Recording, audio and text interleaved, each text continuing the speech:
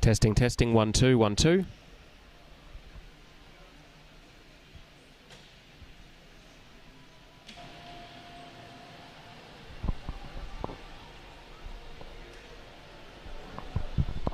Good morning to all of those who are joining us on the AusCycling YouTube stream for the 2026 Victorian Track Championships for our under-19 elite and paracycling riders. Our first event of the day, our opening hint in the women's under-19 pursuit qualifying is just about to get underway.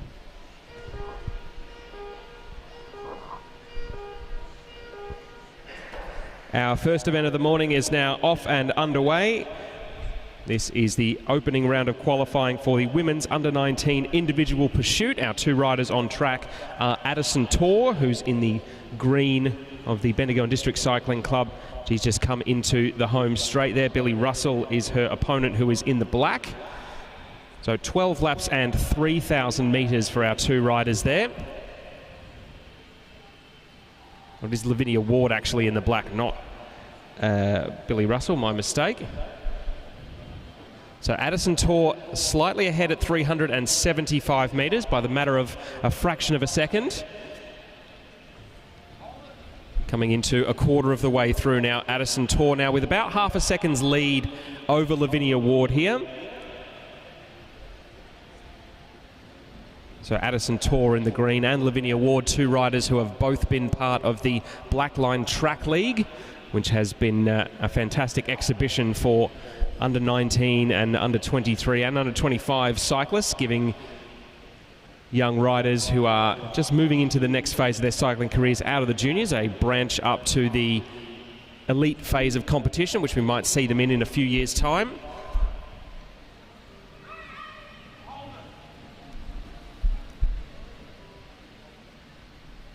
So 1,000 metres done now. So a third of the way through our 12 laps for our two riders currently on course. So there are 4 competitors in our women's under-19 individual pursuit. The fastest 2 qualifiers will go through to the gold medal final, which will be later in the day, and qualifiers 3 and 4 will go through to the bronze medal final.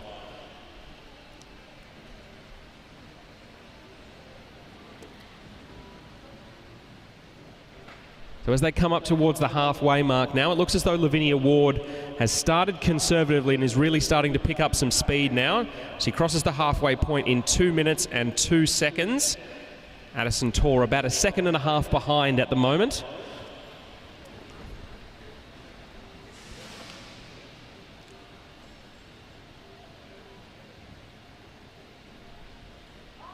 So Lavinia Ward, the rider in black from Blackburn and Blackburn Cycling Club. Addison Tor in the green from Bendigo and District Cycling Club.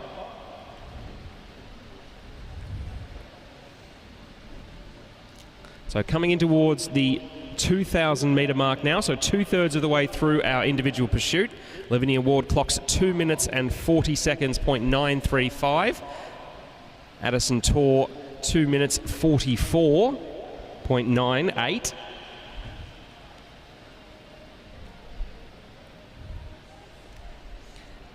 And Billy Russell can now see Addison Tor ahead of her. Just a little bit of a check, comes slightly out of her aero tuck there and checks up and to her left, because she's now got the rider from Bendigo and District Cycling Club in her sights. So Addison Tor started this individual pursuit really strongly and was holding very good pace early on. Lavinia Ward only seems to be getting faster and more solid in her position with every passing lap. So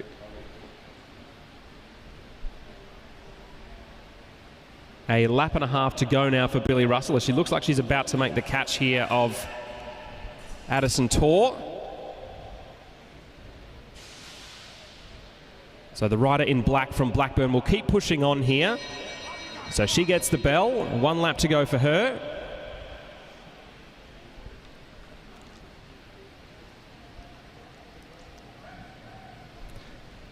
So Lavinia Ward finishes her 3,000 metre effort, 3 minutes 56.889 for the rider from Blackburn. Addison Tor just coming up to finish her individual pursuit qualifying now, 4 minutes 10.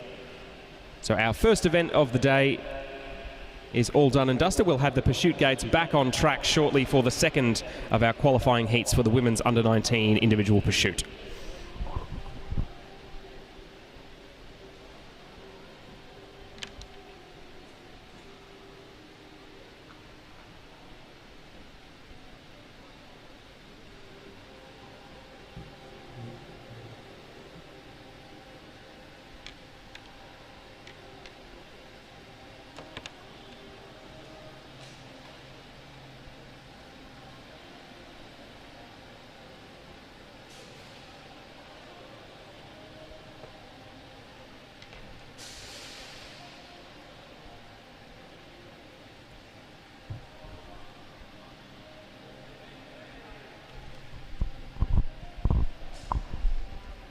So a balmy day for some track cycling here in Melbourne. Temperatures just under 24 degrees inside disc here, as Melbourne's finally starting to have some summer weather on the way. So our next two riders now coming onto the track. We'll have Billy Russell in the home straight up against Maddie Douglas starting from the back straight.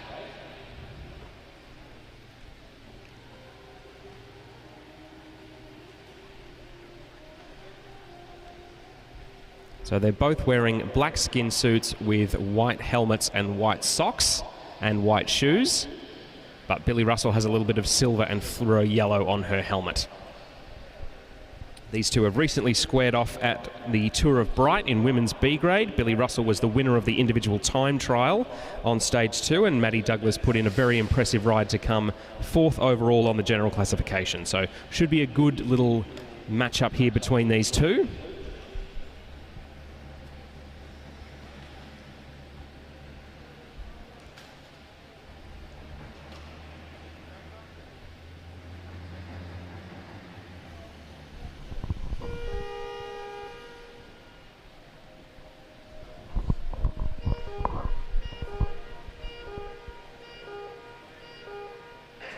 All right, they're off and rolling. The pneumatic gates are rolled out of the way, and it will be Billy Russell up against Maddie Douglas here in our second qualifying heat for our women's under-19 individual pursuit.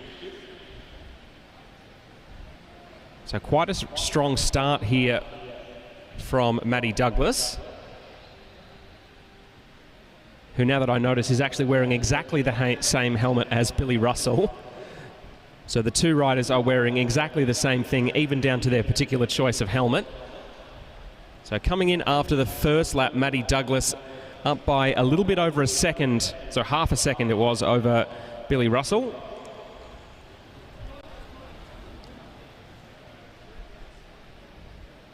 Billy Russell really starting to pick up some speed now, coming into 500 metres done, no, so 625 metres done, I should say. Maddie Douglas still ahead, but only slightly. Be interesting to see if Billy Russell has a similar pacing strategy to Lavinia Ward. Ward and Russell are the current under-17 Madison National Championship duo. They won that title here at Disc about 12 months ago. So 1,000 metres done, and Billy Russell has now taken the lead by just under half a second.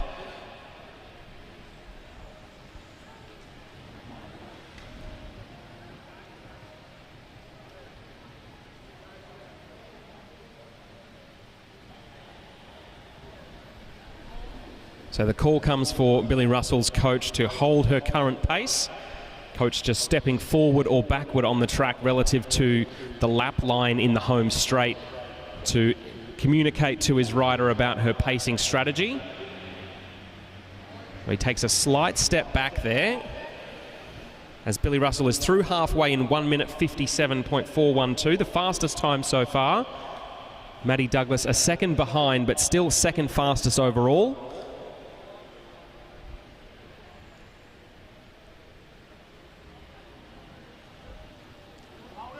The call comes for Billy Russell to continue holding her current pace, which has seen her in the lead at this point, coming up towards 2,000 metres done.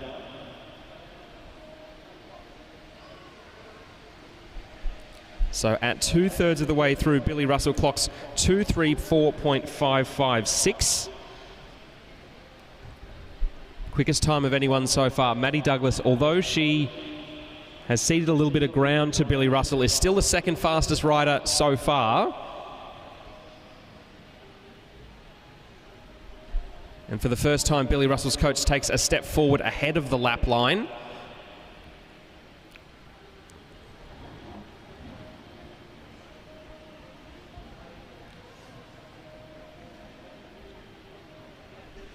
So 2 laps to go for Billy Russell now. She clocks 3:11.487 at 2,500 metres. Maddie Douglas still holding strong, holding her position well.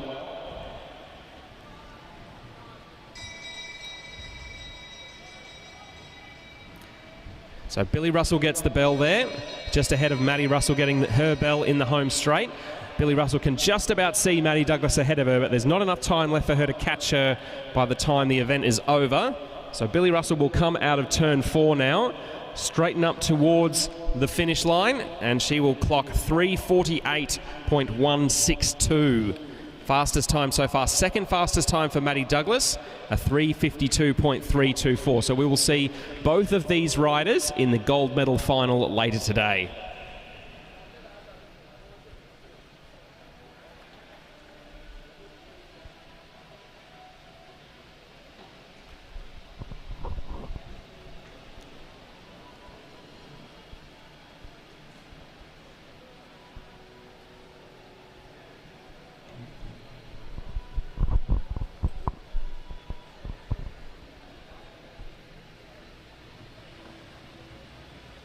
So Billy Russell setting a new fastest time there by 8.72 seconds. As we'll quickly start moving on to our under-19 men's individual pursuit qualifying, also held over 3,000 metres, 12 laps of the track.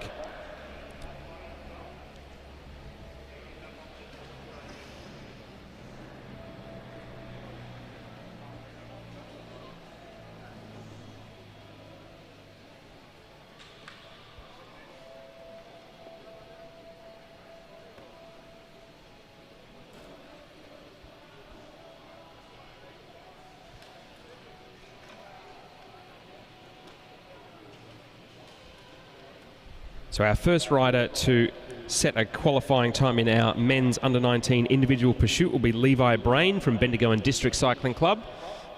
Bit of a late decision to enter this event from Levi Brain, but we're glad he's giving it a crack.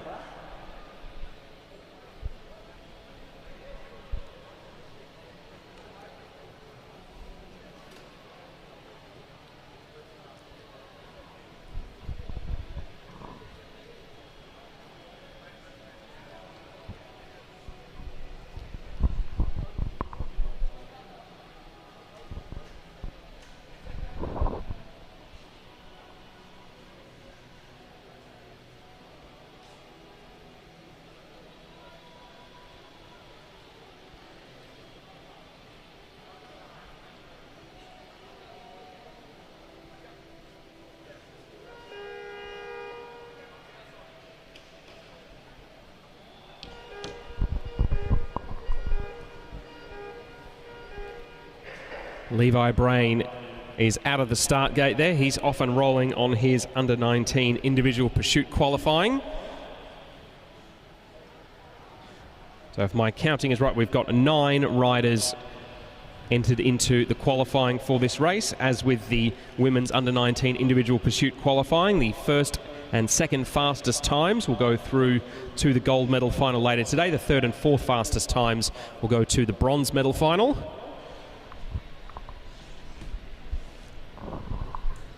And as Levi is setting off on his early laps, it's a great opportunity to mention that today's action is being brought to you by Fairbrother Construction, who are sponsoring the AusCycling Track State Championships here in Victoria, and I believe in a couple of other states as well. So Fairbrother are an industry-leading company specialising in commercial construction. So if you need a little bit of commercial construction around your place, I know I do, then Fairbrother are the folks to call.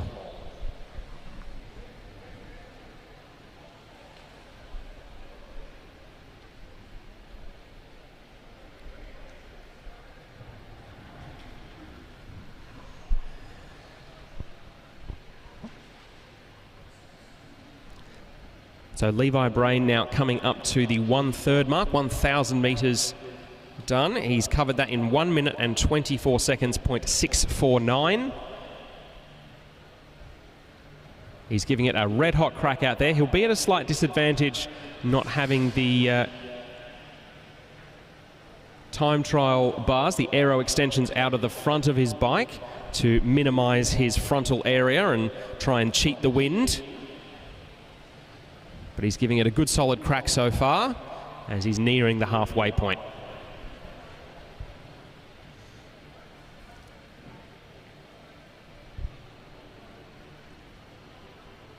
So Levi Brain comes up to halfway now. He clocks 2:06.652.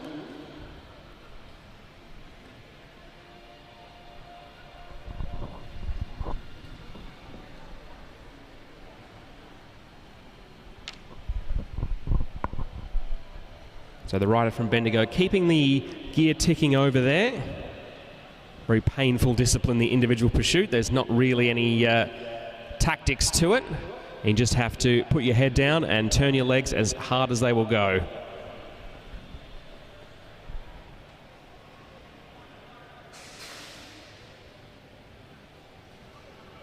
So coming into his last 1,000 metres now for Levi Brain.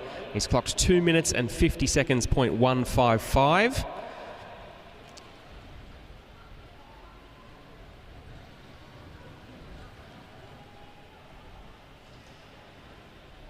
So coming up towards 3 laps to go now for the first of our qualifiers in our men's under-19 individual pursuit.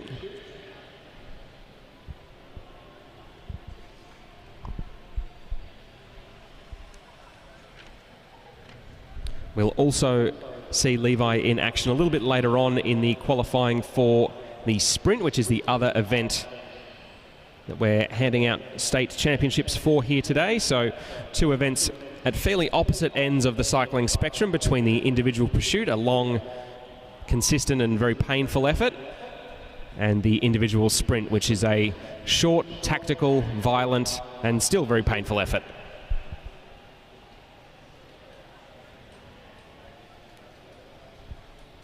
So Levi Brain comes up and gets the bell.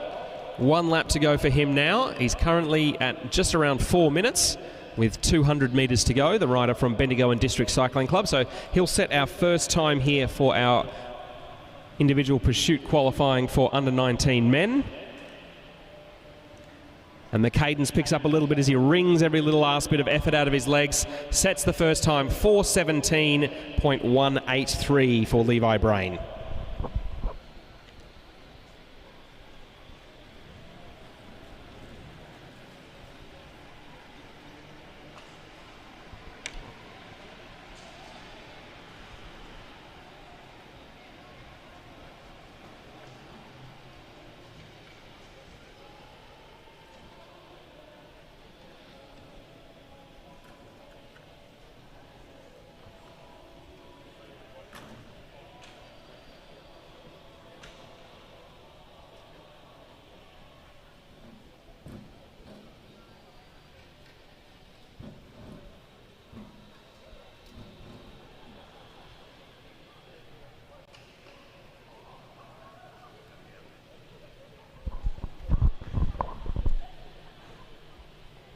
So our next 2 riders just getting their bikes into position now.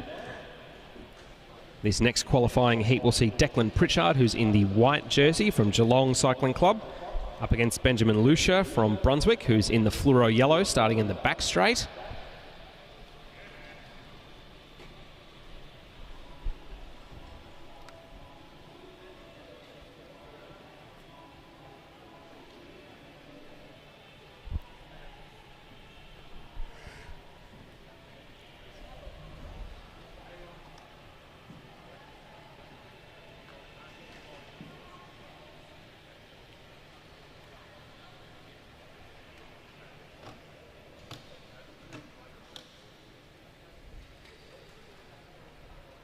So just about ready to go now for our second heat in men's under-19 individual pursuit qualifying.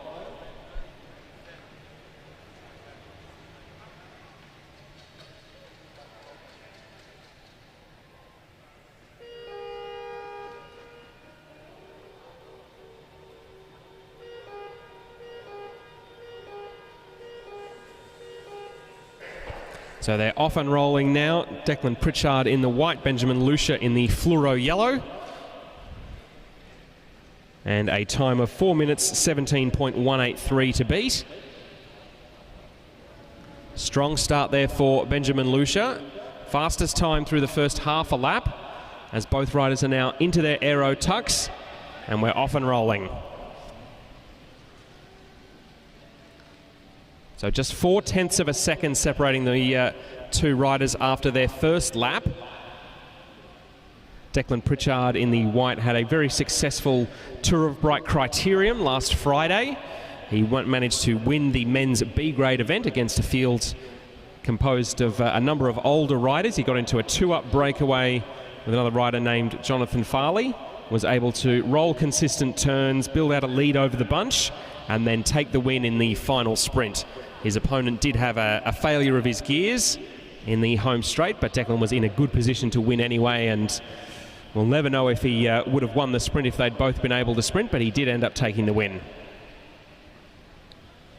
So coming through the first 1,000 metres there, new fastest time from Declan Pritchard, 1 minute 12.782. Benjamin Lucia a couple of seconds behind there.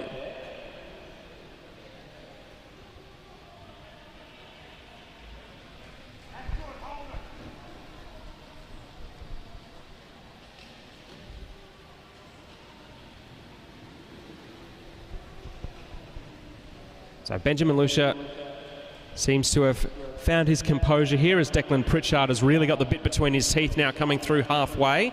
1 minute 47.863 for the rider from Geelong, a new fastest time at half distance.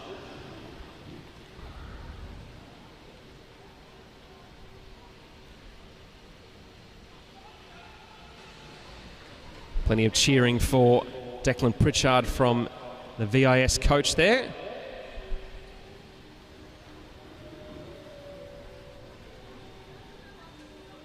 As I think Benjamin Lucia has started to claw back a little of the gap between these two as they come into 2,000 metres. So 2:22.484 for Declan Pritchard, about a 1.5 seconds gap to Lucia from Brunswick.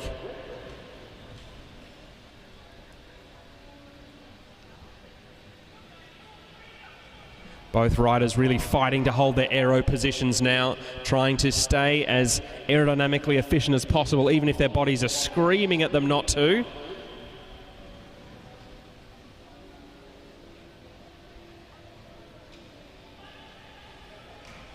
Declan Pritchard now with 2 laps to go.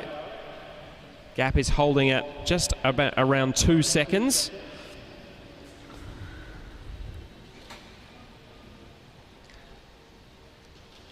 So coming in towards the bell now for Declan Pritchard. He'll receive it just ahead of Benjamin Lucia here. Does the rider in the fluoro yellow from Brunswick have one last bit of inspiration left? So Pritchard flying down the back straight. These will be the 2 new fastest times by some distance, I would think.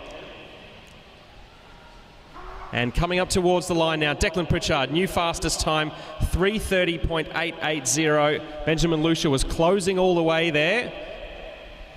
Got it down to 0.8 of a second by the end.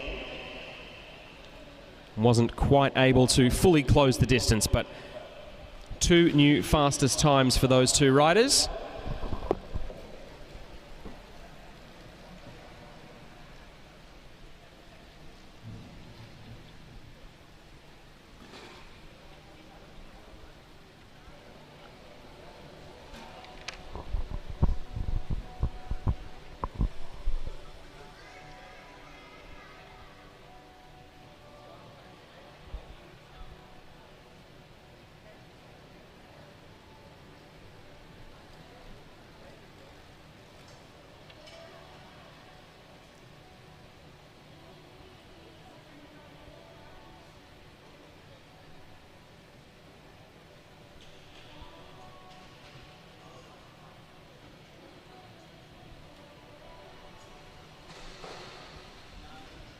So our next rider to take up qualifying just in the home straight there, this is Sam Hudson from Brunswick. He was originally meant to be battling Noah Brooks from Blackburn in this heat, but I think Noah might be absent.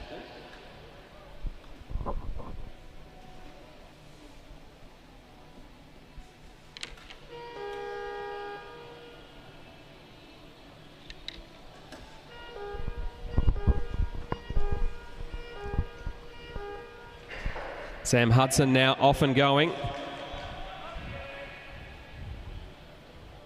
Really cranking that big gear as he comes out of the start gate there. A rider who likes a breakaway, Sam Hudson. So not at all afraid to ride on his own during bunch racing. It'll be interesting to see how he measures up here. So coming through the first lap, new fastest time through the first lap. So a good start here for Sam Hudson from Brunswick. He was right up in the thick of the Melbourne Cup on Wheels, which was held here at Disc about a month ago. Finished, I think, 4th overall in the elite version of that race. Won some prize money and then immediately donated it back to his Brunswick club to help fund their trip to the Australian Junior Track Series a couple of weeks later. So a man who loves his cycling, loves his club, and he's second fastest through 750 metres so far, 55.857.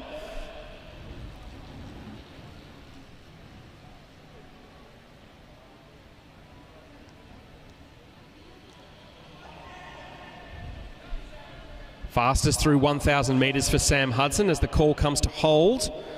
So he's holding his current pace as best he can. There's still 8 laps of the track to go. So, of course, easier said than done for the young man from Brunswick. Hold again is the call. Fastest once more through 1,250 metres.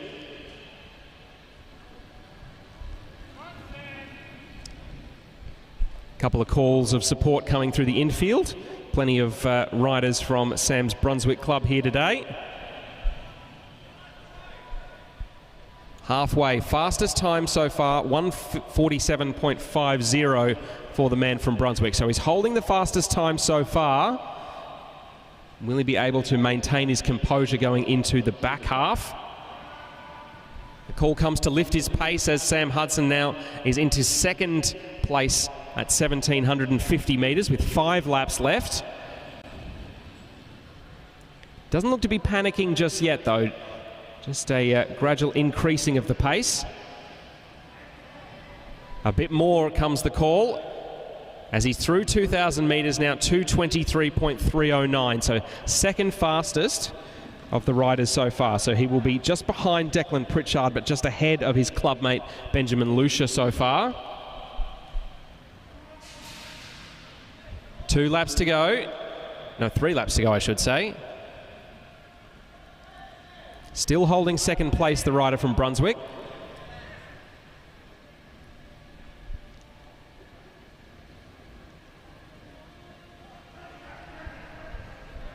Coming into 2 to go, he's down to third fastest so far.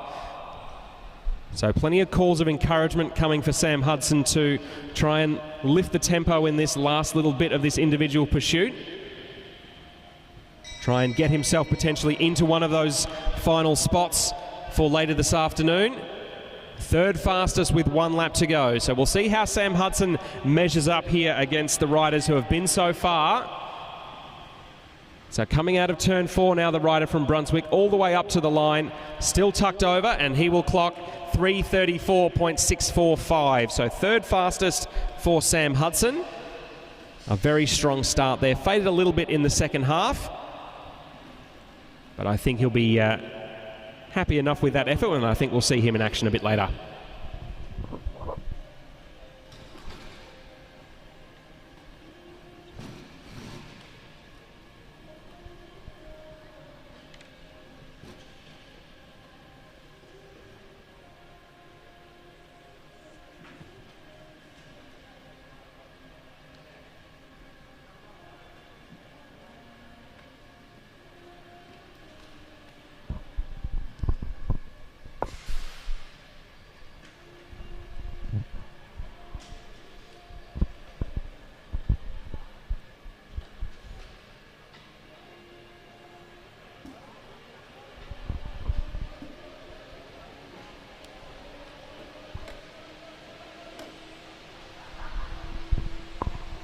So our penultimate heat for men's under-19 individual pursuit qualifying. We'll see Alistair Norris, who's starting in the home straight in the grey colours of the Royal Bikes team, up against Alistair Forsyth from Ballarat Sebastopol Cycling Club, who's in the orange of Brennan. two of Australia's top domestic teams who have clearly seen plenty of promise in these two youngsters.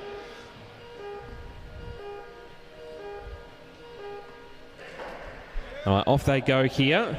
I'm expecting this to be a really exciting battle between these two. Both Alistair Norris and Alistair Forsyth, very talented young athletes. Alistair Forsyth, a former age group time trial national champion. So we'll see how they measure up as they come through the first lap of this individual pursuit. New fastest time through the first lap for Alistair Forsyth. 22.324 for the rider from Ballarat in the orange of Team Brennan. And he's wasted absolutely no time getting up to speed. Holding a very aerodynamic tuck there on his machine.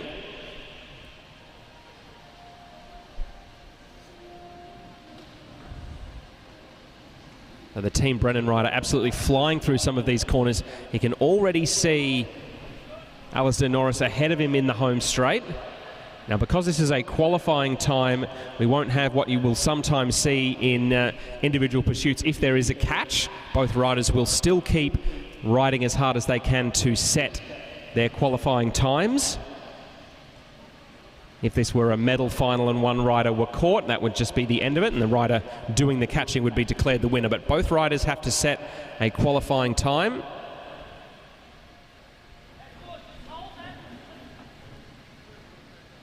And we've seen the pace go to another level here from both Forsyth and Norris. They're coming up towards the halfway point now.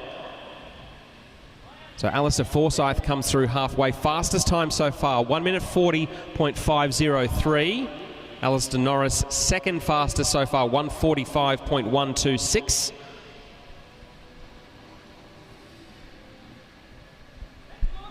As Forsyth can now see Norris in front of him whenever they come onto the straights.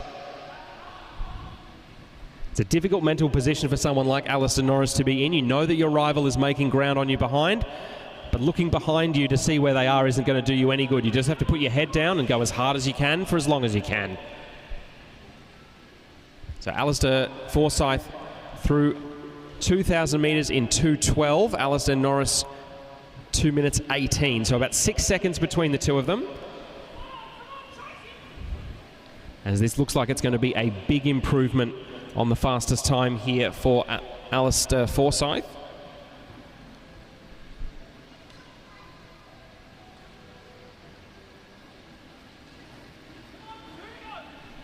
So 2 laps to go for Forsyth in the orange.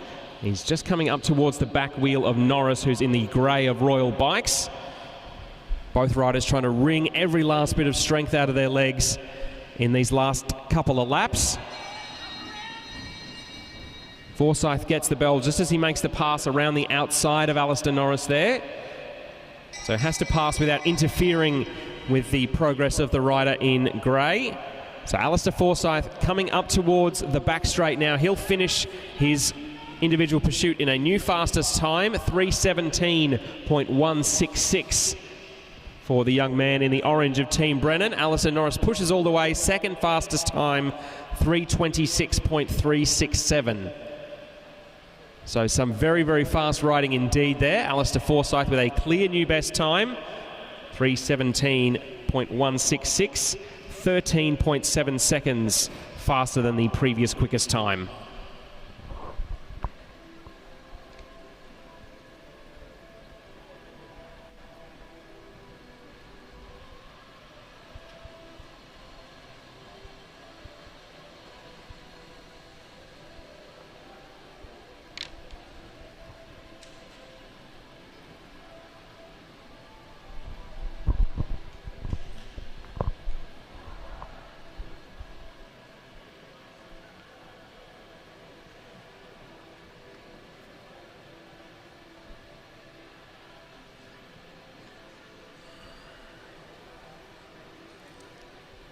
So our last heat in individual pursuit qualifying for our men's under-19s is up next.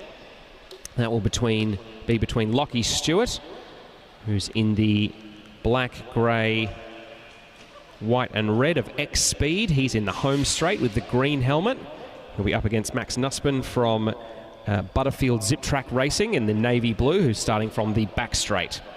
Lockie Stewart, a member of the Alpine Cycling Club. Max Nussbaum, the Bendigo and District Cycling Club.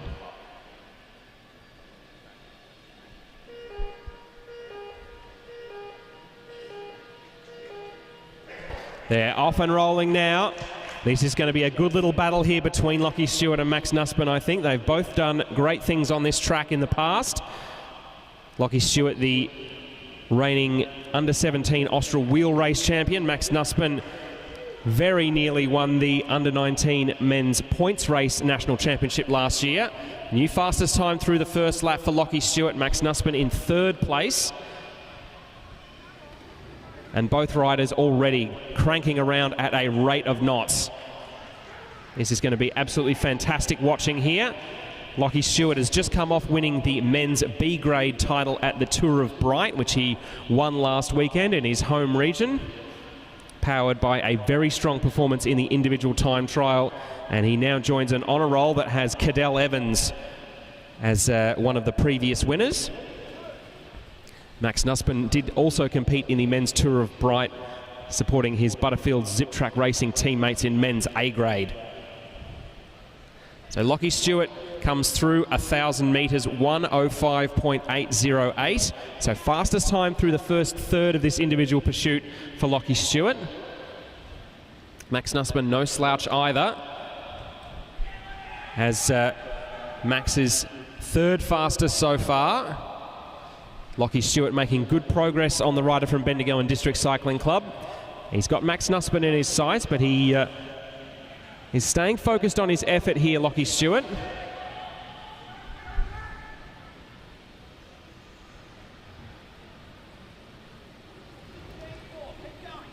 So Max Nussbaum goes through the halfway point, third fastest time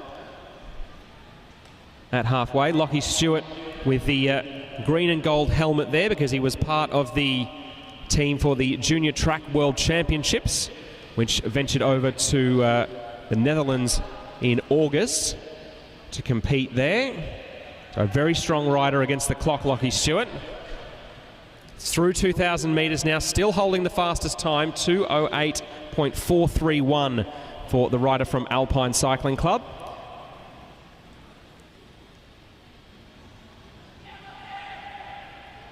Lockie Stewart still pushing hard here. Max Nussbaum managing to hold strong in the draft of Lockie Stewart at the moment.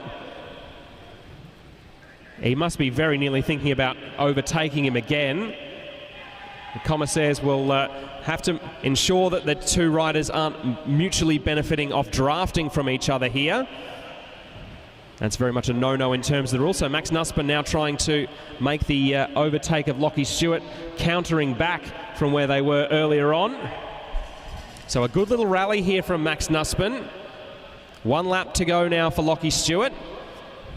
Max Nussbaum also gets the bell in the back straight. So a good rally here from Max Nussbaum here, but Lockie Stewart still on track to set the fastest time. Comes up towards the line, stops the clock, 3:14.185 for Lockie Stewart. Fastest qualifier so far, so he'll go through to the gold medal final. Max Nussbaum clocks 3:21.626. So he will go through to the bronze medal final. So our gold medal final will be Lockie Stewart versus Alistair Forsyth. And our bronze medal final will be Max Nussbaum and Alistair Norris.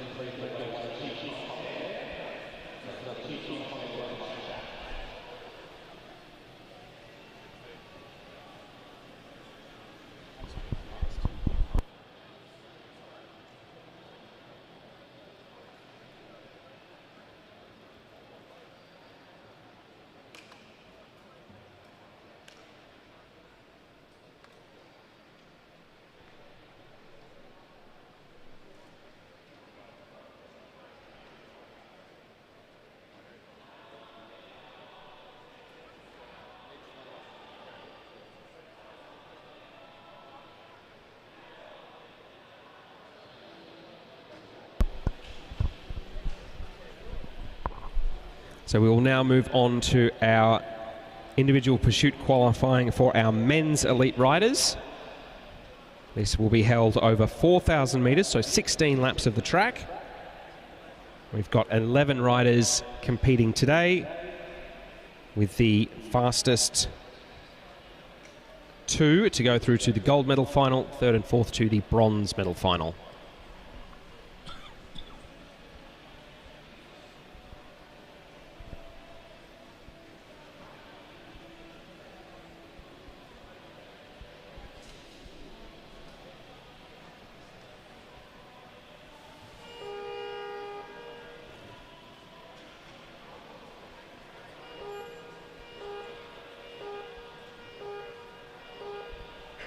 Our first rider is off and going for our men's elite individual pursuit state championship qualifying.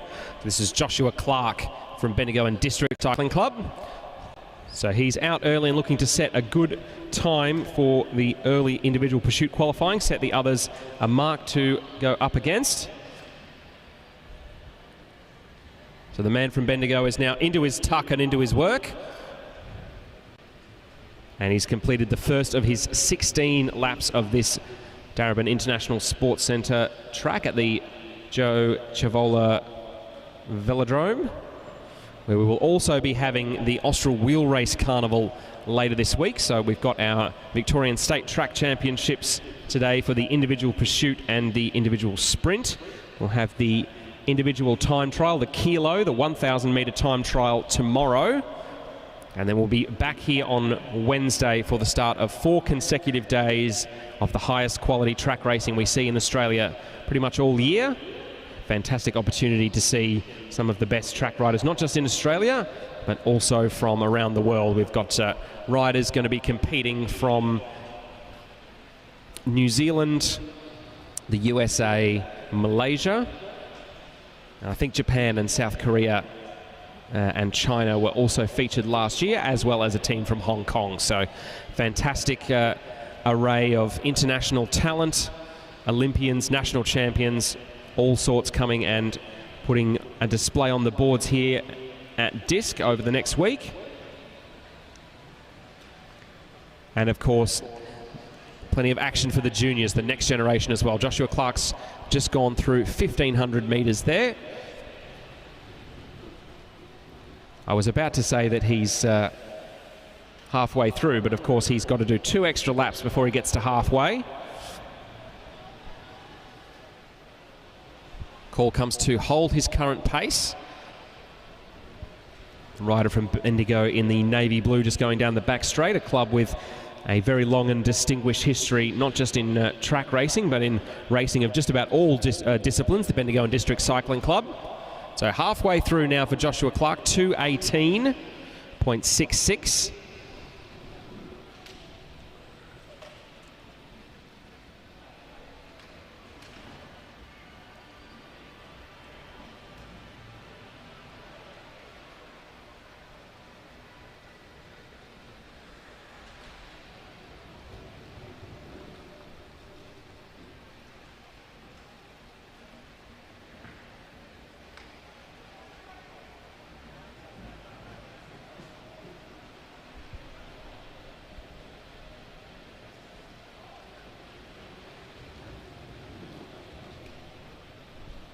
So Joshua Clark still holding strong here as he's coming up towards, this will be 4 laps to go, 5 laps to go, my mistake.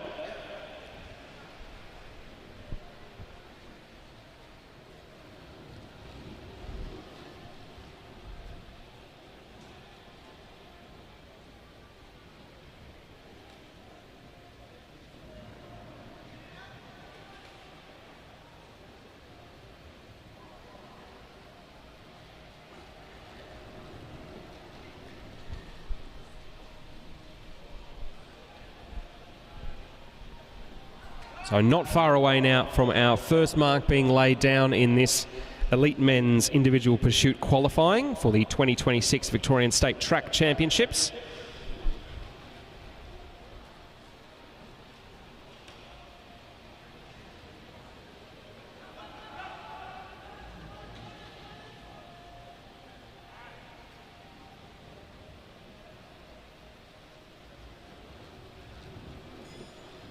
So Joshua Clark coming through turn 3 now. Is just about to come up towards the bell. So the rider from Bendigo and District Cycling Club now with 1 lap left to go. Gets a little bit more of encouragement. 1 lap left now. Bowing the head for the effort. Comes through that bottom corner all the way through now, and he will stop the clock in 4 minutes 38.859. So the opening mark has been set, 4:38.859 for Joshua Clark.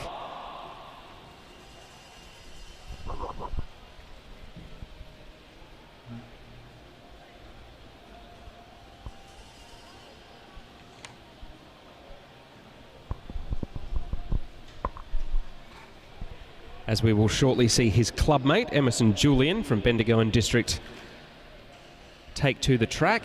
He's in the home straight in the grey and orange kit there. He'll be up against Thomas Williamson in the black, white and orange of Brunswick.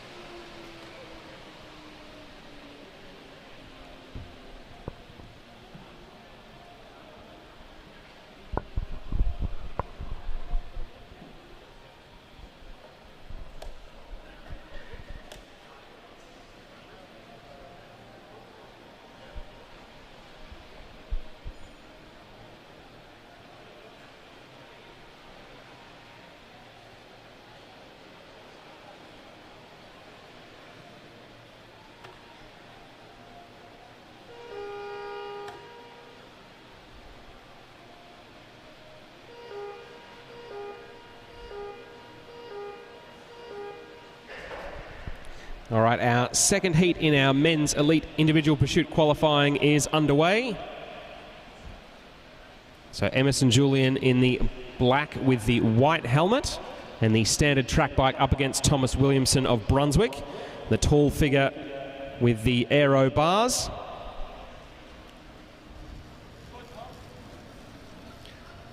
So second and third fastest for our 2 riders through the opening lap there. So both a little bit behind Joshua Clark, at least to start, but when there's 15 laps to go, there's time to make that gap up.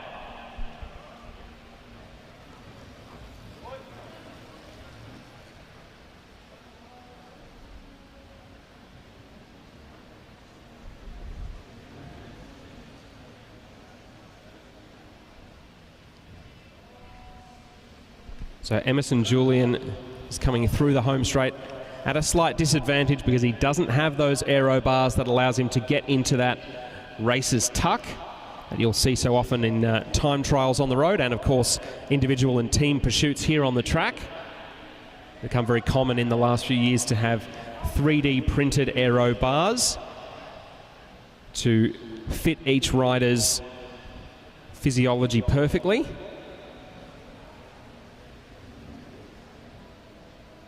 Thomas Williamson with the slightly older version of the clip-on tri-bars, another tried and true tactic.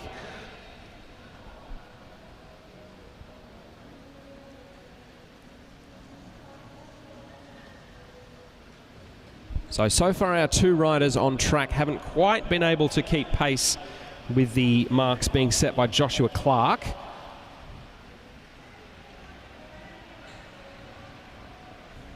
Thomas Williamson about 5 seconds down on the marks being set by Clark. Emerson Julian another couple of seconds further behind that.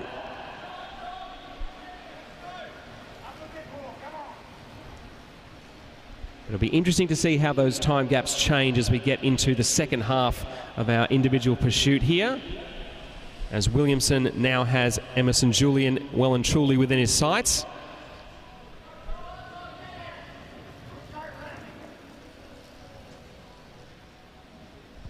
So as they come up towards halfway, oh, and a fall there for Thomas Williamson. Oh, I'm not sure if he saw Emerson Julian in front of him there. Didn't make the adjustment in time. And he's hit the deck. He's sitting up, which is good news. Hopefully he's not too badly injured.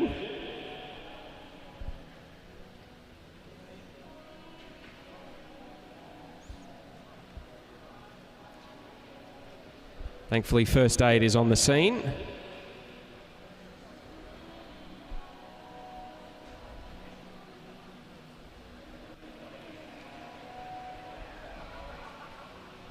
Always quite scary when you see a fall on the track, especially given that the speeds that the riders are doing.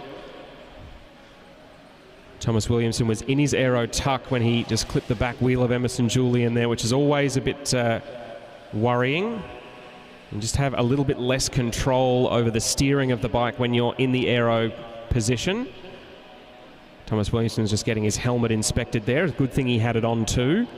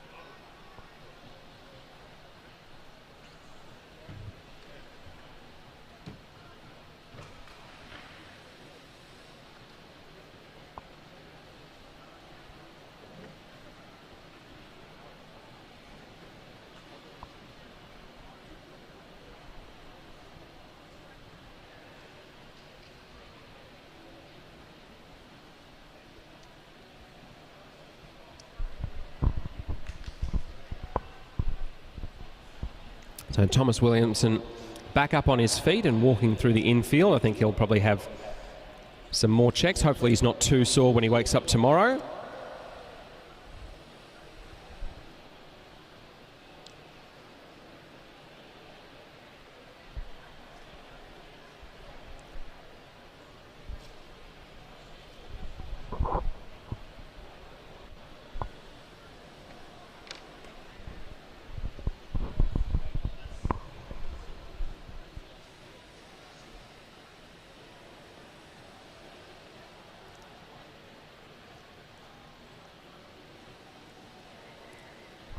So I think the commissaires have just done a quick inspection of the track to make sure there's no damage to the racing surface.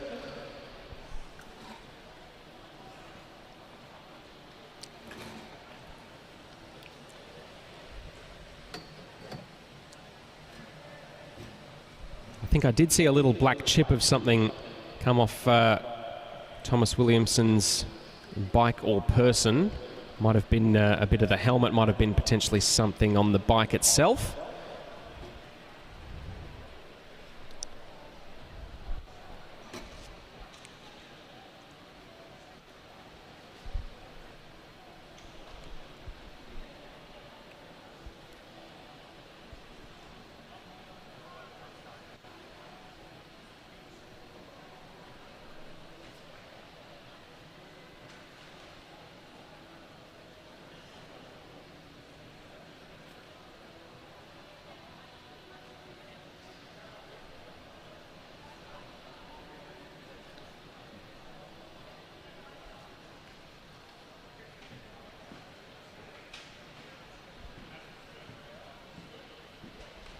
So our next pair of riders taking to their machines now in the home straight, in the all black. That's Bryce Nichols from Castlemaine. He'll be going up against Alistair Haslam in the white and grey on the back straight from Noble Park, Dandenong.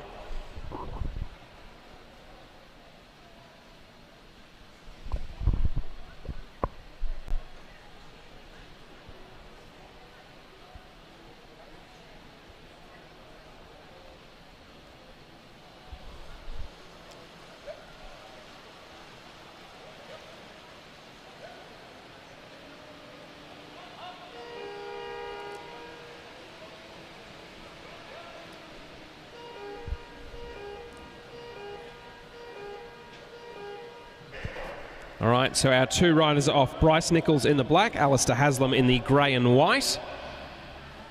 And good to see in the background that Thomas Williamson is now riding around on his road bike.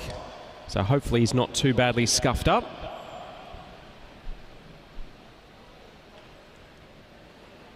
So both riders now into their aero tucks.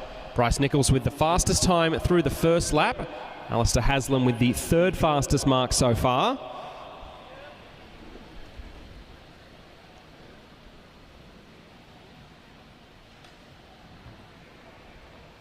Both riders holding very strong in their aero tucks, keeping their heads nice and low. Of course, you do need to raise your eyebrows just a little bit every few laps just to make sure that you can see what's happening in front of you. The call comes for Bryce Nichols to hold. Second fastest time at 750 metres so far.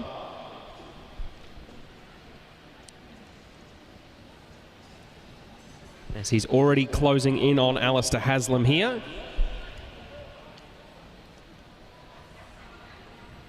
So Bryce Nichols, the rider from Castlemaine in the black, is going to come up around the outside of Alistair Haslam here. Now, as this is a qualifying round, they're both looking to set qualifying times. So both riders will keep pushing on here.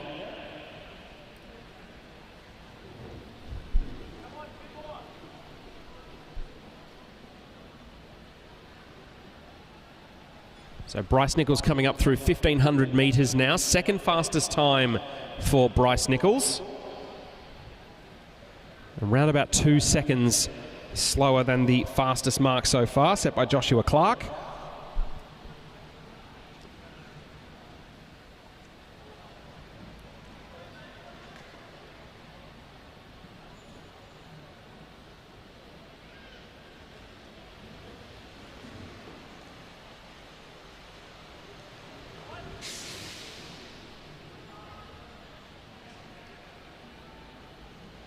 So second fastest at halfway for Bryce Nichols, 2 minutes 21.144.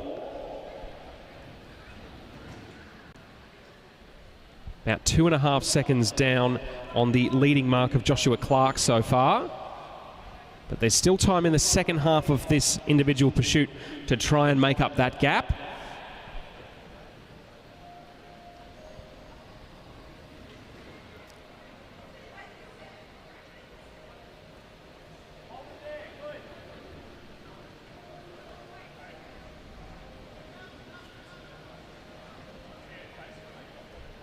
Call comes for Bryce Nichols to lift the tempo with 6 laps to go.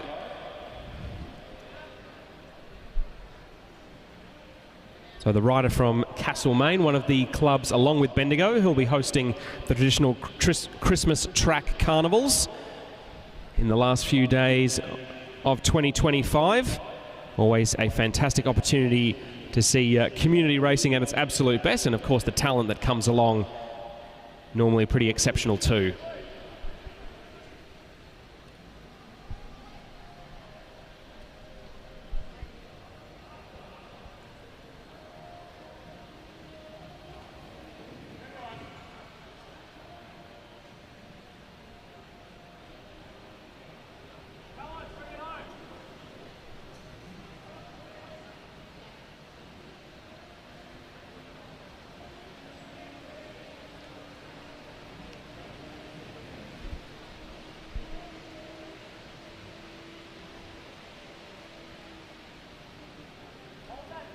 So the gap is now around about a lap for Bryce Nichols over Alistair Haslam there.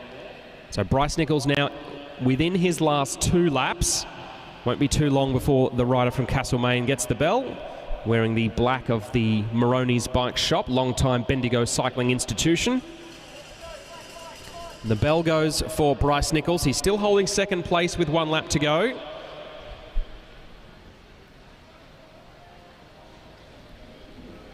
Alistair Haslam holding strong in third for the time being. So Bryce Nichols now coming into the home straight, getting ready to finish his individual pursuit. So he stops the clock 4 minutes 48.454, just as Alistair Haslam gets the bell.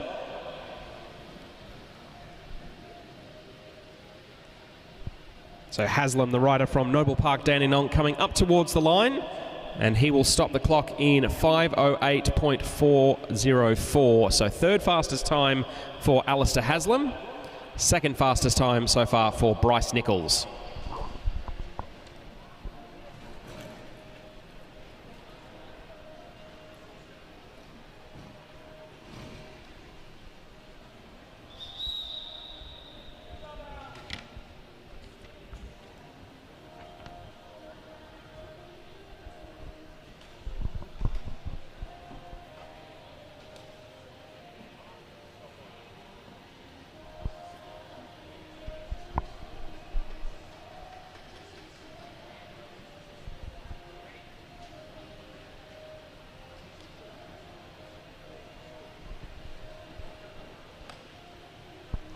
So our next two riders for our men's elite individual pursuit qualifying in the home straight in the red jersey there will be Lockie Cameron from St George Cycling Club, and in the back straight in the gold and royal blue will be Caleb Antle. So he's in the colours of the ACT.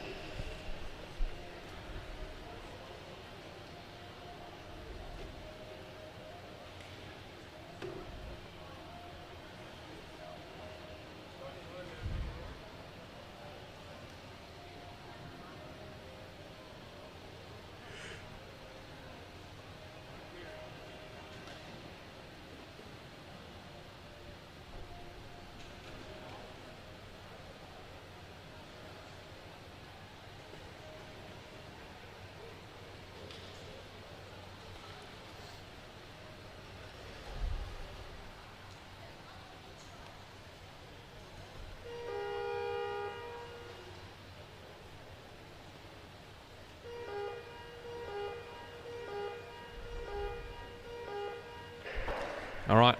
Oh, we've had an issue with the gate here for Lockie Cameron. The whistle blows. So I think an issue with the pneumatic gate in the home straight. Might need to just take a moment to inspect that one. We'll have another start for this individual pursuit qualifying heat very shortly.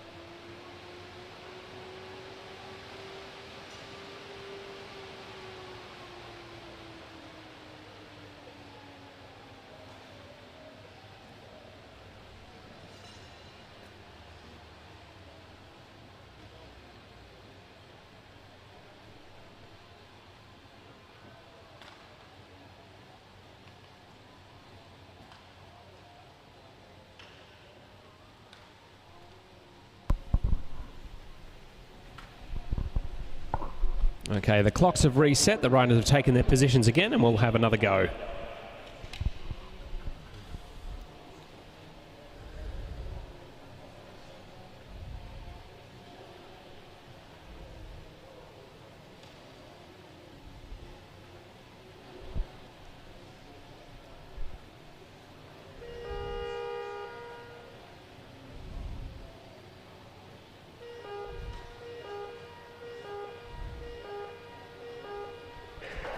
All right, both cleanly out of the start gate that time.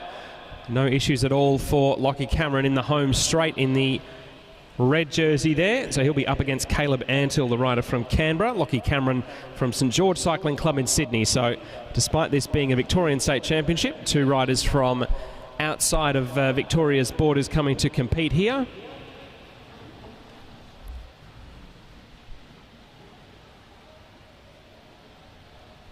So third and fourth fastest for our two riders through the first lap. Caleb Antle third fastest so far. Lockie Cameron fourth quickest. And the man from Canberra who was here racing a month ago or so in the Melbourne Cup on wheels. Caleb Antill, the rider in the golden blue of the ACT, really into his work now. Coming up for what's going to be quite an early catch here of Lockie Cameron, almost in exactly the same spot where Thomas Williamson and Emerson Julian came together about 10 minutes ago. Thankfully, the pass is made with no issues. As Caleb Antill now the fastest man through a quarter distance. So the quickest time now for the rider from Canberra. 5th fastest so far for Lockie Cameron.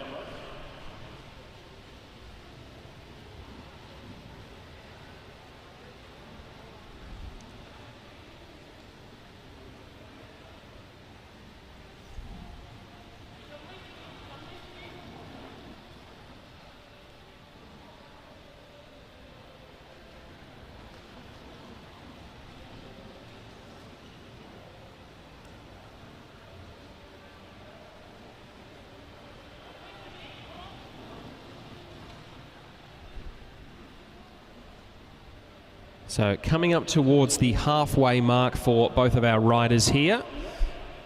Caleb Antill has been consistently clocking the fastest time through each of his half-lap splits. He goes through halfway 2:12.577.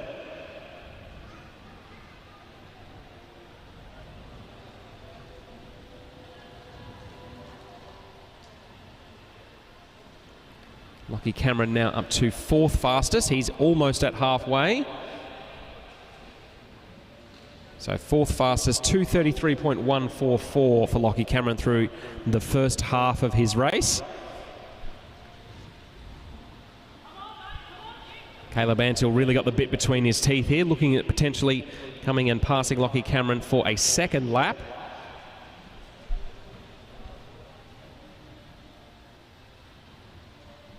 Once again, the pass is made nice and cleanly and safely, which ordinarily wouldn't be worth commenting on, but you always get a little bit nervous after you see one crash. You worry that the bug might spread.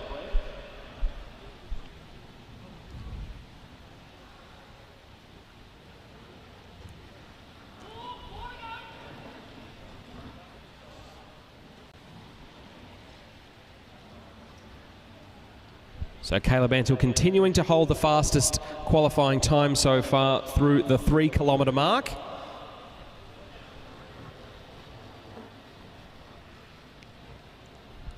Lockie Cameron just coming up towards 3,000 metres now. He's still got about 100 metres to go before he gets to that mark. So 3,000 metres for Lockie Cameron, 4th fastest so far, as Caleb Antill just gone through 3,500 metres. So into the last 2 laps now for the man who's been consistently setting the fastest times here, the man from the ACT. Bell rings for Caleb Antill.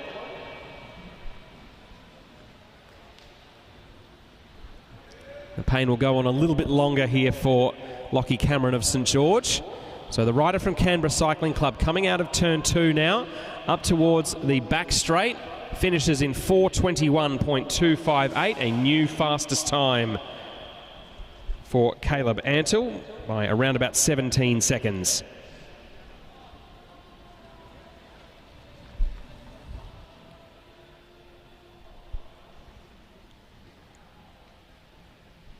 So Lockie Cameron coming up towards the home straight now, gets the bell, sitting 4th fastest so far, 4:45.586.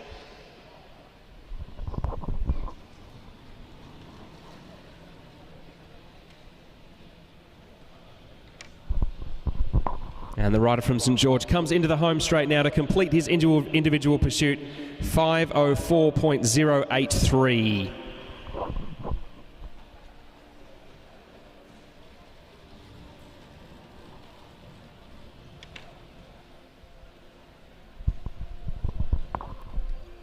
So with 2 heats still to go in our men's elite pursuit, individual pursuit qualifying, Caleb Antill, our fastest time so far with 4:21.258.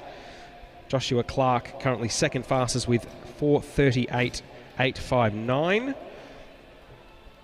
Bryce Nichols 3rd quickest, 4:48.454. Then Lockie Cameron, fourth fastest with 5:04.083. And Alistair Haslam, fifth with 5:08.404.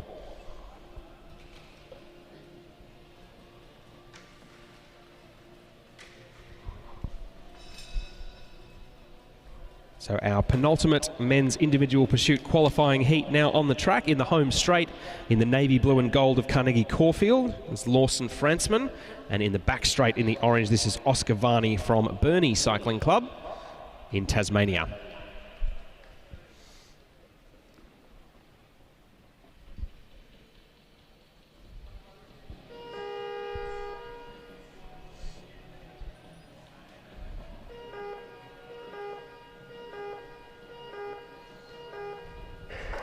Off and going in our second last heat for our men's elite individual pursuit qualifying for this 2026 Victorian State Track Championship. And good pace being set by both Oscar Varney and Lawson Fransman so far. So as they come through the first lap, Oscar Varney with the second fastest time so far, Lawson Fransman fourth quickest. But the two are lapping very similarly. Just 0.2 of a second there as they went through 375 metres.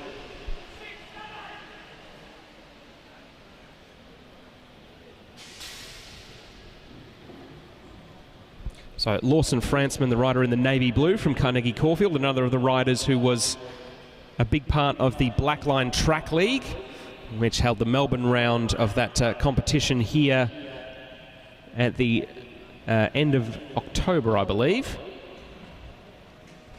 and concluded a couple of weeks ago it was, in Adelaide. So Lawson Fransman, third fastest through the first 1,000 metres. Oscar Varney, fifth quickest so far.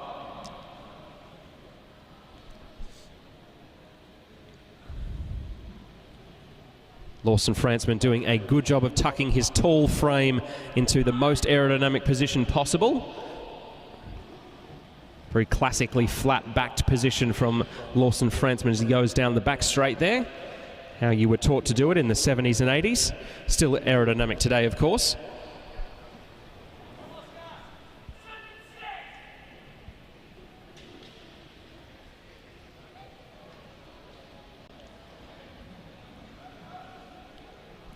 So Lawson Fransman will just about have Oscar Varney in his sights as he comes into the straights, but he'll lose track of him around some of these corners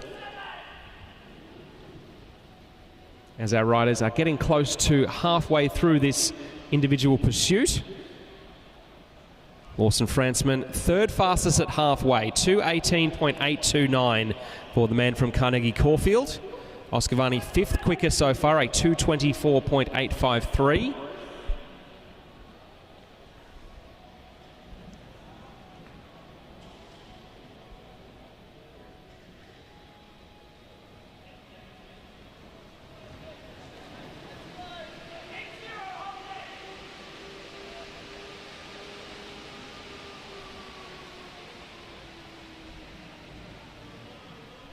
Six laps to go for Lawson Fransman, who's now up to second quickest time so far. So not quite matching the pace of Caleb Antle so far, but he's now gone ahead of Joshua Clark in the standings, at least to this point.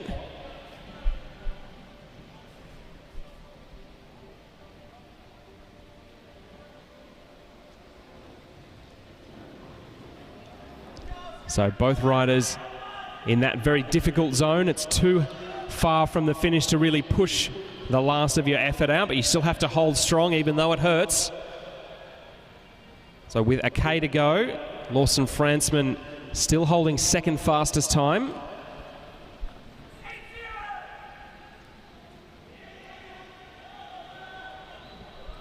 Plenty of cheers from the infield and a couple from the stands as well, I think.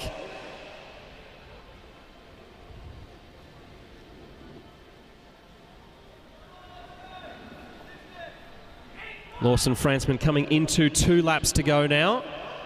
Still holding second fastest time, 4 minutes, .46.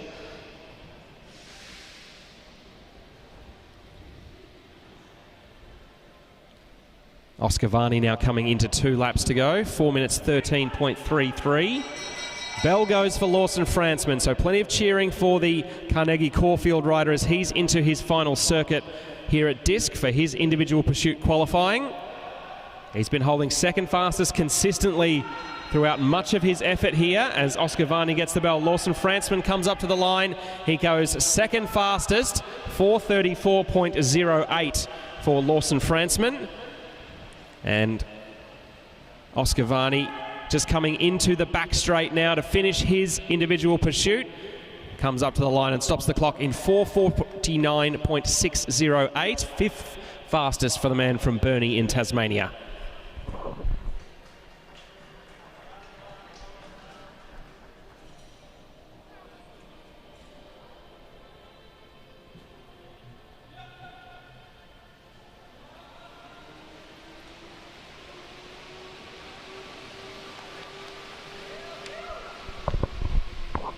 So with one round of men's individual pursuit qualifying for our men's elite state track championship, Caleb Antle and Lawson Franzmann are our top 2 qualifiers. They will be guaranteed to be racing for a medal. Whether they'll be racing for the gold or the bronze is to be determined by our last 2 starters. In the home straight we have Oscar Gallagher. He's in the navy blue of the Victorian Institute of Sport. And in the back straight in the black, this will be Logan Taplin. Oscar Gallagher's home club is Blackburn and Logan's is Hawthorn. So 2 riders who will have faced off against each other many times and indeed most weeks during the summer at Hawthorn's Teardrop Crits on a Wednesday night, not to mention the action here at Disc.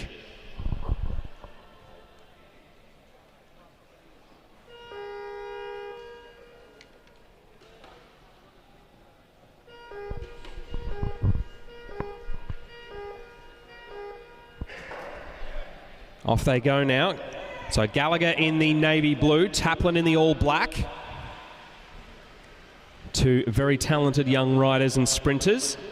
Be very interesting to see how they match up over these next 16 circuits of the Velodrome. A little bit of a sluggish start from Logan Taplin, 7th fastest through the half lap mark.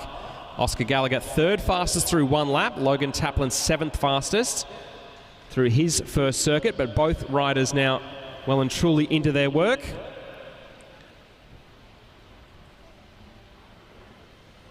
Into their aero tucks, trying to go as quickly as possible.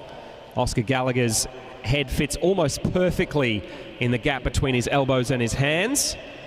Logan Taplin keeping his head a little bit higher elevated than Oscar Gallagher. So Gallagher comes through 750 metres, fastest time so far for the man from the Victorian Institute of Sport. Logan Taplin 4th quickest to this point. So coming through the 1,000 metre mark, Oscar Gallagher still quickest, 108.366. Logan Taplin starting to pick up the pace though, 109.986. So Logan Taplin starting to move up the leaderboard. Logan Taplin's intermediate times have now put him in 3rd place as Oscar Gallagher holding 1st place consistently now.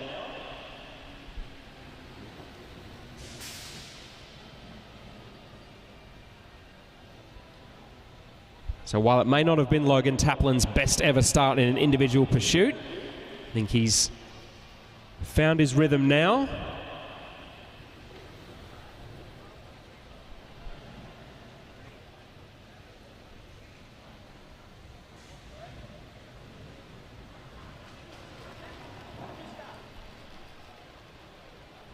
So both riders coming up towards the halfway mark of their individual pursuits now.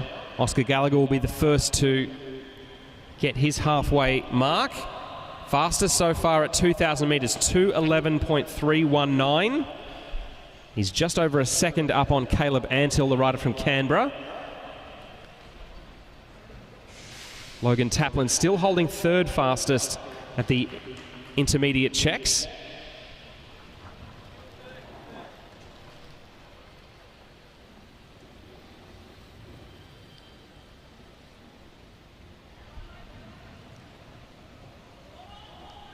So based on the pace both of these riders are holding, There might be another individual pursuit coming up for them later in the day, but they be fighting it out in the gold medal or the bronze medal final. That's what the next few laps will decide. So Oscar Gallagher comes through with 5 laps to go. Still holding the fastest time at 2:53 at that point. Logan Taplin holding third at 3:05. 1 kilometre left for Oscar Gallagher, 3:15.426. So around about a second and a half quicker than Caleb Antle.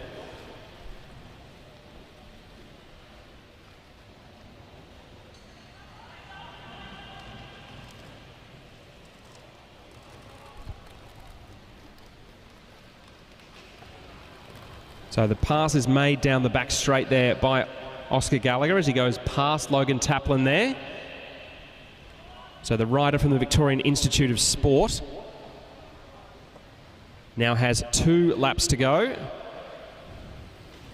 Logan Taplin now about half a lap down on Oscar Gallagher, of course, because they started on opposite sides of the track. So the bell goes for the rider from the Victorian Institute of Sport, still holding the fastest intermediate times. Will he be able to hold that all the way to the end and go straight into the gold medal final? Bell rings for Logan Taplin as well, who's still putting in a very respectable effort. Oscar Gallagher comes up towards the line. He will stop the clock, 4:19.840.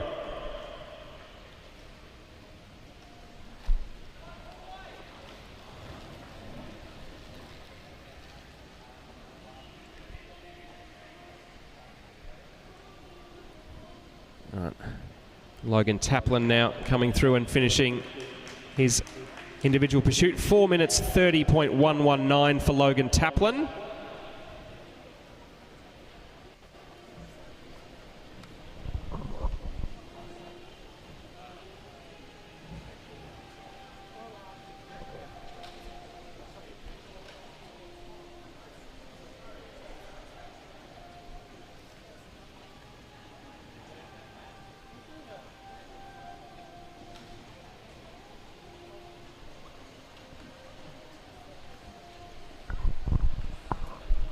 And we will now we'll have one more individual pursuit qualifying round. So we'll have a bit of a do-over here for our 2 riders involved in that crash earlier, Emerson Julian and Thomas Williamson. So good to see that they're both well enough to go out there and give it another crack.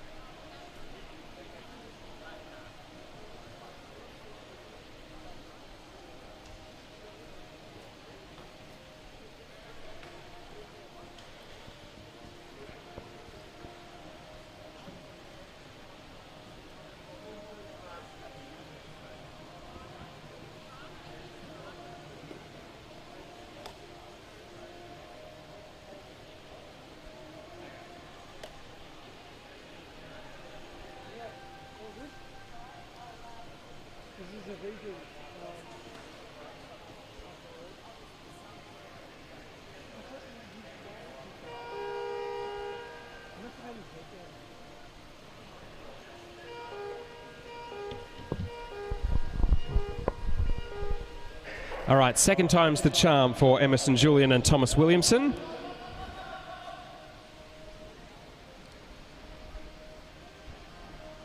So unlike when they first went around the circuit, they now know exactly what times they will need to clock to make the gold or bronze medal finals.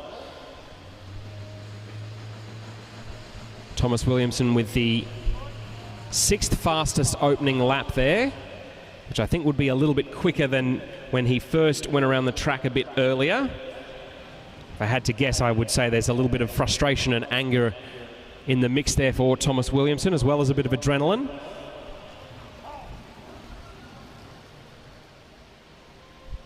Emerson Julian not able to tuck himself on a set of aero bars like the other competitors in this men's individual pursuit race. So he's just leant forward as far as he will go, trying to keep himself as low as possible over the bars.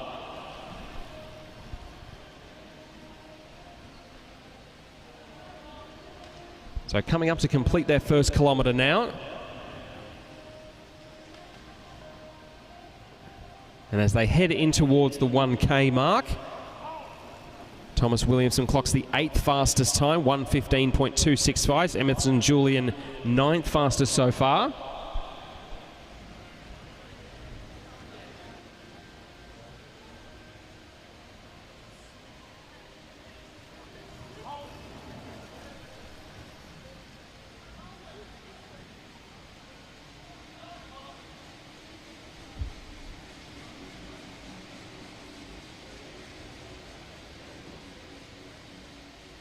So both riders getting a chance to try again at this individual pursuit qualifying after their entanglement earlier as they came into the home straight. Thomas Williamson was attempting to make the pass on Emerson Julian. I think might not have noticed that Emerson Julian was where he was positioned on the track and perhaps caught him a bit sooner than he was anticipating. Williamson went to the deck, but obviously wasn't too badly injured. He's back up and riding now, and he's starting to make some ground up on the rider from Bendigo and District Cycling Club.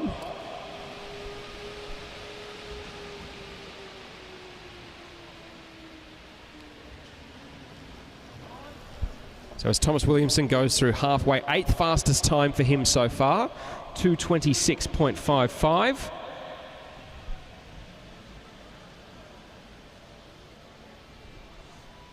As there's plenty of space left between the two for the pass there, always good to see.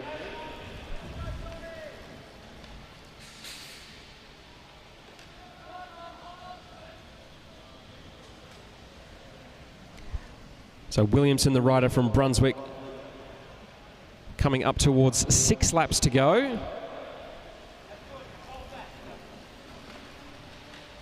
.303.085 at that point, 8th fastest so far. Emerson Julian a little bit further back.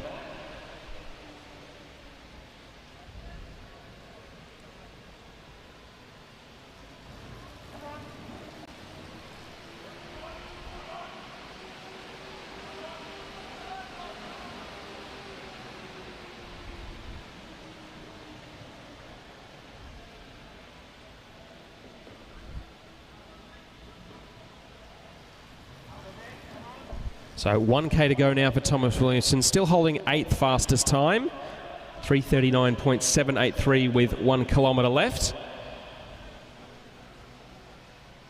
Holding himself in that aero tuck as best he can. I think the toll starting to tell a little bit on Emerson Julian. There's a little more rock and roll in those shoulders than there was in the early laps.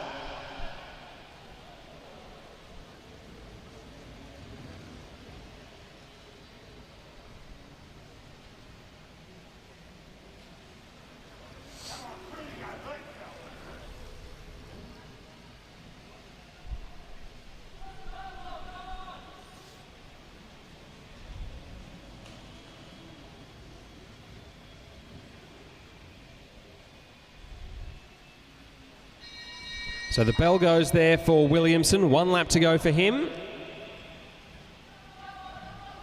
Currently sitting 8th fastest qualifier, Emerson Julian 11th. So a chance for both riders to finish strongly here. Williamson now coming up the back straight, he will stop the clock. 4:52.747 for the rider from Brunswick. And Emerson Julian coming into the home straight now to get the bell.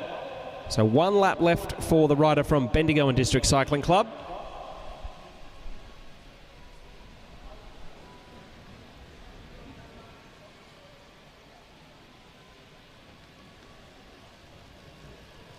Emerson Julian straightening up out of turn 4, coming up towards the line. He will stop the clock in 5 minutes 20.919, 11th fastest for Emerson Julian. So that means that our gold medal final will be Oscar Gallagher versus Caleb Antill. And our bronze medal final will see Logan Taplin going up against Lawson Frantzman.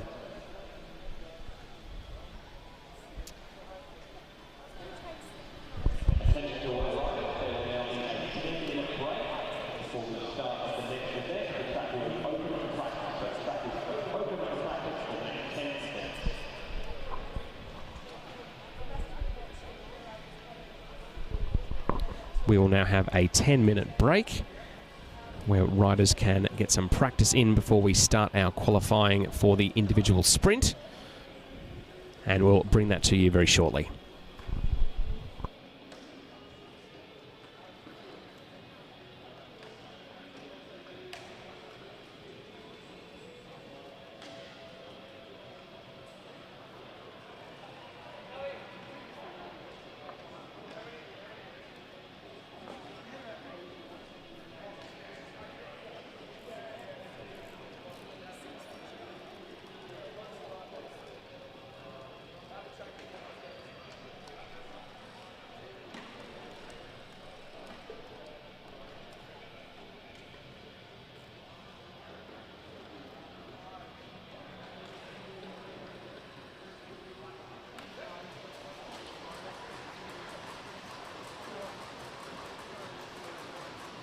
Four riders have been requested to come and see the lead commissaire. Number 51, Declan Pritchard. Number 52, Benjamin Lucia. Number 43, Alistair Norris.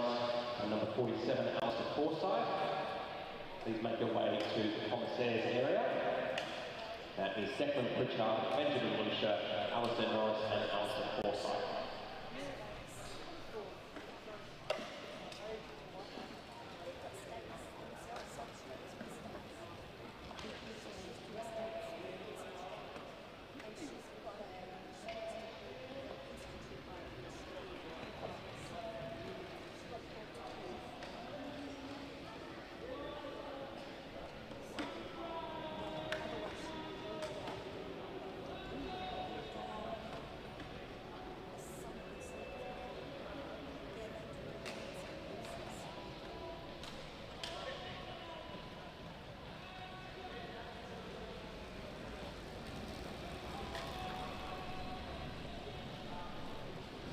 Recording.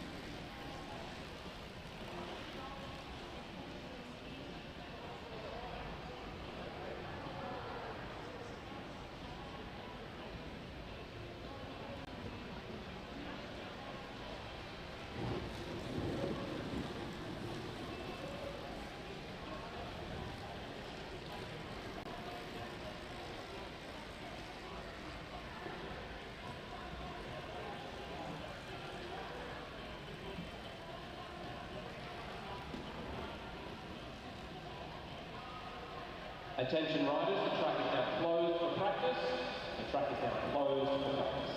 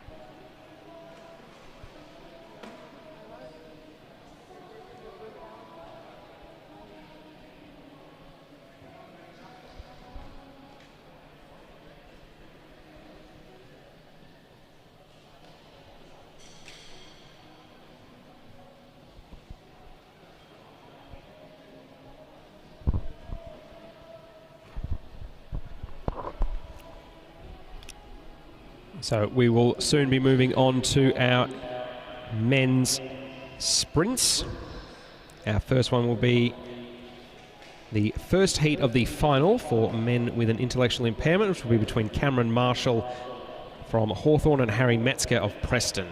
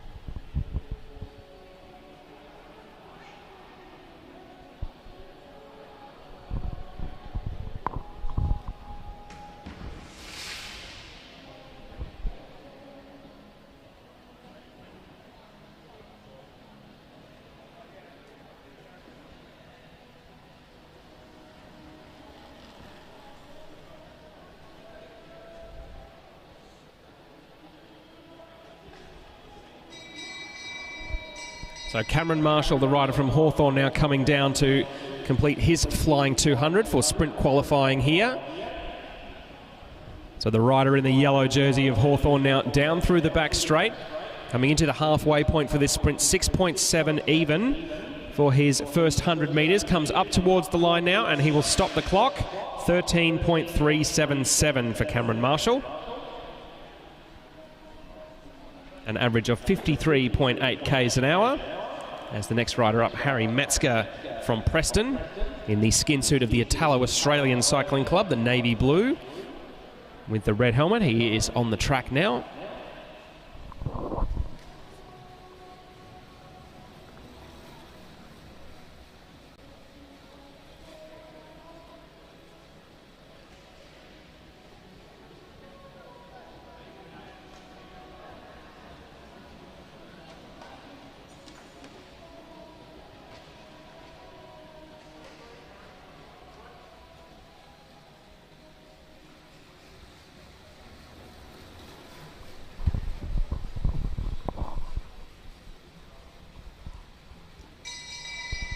So the bell sounds for Harry Metzger. So 1 lap to go. He's just about to start his flying 200-metre sprint in our competition for athletes with an intellectual impairment. The time is 13.377 to beat. Coming up towards the finish line now. We'll see what he manages to clock. 12.542 for Harry Metzger. So fastest time so far.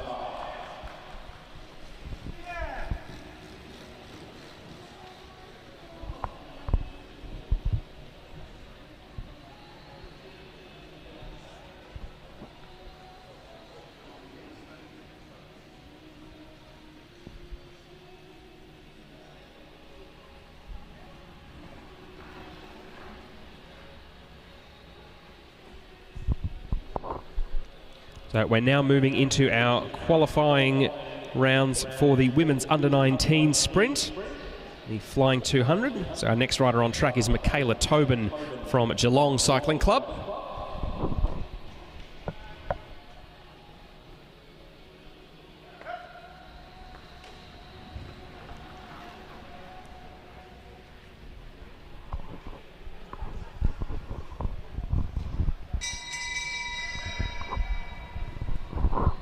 So the bell sounds for Michaela Tobin, who was in the action at the Blackline Track League over the last month or so. Plenty of cheering for her as she makes her way up the back straight there. 7.103 at halfway. She comes up towards the line to set the opening mark in our women's under-19 sprint qualifying, 14.367, an average of 50.1 kilometres an hour.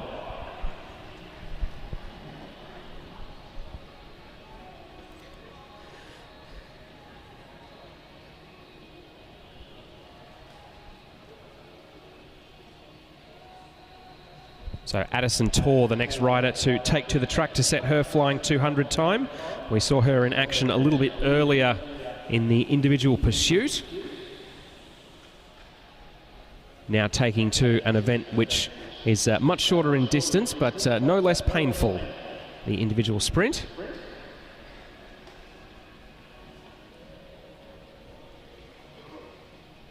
You can see quite a few bandages on the left leg and knee of Addison Torr there, so she's had a spill recently. It's obviously not impeding her too much, and we won't be too far away from her setting her flying 200 time.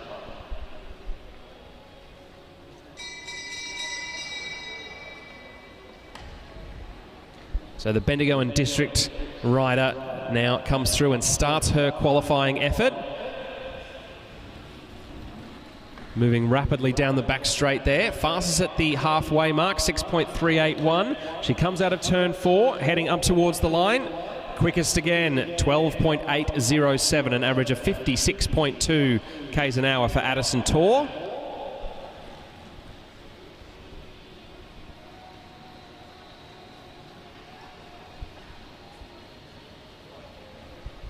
As our third and final sprint qualifier, Alana Lake of Blackburn, now on the track in the traditional red, black and white of Blackburn Cycling Club in Melbourne's east.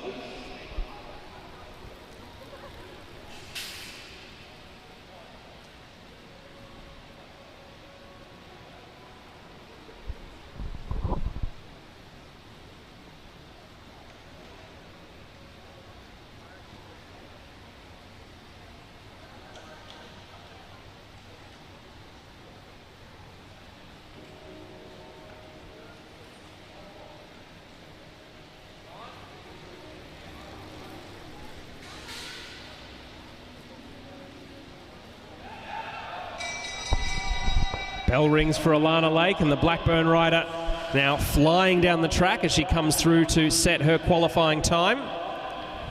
Got a good head of speed as she comes up the back straight. We'll see how she's tracking at halfway. Faster so far, 5.982. Comes out of turn 4, driving all the way to the line here. Quickest qualifying time for Alana Lake, 12.154, an average of 59.2 k's an hour. So 0.65 of a second quicker than second placed Addison Torr.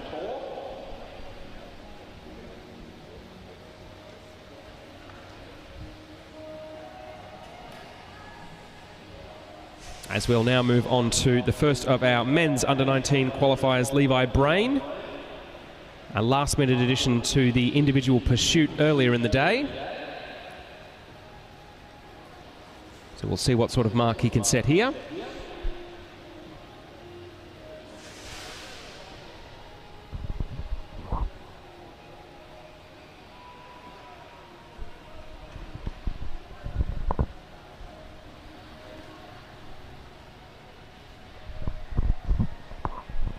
So we've been well represented from riders from the centre of Victoria so far. Levi Brain, another of the riders from Bendigo and District Cycling Club, about to come through and set his mark for the under-19 sprint.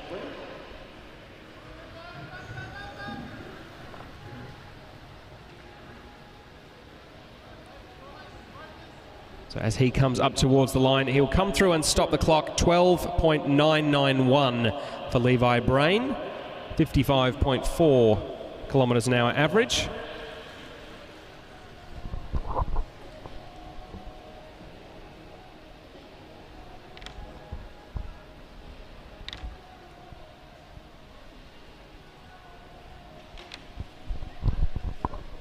As the next rider on the track, Thomas Brain, also of Bendigo and District Cycling Club, in the green, white and black of the Race Development Squad.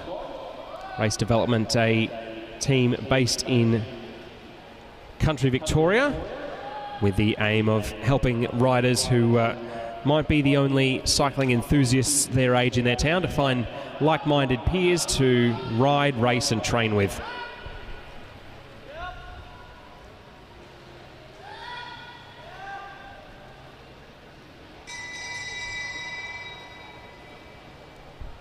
So Thomas Brain now coming through to set the qualifying time. Nice flat back down the back straight. He's really trying to G himself on. Here is Thomas Brain coming up towards the line now. 12.201. New fastest time and an average of 59 kilometres an hour. 0.79 faster than Levi.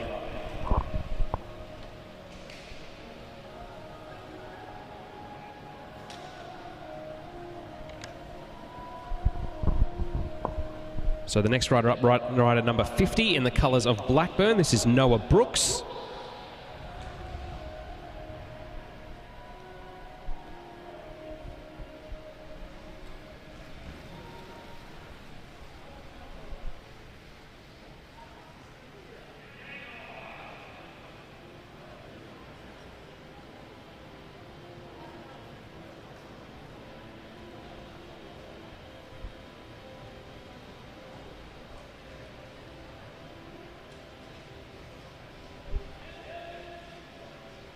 So Noah Brooks will shortly be getting himself onto the leaderboard, which currently just says Brain and Brain.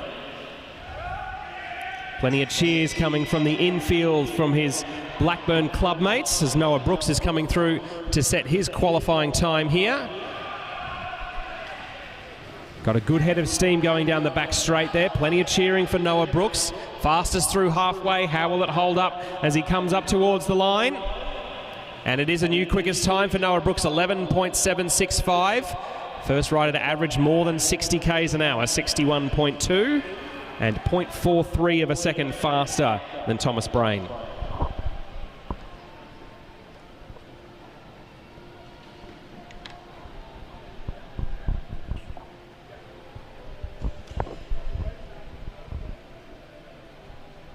Next rider on track is Ben Holmes from Brunswick, in the classic orange and black of the club from Melbourne's inner north. Ben Holmes has had quite a good 2025, not just on the track, but also on the cyclocross course as well. He was the overall winner of the Victorian CX Series for men's B grade.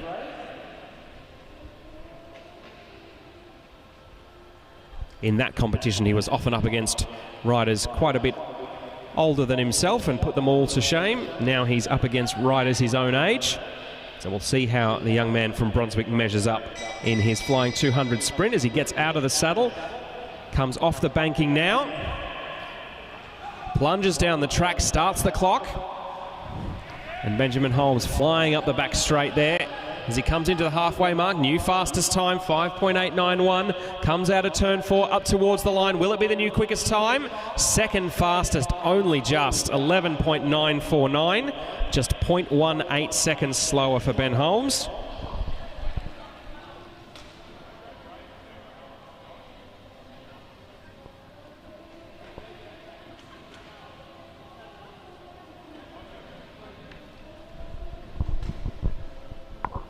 So the qualifying times that these riders set will determine their seeding for the quarterfinals, which we'll have a little later on. As Ben Holmes' clubmate Lockie Trenton now on track in a later vintage of the Brunswick Cycling Club kit. I think this is the current model with an orange and purple fade.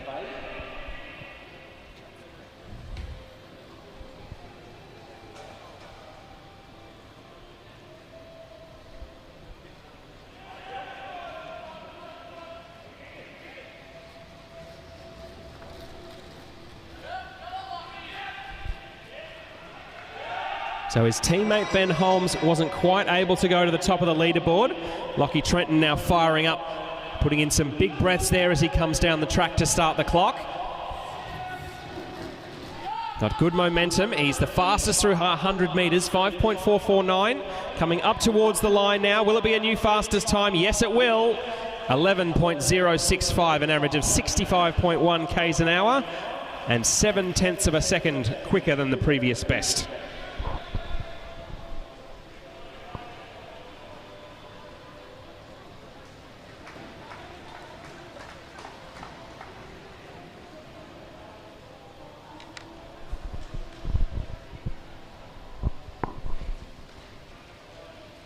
So the third and final of our Brunswick riders to go through the men's under-19 sprint qualifying now on track. This is Riley Boyd, also of Brunswick.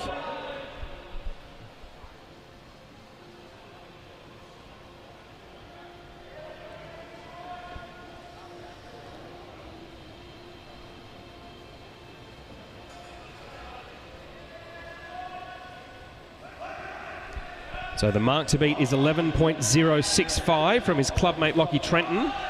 What will Riley Boyd have here? Hearing plenty of noise from the infield. And indeed from his fellow competitors here for Riley Boyd as he starts the clock. Got good momentum coming down the back straight. Fastest through that first 100 metres. How will it measure up as he comes up towards the line? Stops the clock. New fastest time.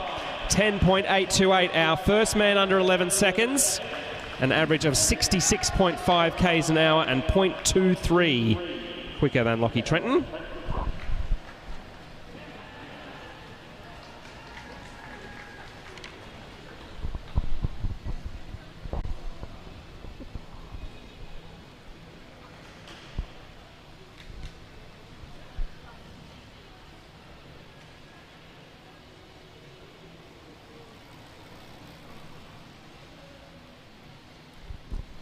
So we'll have two riders from Blackburn to complete our men's under-19 sprint qualifying. This is Alistair Norris. He's wearing the grey and fluoro yellow of the Royal Bike Squad. Also saw him in action earlier in the individual pursuit.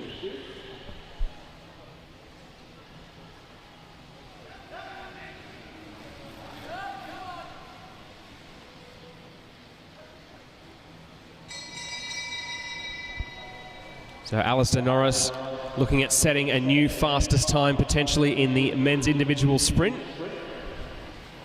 Sitting a bit higher on the track than some of his previous competitors. He's third fastest through the first 100 metres. Will he be able to bring it back as he comes up towards the line? He's all over the bike. Third fastest for Alistair Norris, 11.151.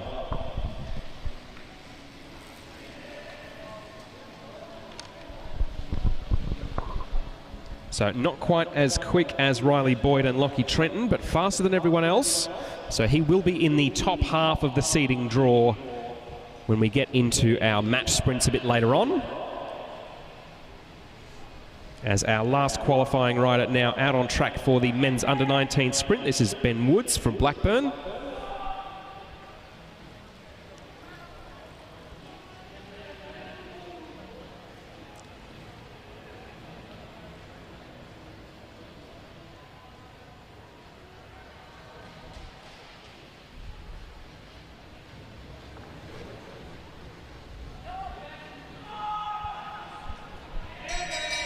So Ben Woods, one last chance to set a new fastest time in our sprint qualification for men's under 19.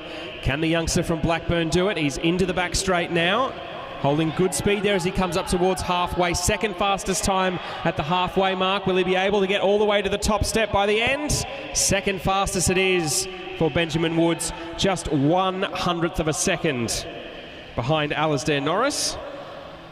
Sorry, behind Riley Boyd, I should say. So Riley Boyd will be our fastest qualifier. Ben Woods second fastest, then Lockie Trenton and Alasdair Norris rounding out the top four. We're now moving on to our women's elite sprint qualifying. So our first rider up in the yellow of Castlemaine Cycling Club, this is Montana Collier.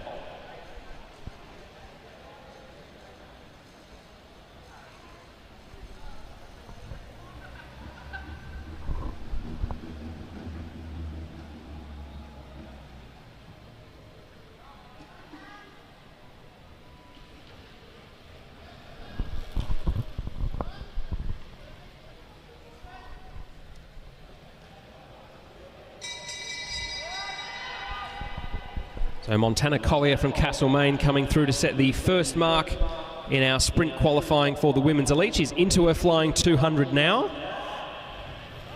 One of 3 riders from Castlemaine Cycling Club entering this event. So Montana Collier comes through to set the first mark in our elite women's qualifying, 13.513, an average of 53.3 k's an hour.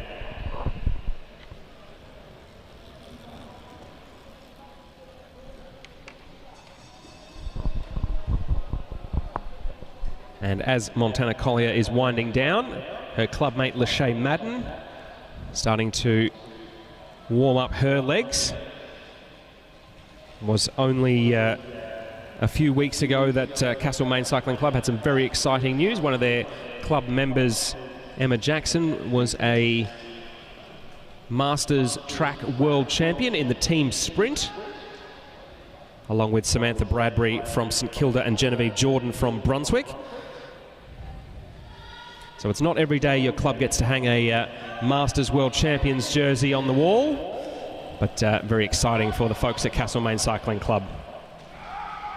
So Lachey Madden gets a few encouraging calls from the infield as she starts to wind up for her sprint. So the clock starts for the second of our 3 riders from Castlemaine Cycling Club. He's down the back straight, 0.23 seconds faster at the halfway point.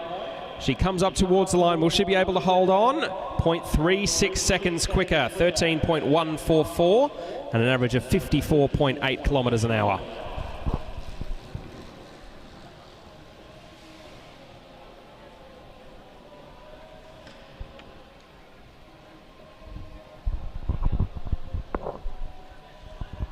So a new fastest time there for the second of our riders from Castlemaine Cycling Club.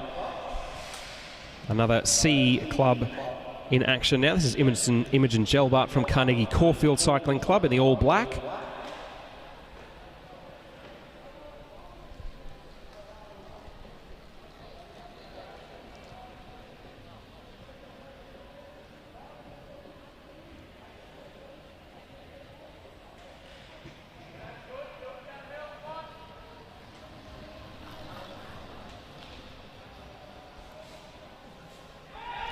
So the rider from Carnegie Caulfield now out of the saddle, accelerating into a flying 200 here.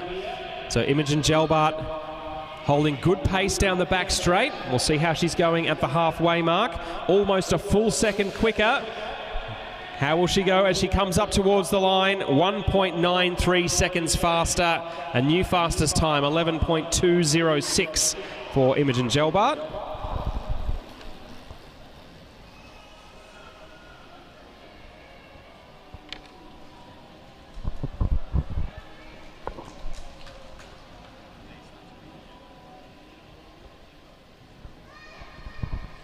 So we've got 7 starters in our women's elite sprint qualifying. The top 4 will go through to the semi-finals later today.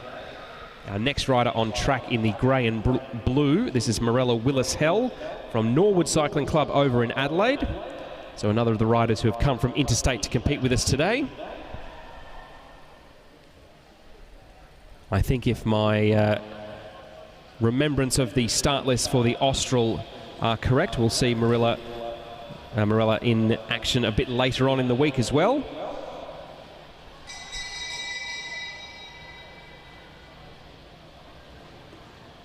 So the rider from Norwood coming down the track to start her flying 200. Not all that often you see a skin suit in grey and blue, but I don't mind it. And it's 0.67 slower, second fastest at halfway. She comes up towards the line, stops the clock, 12.552. Second fastest so far for Morella Willis-Hell.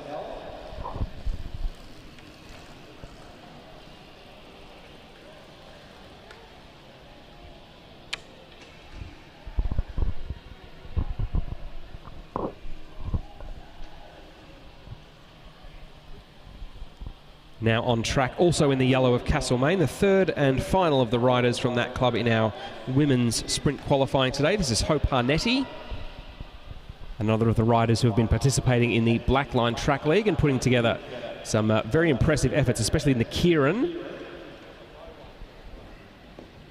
Hope Harnetti's been making strides in leaps and bounds in her cycling over the last 12 months. So we'll see what sort of time she can set here. I would suspect it will be a pretty quick one.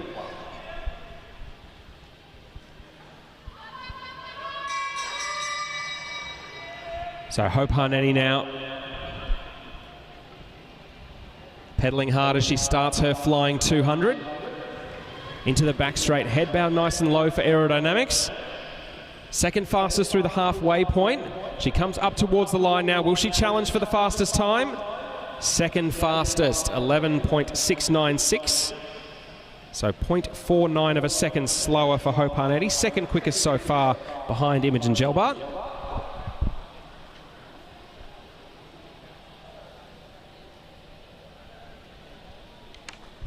So although that mark was not quite good enough for Hope Harnetti to take the fastest qualifying time, it does guarantee that she will make it through to the semi-finals later today.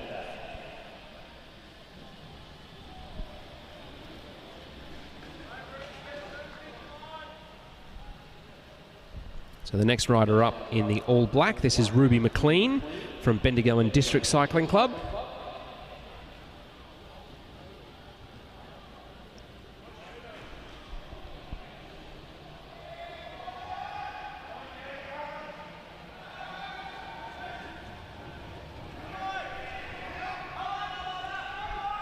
Again, some calls of encouragement and enthusiasm from the infield, spurring Ruby McLean on. We'll see how she manages to measure up here.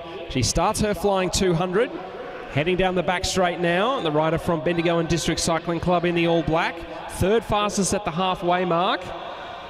Pushes hard, coming all the way up to the line, stops the clock, third fastest, 12.008 for Ruby McLean. That'll be enough to see her qualify for the semis a bit later on this afternoon.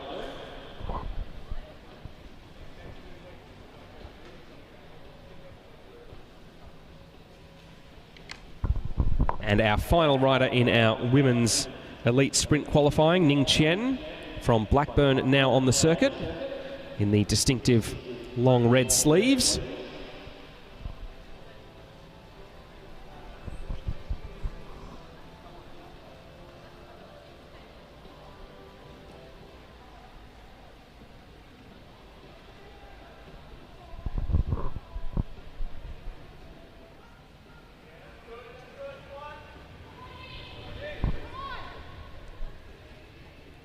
So Ning Chen with a time of 11.206 to beat.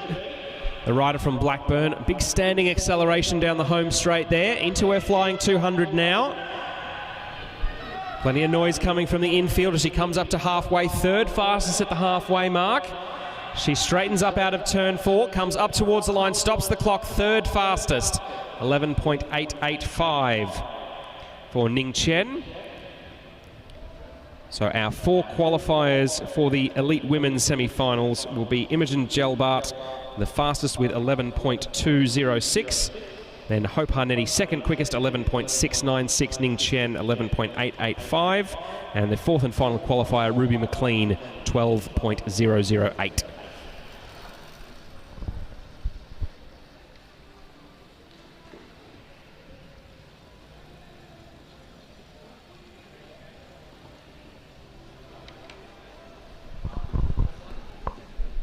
So we're now into our men's elite sprint qualifying. 9 riders qualifying for the sprints. The top 8 will go through to our quarterfinals. So Thomas Williamson from Brunswick, the rider who had that fall in the individual pursuit a little earlier, the first to go. I think there might be a little bit of extra anger in the legs there as he starts his flying 200. 5.772 at the halfway mark. Straightening up now, and he will stop the clock. 11.760 and an average of 61.2 k's an hour.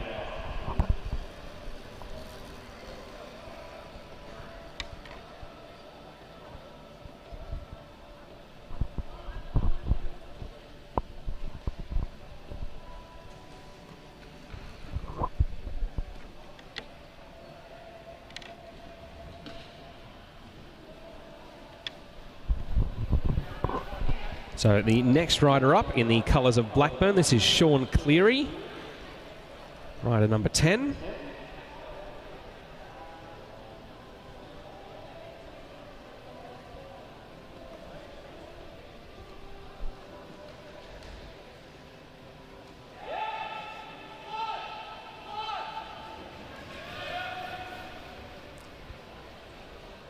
So Sean Cleary with a time of 11.76 to beat.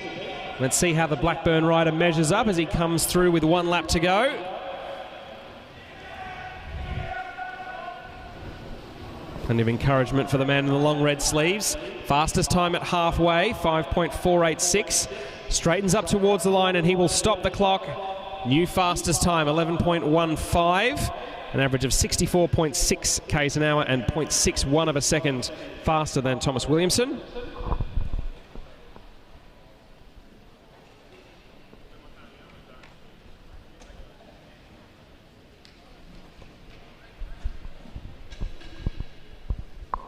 As the next rider up, also in the yellow of Castlemaine, this is Zaran Fong Sutton.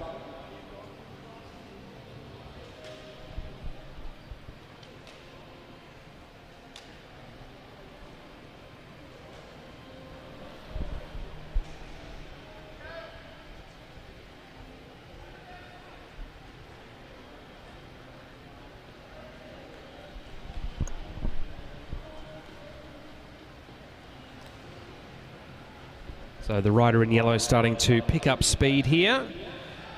11.15 now the time to beat.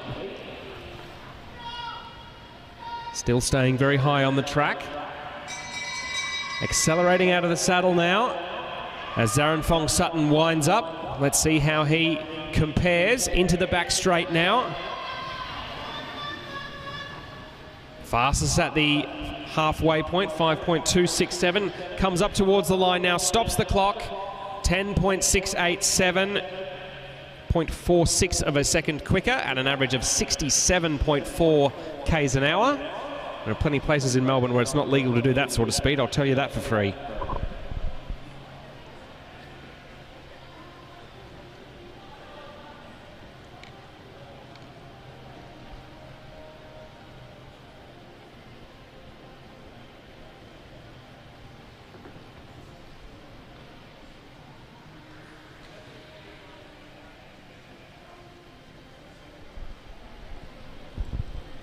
So the new rider Isaac Byrne, also in the orange and purple fade of Brunswick.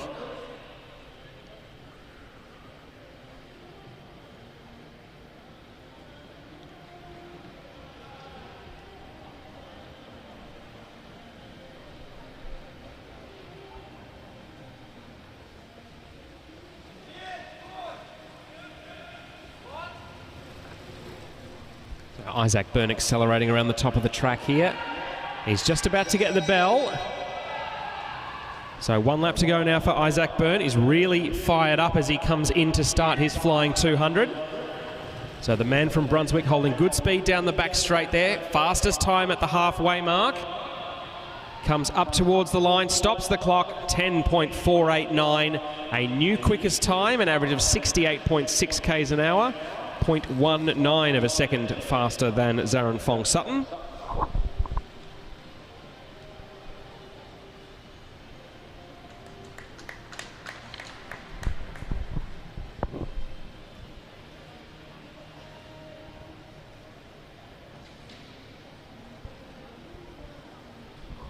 So the next rider up, Ruben Smith from Wangaratta Cycling Club. Moonlighting today in the colours of Blackburn.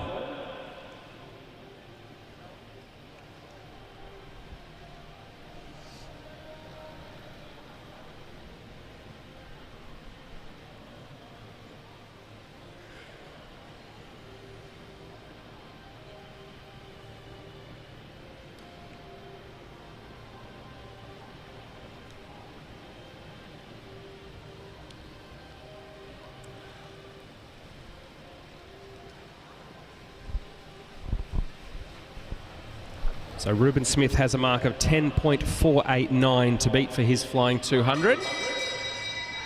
The man from Wangaratta Cycling Club in the colours of Blackburn now. Drops down the track to start the clock. Pedaling with quite a high cadence as he goes down the back straight. Fastest time at halfway. Straightens up towards the line. Let's see where he is. Fastest time, 10.430 seconds. Just 0.5 of a second quicker than Isaac Byrne.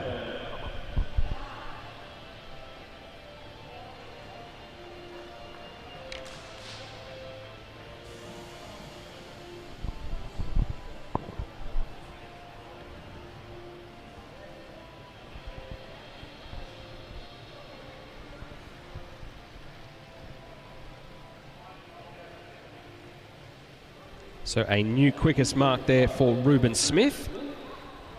Now, of our 9 starters, we've had 1 rider as a DNS, so all of the riders in our men's elite sprint qualifying will go through to the quarterfinals later today, but we will still need to have them do a flying 200 to determine their seeding.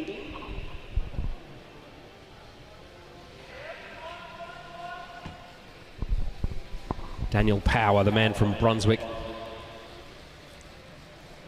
getting ready to do his sprint effort. An excellent surname to have, Power, in the cycling game.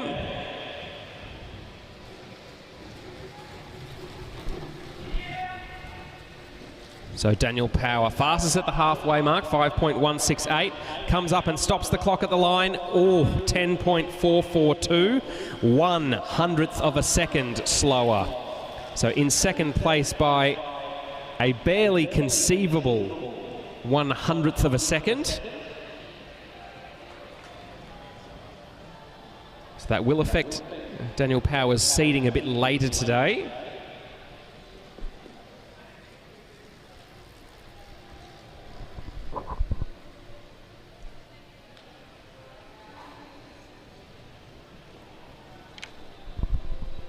As Jade Madden from Castlemaine is the next one on track.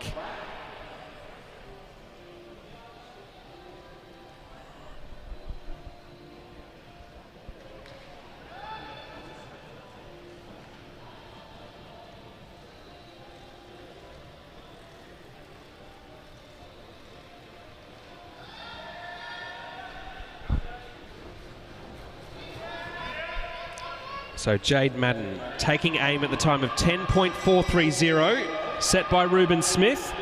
Will the man from Castlemaine be able to come over the top of that? Starts his flying 200. He looks like he's got good momentum to start with. Comes down, fastest time at halfway. Straightens up towards the line, stops the clock. New fastest time, 10.177 seconds. More than 70 k's an hour. And a beating of the previous best time of Ruben Smith by 1/4 of a second.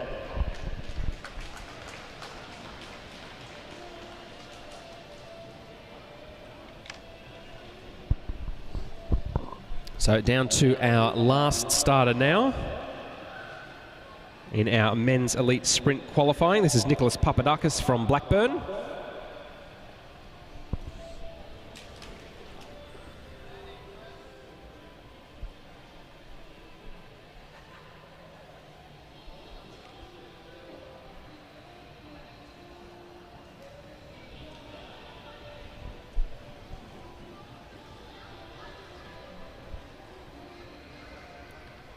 So Papadakis, the last of our men's elite riders to go through their flying 200 to qualify for the individual sprint at this year's state championships.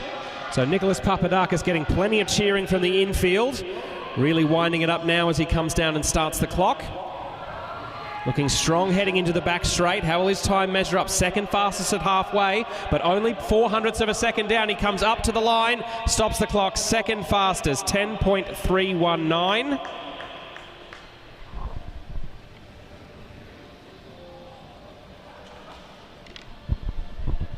So second fastest qualifying time for Nicholas Papadakis from Blackburn.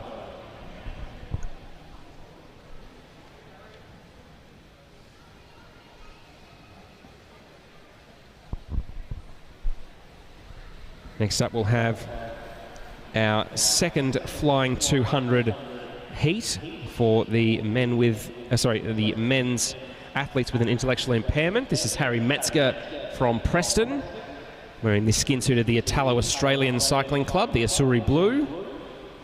And of course with the green, white and red stripes on it, because you can't have an Italian Cycling Club jersey on it and not have a little bit of the tricolore on there.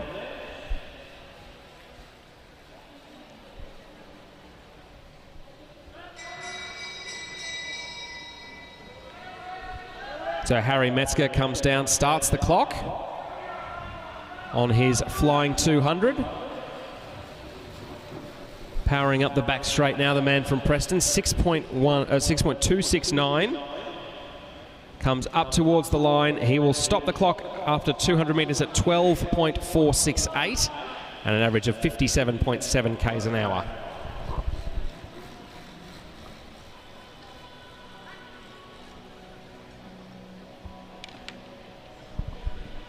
So that will be the time for Cameron Marshall to beat. So this is the second of the three heats for the sprint final of the men's athletes with an intellectual impairment. So unlike other categories, these riders don't race against each other for their heats.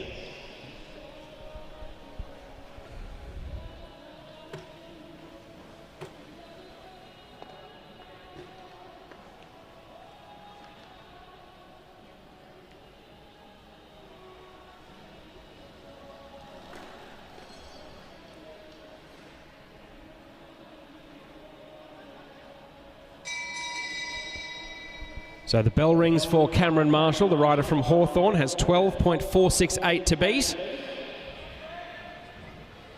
Drops down the track and into his flying 200 for this second heat in our men's sprint for athletes with an intellectual impairment. Comes up towards the line now, stops the clock, 13.194. So 0.72 of a second slower and an average of 54.6 k's an hour for Cameron Marshall.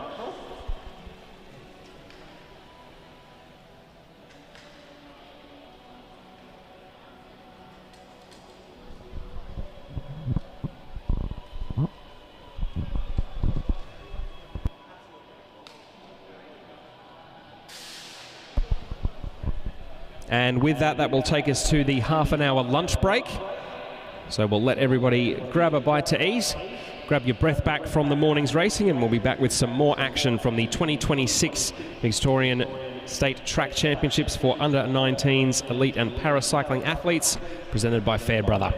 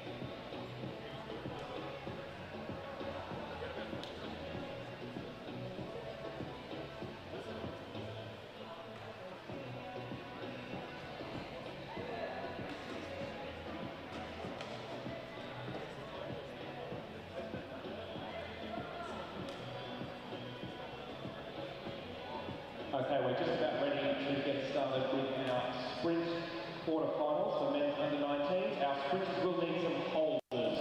So if you are available and willing to hold a sprinter or two, I'm sure they would appreciate a hold in the home straight before they set off.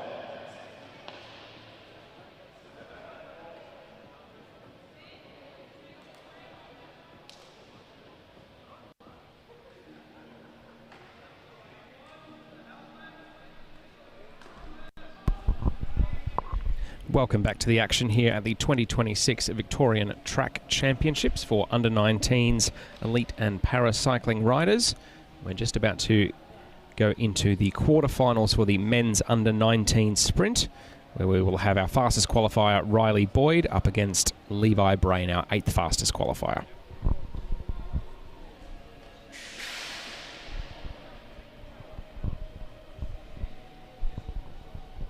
So the first of our quarterfinals for the men's under 19 sprints now on the track. Fastest qualifier Riley Boyd there in the orange and purple of Brunswick. Levi Brain from Bendigo and District Cycling Club in second wheel there. Jersey with more of a darker red tinge to it.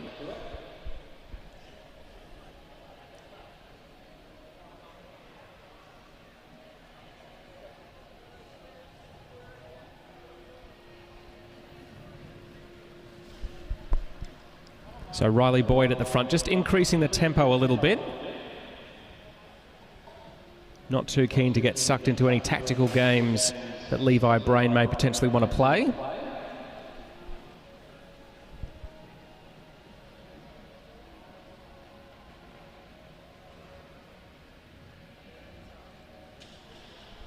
Boyd keeping his eyes locked on his opponent there as they come past 1.5 laps to go now.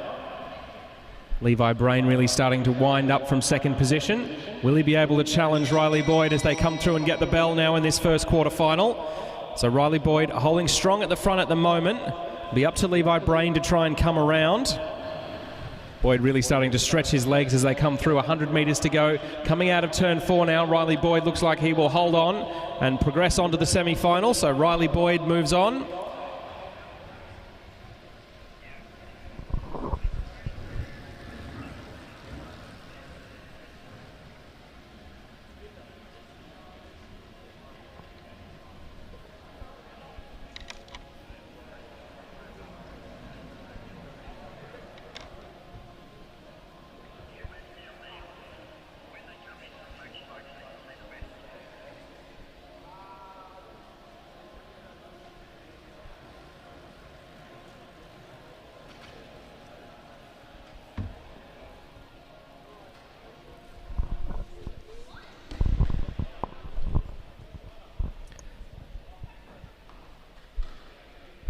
So our next sprint quarterfinal will pit the other Brain in our men's under 19 start list, Thomas Brain, who's in the green, up against Benjamin Woods from Blackburn.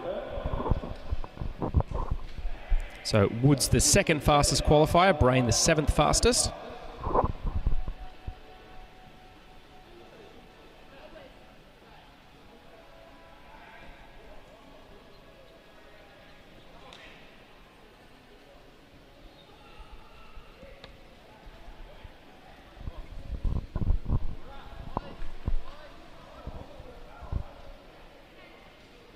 So plenty of looking around at the moment. As with the last heat, the faster qualifier taking front position. Ben Woods happy to just keep an eye on Thomas Brain for the time being.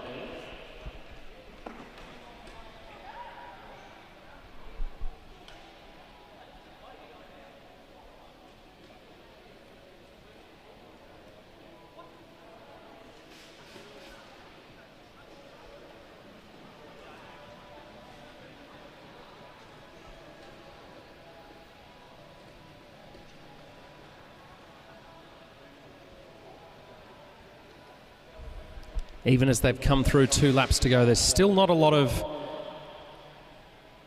acceleration happening. Benjamin Woods perhaps trusting his ability in a short sprint. The more violent and more explosive it is, the more it might favour the man in the colours of Blackburn.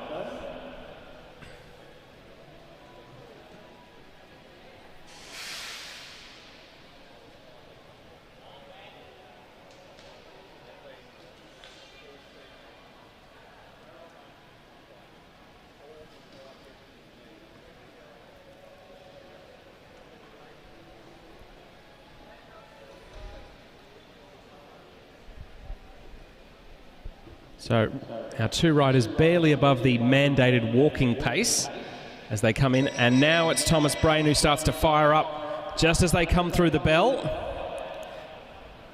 So the young man from Bendigo and District Cycling Club will lead them into the back straight.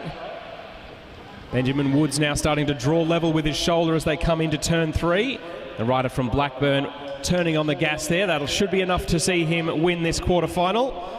So Ben Woods will go on, 12.9 for those final 200 metres there, an average of over 55 k's an hour.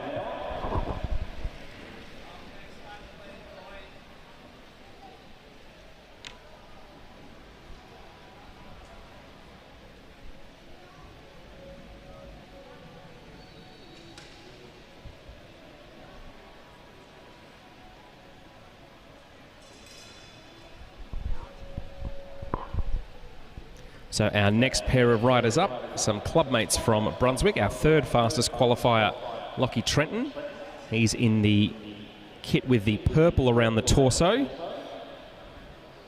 Ben Holmes, the rider in this silver helmet with the black on his chest.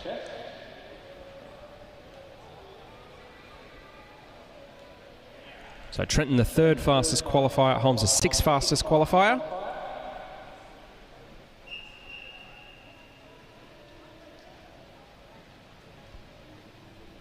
And I dare say these two will have faced off against each other quite a few times during Brunswick's Tuesday night track sessions held here at Disc.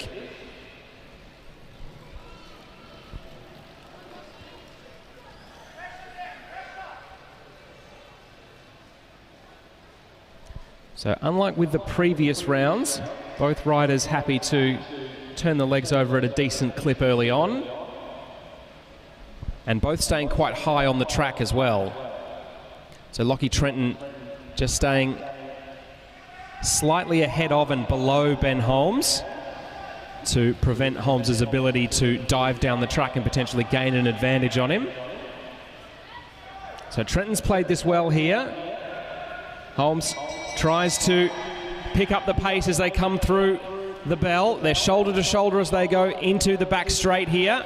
Holmes has tried a gambit there and it hasn't quite worked. Will he be able to come around as they come into turn 3 now? Coming up to the home straight. Will Holmes be able to come out of the slipstream? Trenton will hang on. So a good little tactical battle there between Lockie Trenton and Ben Holmes. Trenton taking the win with the final 200 metres covered in 12.02 seconds.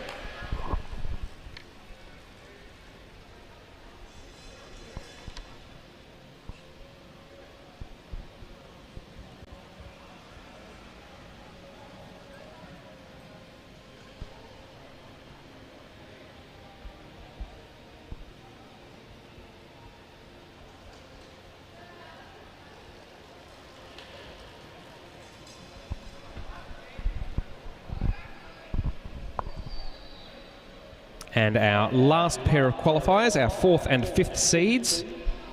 This is Alistair Norris, who's in the grey of Royal Bikes, up against Noah Brooks.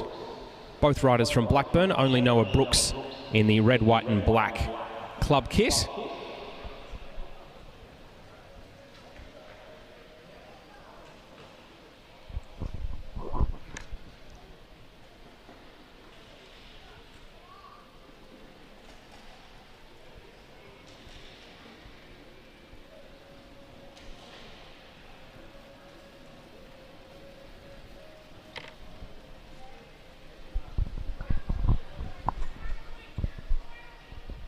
So far we have seen our higher seeds progress in our first 3 quarterfinals for the men's under-19 sprint. But the last race in this part of the program always brings the 2 riders with the closest qualifying times together. So it's normally a pretty evenly matched contest, as Noah Brooks tries to dive down the track there and gain position and advantage on Alistair Norris. They're shoulder to shoulder as they come in towards the bell now. Norris trying to accelerate up the outside. Noah Brooks hasn't given up just yet. So the rider from Blackburn in the colours of the red and black, just behind his clubmate Alistair Norris there. Norris with his head bobbing side to side. Looks like he'll take this one. So Alistair Norris gets the win, 11.42 in that final 200 metres. I think that was the fastest quarter-final of all of them in the final 200. with Norris progressing through.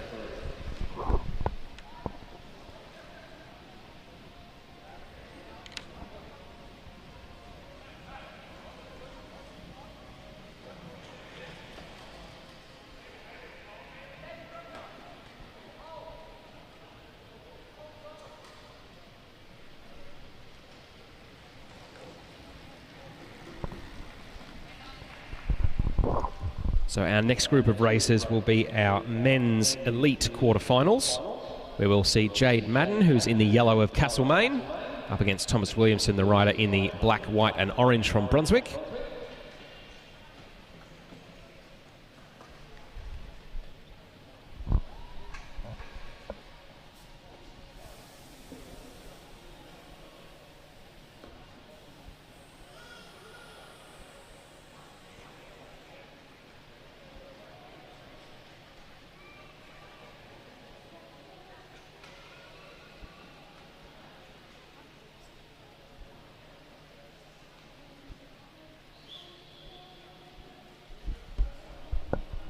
Quite a soft blow of the whistle there as the riders get started.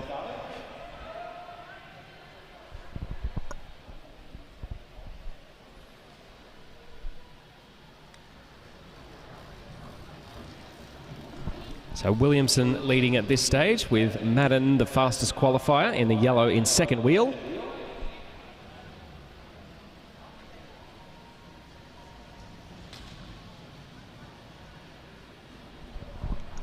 So Williamson firing up early. There's still more than a lap and a half to go, but the Brunswick rider likes his chances here. I think figuring that if he's going to try and take the challenge to the fastest qualifier, he's going to have to go long.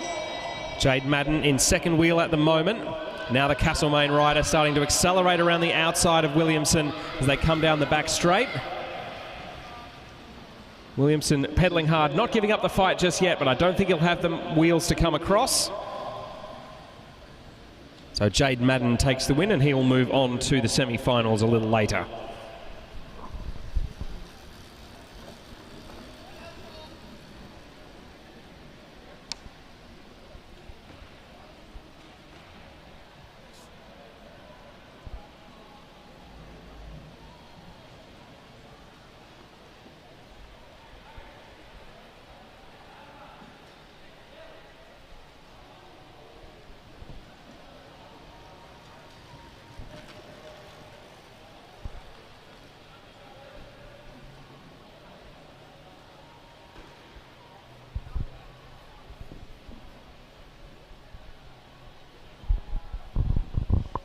So our second men's elite sprint quarterfinal will see our second and seventh seeds squaring off. Both riders in the Blackburn skin suits. Nicholas Papadakis, the rider with the white decals on his bike and the white socks.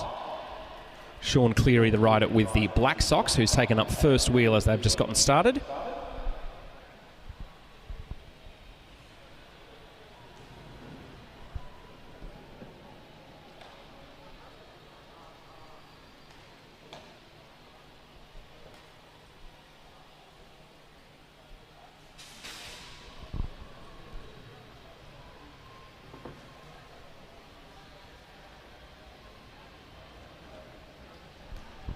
So Cleary swings up the track, inviting Papadakis through. Papadakis takes him up on the offer, which you don't often see in sprint racing. In match sprint racing, riders are normally pretty loath to give up the ideal position once they have it. So riders are shoulder to shoulder, swinging up the track now, coming in towards the bell. So Papadakis versus Cleary. Cleary higher on the track, Papadakis in the lower position with the white socks. Papadakis, our second fastest qualifier, holding strong as they come into 100 metres to go. Checks over his shoulder, makes sure that Cleary isn't going to get him at the last. Cleary was gaining some ground there, couldn't quite get him in the end, and Papadakis takes the win. And a time of 11.69 seconds.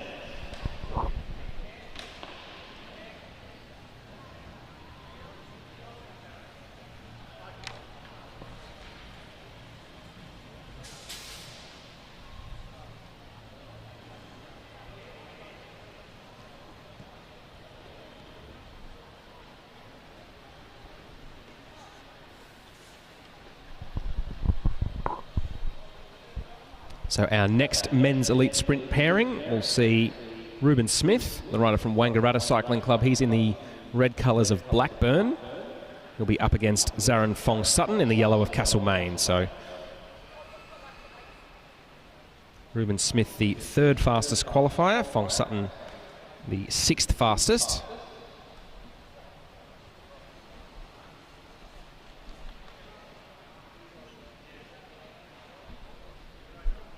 Though there was only about a quarter of a second between their flying 200 times when they qualified a little earlier in the day.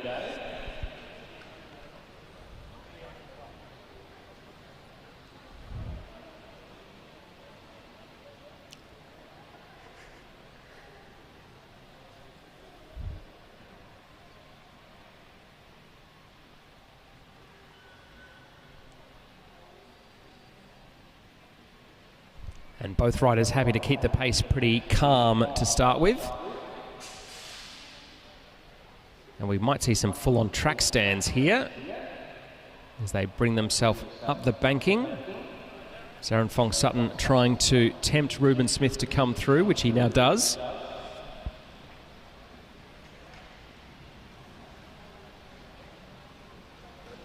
Not dissimilar to the move that Anna Mears pulled on Victoria Pendleton in the first heat of the 2012 London Olympics, where Mears went on to win what was Australia's only gold on the track for that Olympiad. Ruben Smith is going to lead them in. Zaran Fong Sutton has a couple of lengths to make up as they come through the bell. So Ruben Smith will lead them down the back straight, checks over his shoulder. Zaran Fong Sutton comes up to his hip now, but will he be able to come all the way around? Ruben Smith trying to hang on. Zaran Fong Sutton won't get there. Ruben Smith will be the victor there. A close battle. Ruben Smith will progress. And a nice little handshake between the competitors as well, which is always nice to see.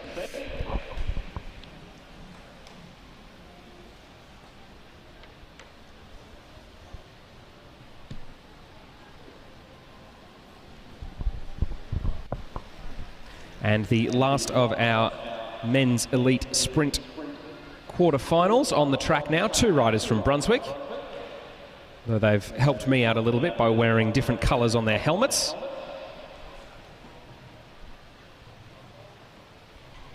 So Isaac Byrne is the rider with the blue on his helmet. Daniel Power with the red.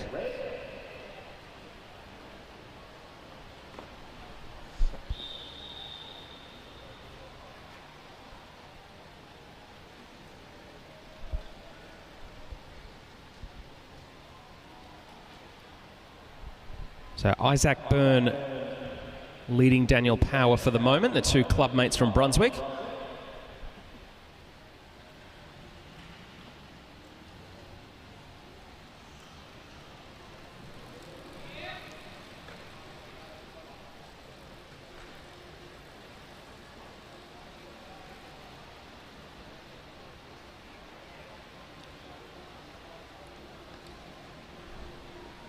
Ooh, a little bit of a dummy move tried there by rider number 6, Daniel Power, with the red on his helmet. So a little bit of toing and froing between these two. The fourth and fifth fastest qualifier from the flying 200s this morning. So shoulder to shoulder as they come through, one lap to go. Heading down the back straight now. I think that is Power, who is laying on the power, coming up to the line, and he will take the win. So Daniel Power, 10.84 for that flying 200 there. So Power getting the better of his clubmate Isaac Byrne.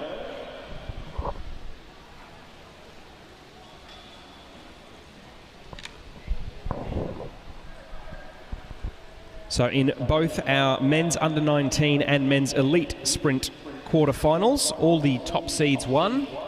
There were some close races in there, but no upsets thus far.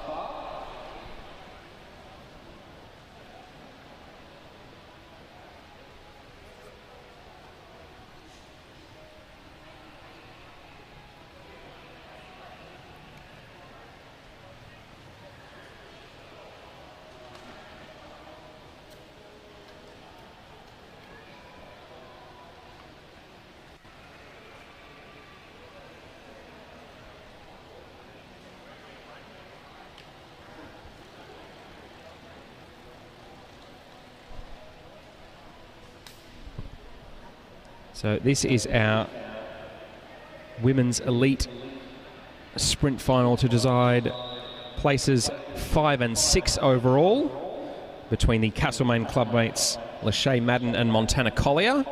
Lachey Madden with the white helmet, Montana Collier with the black.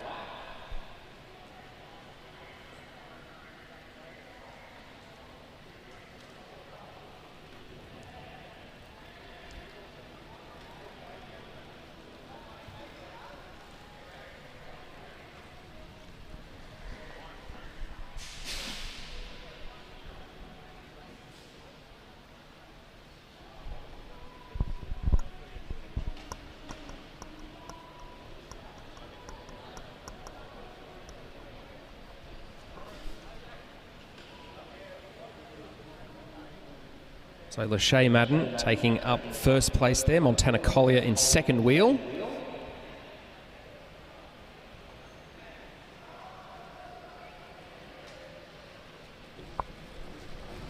And Lachey Madden, the first rider to make the move, judging that she had enough of a gap on Montana Collier to risk a full-blooded acceleration with a lap and a half to go. Montana Collier is drawn up to the back wheel of Lachey Madden. Will she have enough in the final circuit to come around?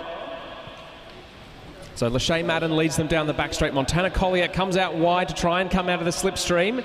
Can't find a big enough gear to get around. Lachey Madden looking strong as they come up towards the line. Lachey Madden takes the win there, so she'll be 5th overall in our women's sprint. Montana Collier will be 6th.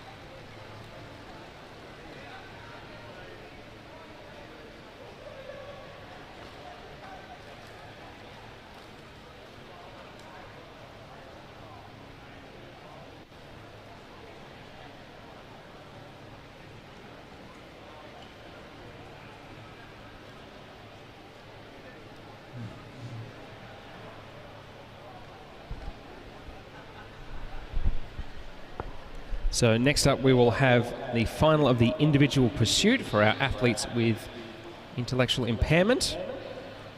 So first up for a 3,000 metre individual pursuit we'll have Cameron Marshall. And then after his turn we'll have Harry Metzger from Preston.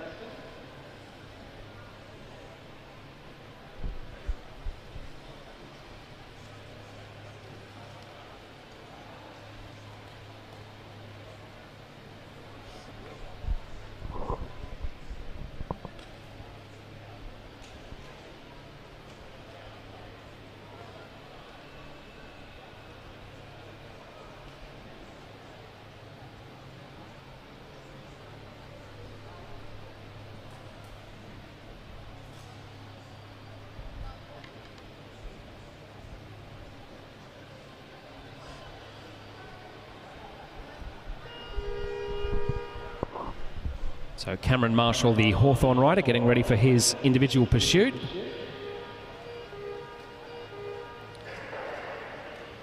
So Cameron Marshall now off and riding, 3,000 metres ahead, so 12 laps of the track.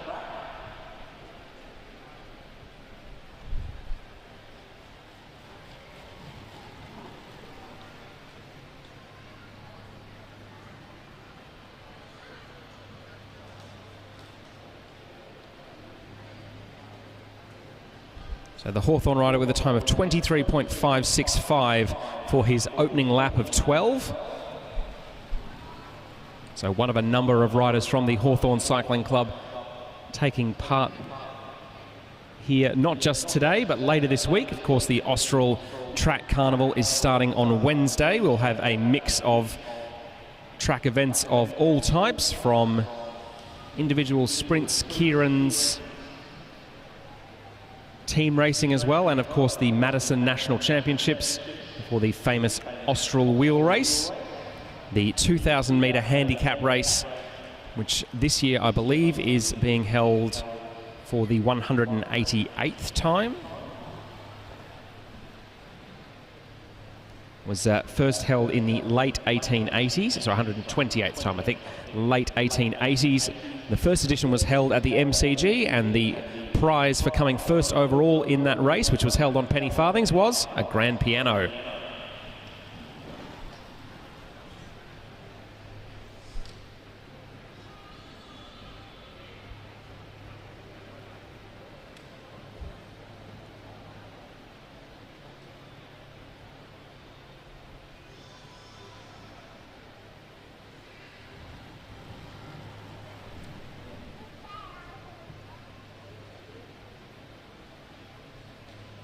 So Cameron Marshall now coming up to the halfway point, just shy of 2 minutes even through the 1500 metre mark.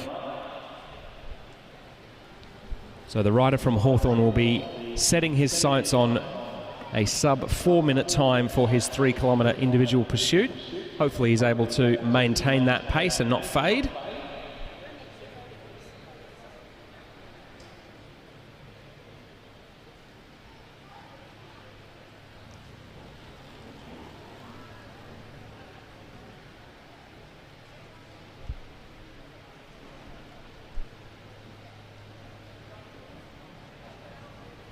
So 2,000 metres, 2/3 of the way through now for Cameron Marshall, 2:39.882, still holding the pace that would get him a sub 4 minute individual pursuit here.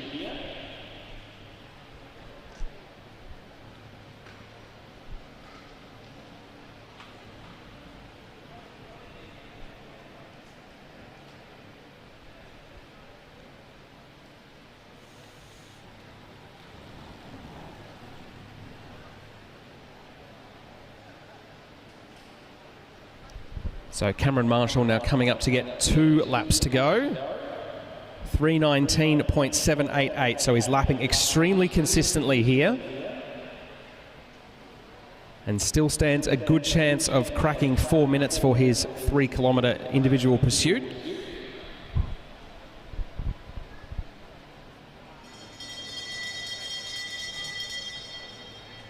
$3:39.815 as he gets the bell. 1 lap to go now for Cameron Marshall in his individual pursuit for male athletes with an intellectual impairment. So the rider in the yellow of Hawthorn comes out of turn 4, straightens up towards the line, and he crosses the line. 3:59.496, an average of 45.1 k's an hour.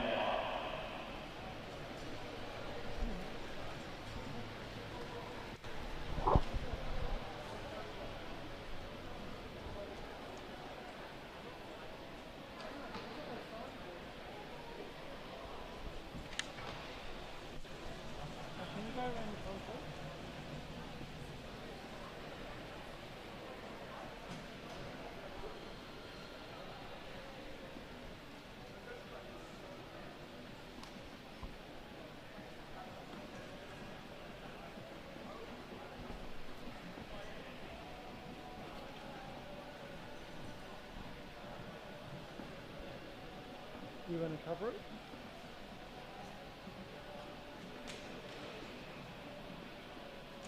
No, it's all right. It's just had some people walking around the back of the stands.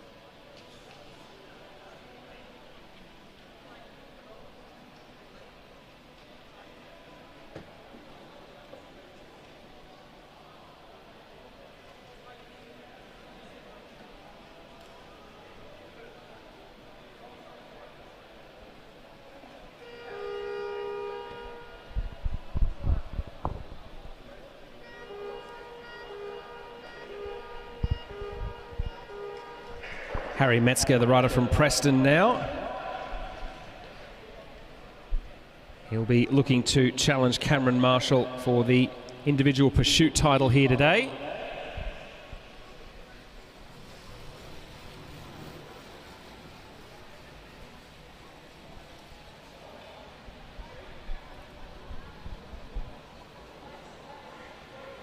Relax and breathe is the advice as he goes through his first lap. Second fastest so far. So So conceding just a little bit of ground, 1.91 seconds at a lap and a half in for Harry Metzger. The advantage that he has is that with those aero bars on the front of his bike, he'll be able to hold a more aerodynamic position than Cameron Marshall.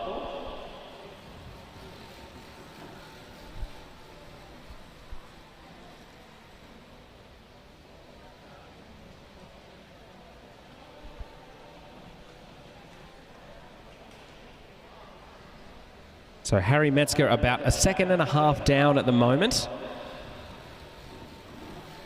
He's not too far away from crossing off the first of his 3 kilometres of this individual pursuit.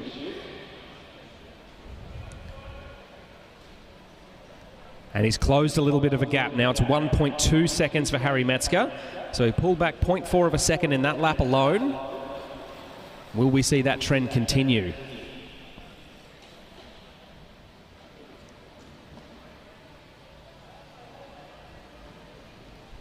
The advice comes to hold, as it's now 0.6 of a second. Another 0.6 of a second shaved off for Harry Metzger that lap. So he's making rapid ground on the time of Cameron Marshall as he comes up towards the halfway point of his 3,000 metre individual pursuit. And he goes green, 0.45 seconds in the lead now for Harry Metzger.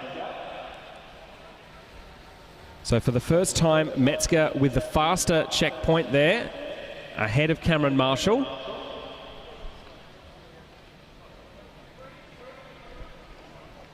And he's continuing to build on his lead. 1.44 seconds to the good now for Harry Metzger. So the rider in the Azzurri blue skin suit of the Italo-Australian Cycling Club, though he is a Preston member. Coming in towards 2/3 done. 2.43 seconds up for Harry Metzger now. So he was a little slow to get out of the start house, but has accelerated well into the second half of this individual pursuit.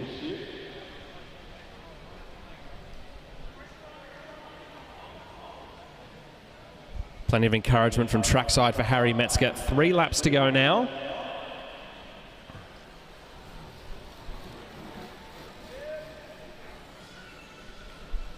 And as he rounds the bottom bend of the track and comes into the home straight, his lead is now over 4 seconds with 2 laps to go.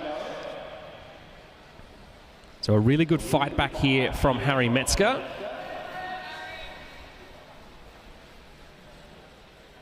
He will get the bell this next time through. There is the bell for Harry Metzger. Just 1 lap left for the rider from Preston now. So head bobbing a little bit side to side, shoulders rocking and rolling. Clearly the effort is starting to take a toll on Harry Metzger, but he's only got a little bit left to go. Comes into the home straight, pushes all the way to the line, stops the clock, 3:53.927. 5.56 seconds it was in the end for Harry Metzger over Cameron Marshall.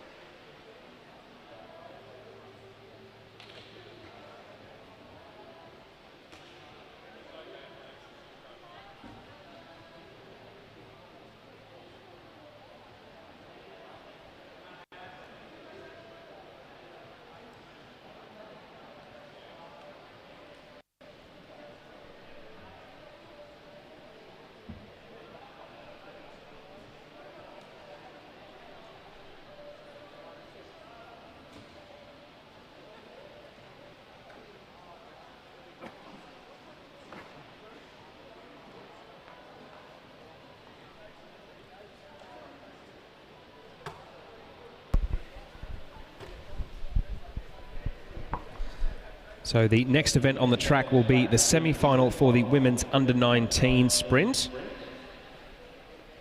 So only 3 riders entered this one. The fastest qualifier, Alana Lake of Blackburn, has earned a bye straight into the gold medal final. So these 3 heats will be contested between Addison Tor and Michaela Tobin. First to 2 heat victories wins.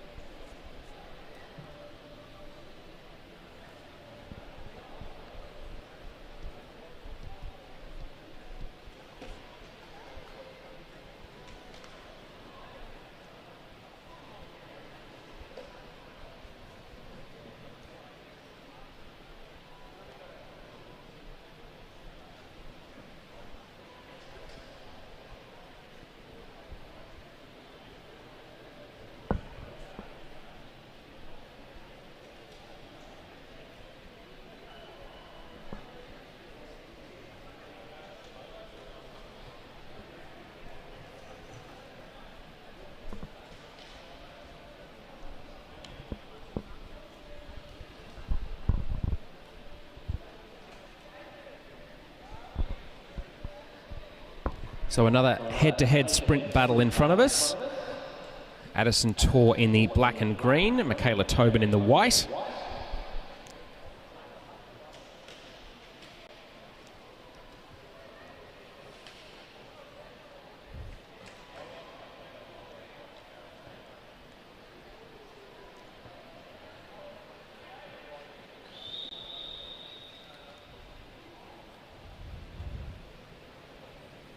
Okay, off and rolling now in our first heat of this under-19 women's sprint semi-final.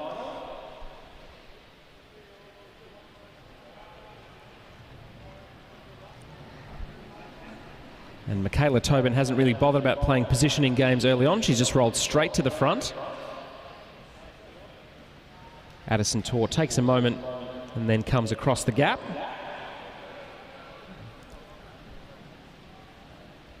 So Tobin holding first position here, just checking over her shoulder to see where her rival Tor is. Addison Tor now accelerating down the inside of the track, the rider in the black and green. Michaela Tobin will have a bit of work to do to try and close this gap as they come in towards the bell. So Addison Tor now leading from Michaela Tobin.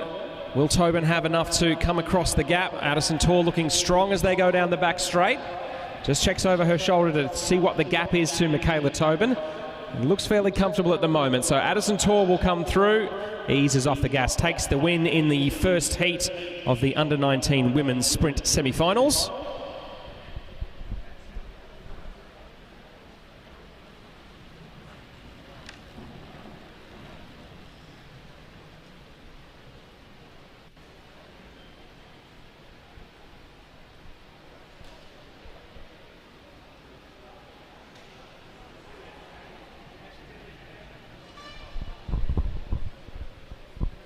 So we'll now be rolling through our other sprint semi-finals in our other categories. So this will be the first of our men's under-19 sprint semi-finals, where it will be Riley Boyd in the orange and purple of Brunswick up against Alasdair Norris in the grey of Royal Bikes.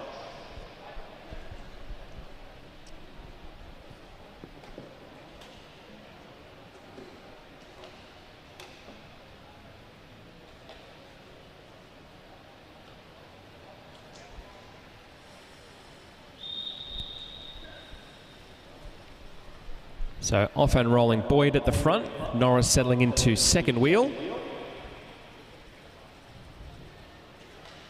These two riders were separated by less than a second in their flying 200-metre qualifiers this morning.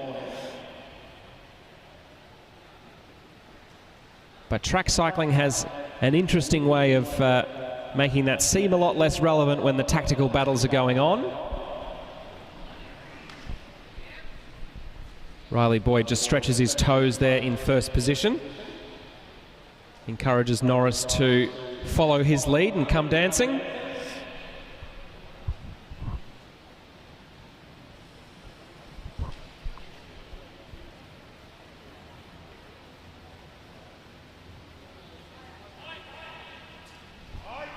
So Alistair Norris starting to wind up from second wheel here. He's taking a long lead to try and get an advantage on Riley Boyd.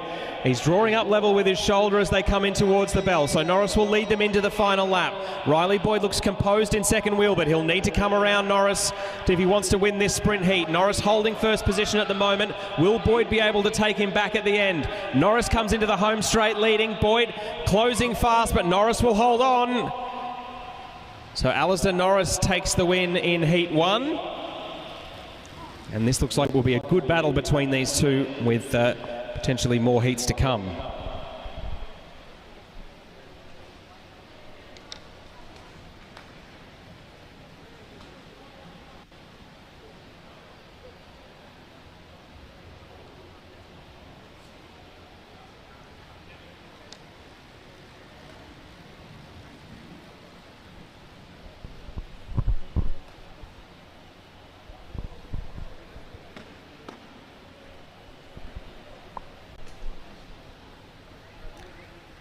So next on the track, our 2 and 3 seeds, Ben Woods and Lockie Trenton. Lockie Trenton in the orange and purple of Brunswick.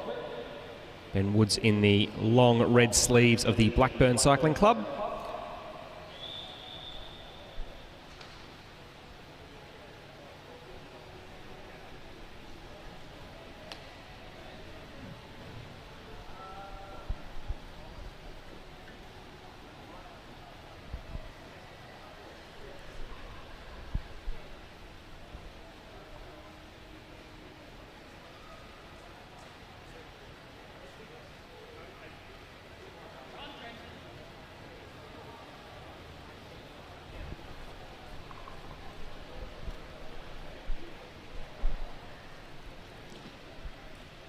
So things looking quite tactical early on. Woods in first position, Trenton in second.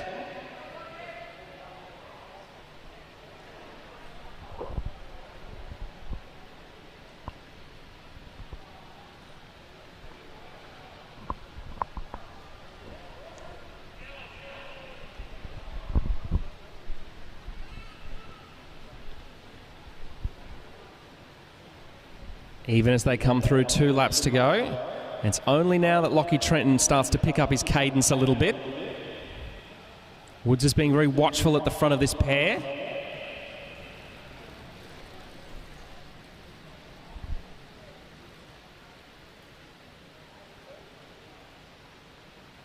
So Woods looks over his shoulder as Trenton dives down the track and then back up.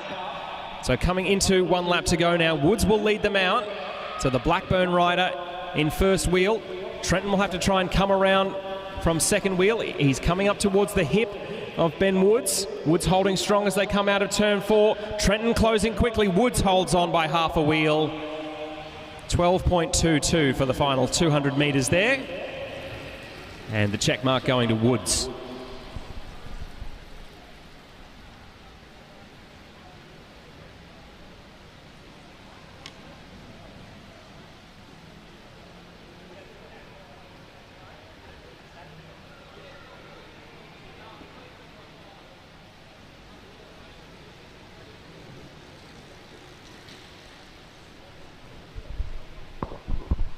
The first heat coming up in our women's elite semi-final.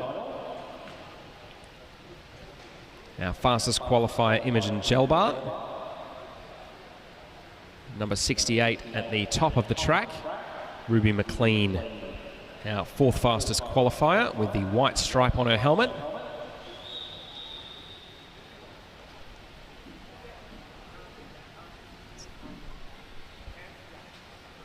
So McLean in front position with the black socks and white stripe on her helmet. And then Imogen Gelbart in second wheel with the white socks but all black helmet.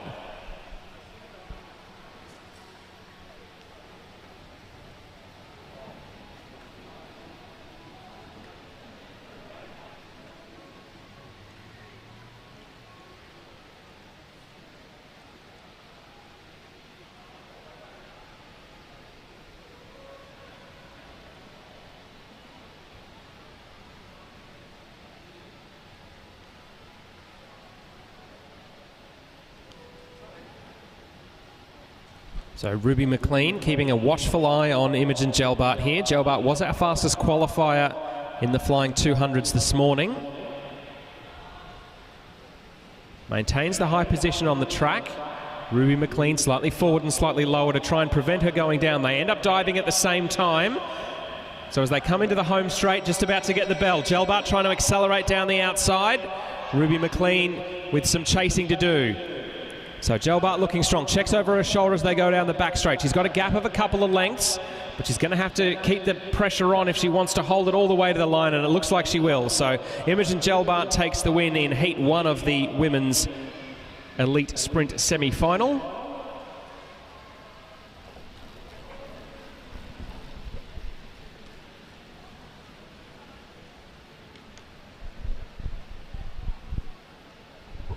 As we see just on the replay there, a flashback to the one from Benjamin Woods and Lockie Trenton, where Woods managed to get the win.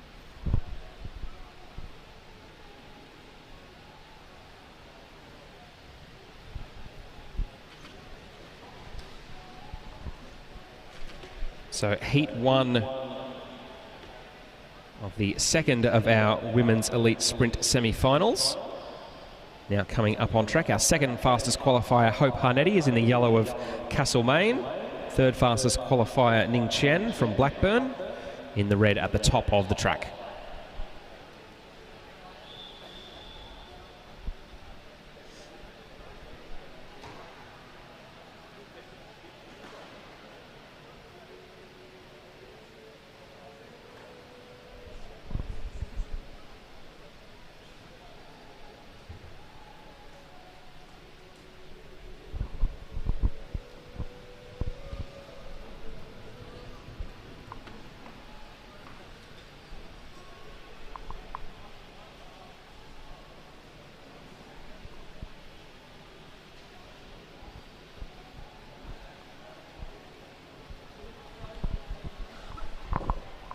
So not too much in the way of tactical games thus far.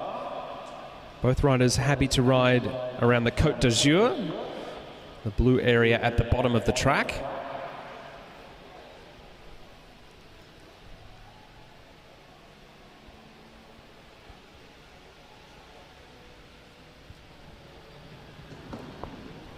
Harnetti starts to increase her cadence. A little bit of a standing acceleration there from Ning Chen, the rider from Blackburn. Both riders now starting to wind up. Ning Chen with a standing acceleration coming into the home straight there. So it will be the Blackburn rider who will lead them into the last lap. Hope Harnetti with a bit of a gap to make up. Ning Chen looking good at this stage. Hope Harnetti swings up the track. She's not going to get across. So Ning Chen will take the win in this first semi-final heat with a final 200-metre time of 12.02.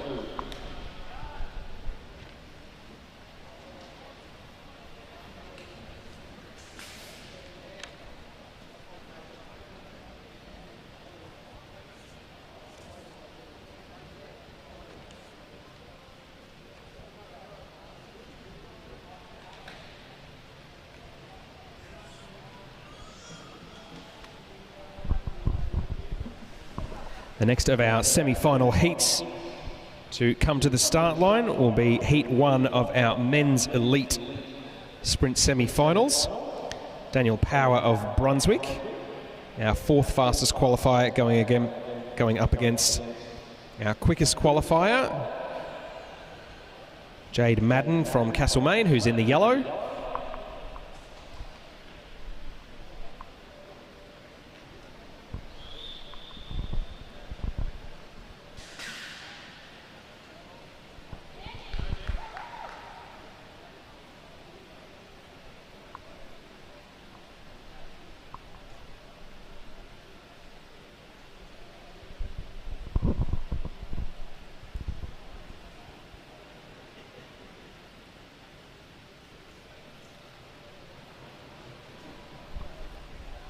So we've seen quite a few riders from both of these clubs, Brunswick and Castlemaine, in action today. We will take the win here in this first of our men's elite sprint semi-finals. Power, the rider at the front, just checking over his shoulder. to see where Madden is.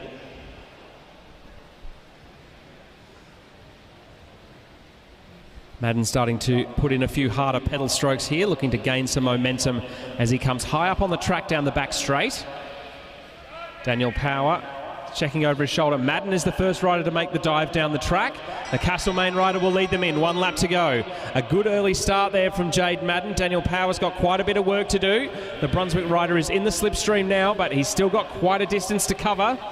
Jade Madden is going to hold on and take the win here in the first of the men's elite sprint semi-finals. Final 200 metres covered in 10.59 seconds.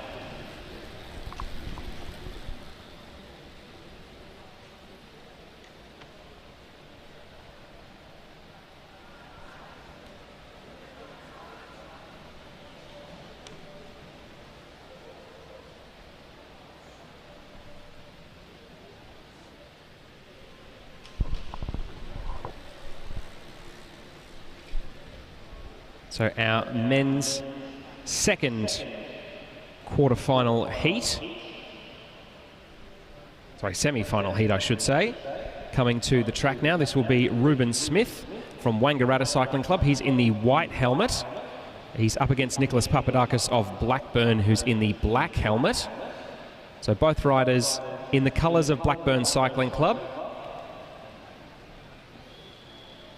So Ruben Smith in the white will lead them in this early going.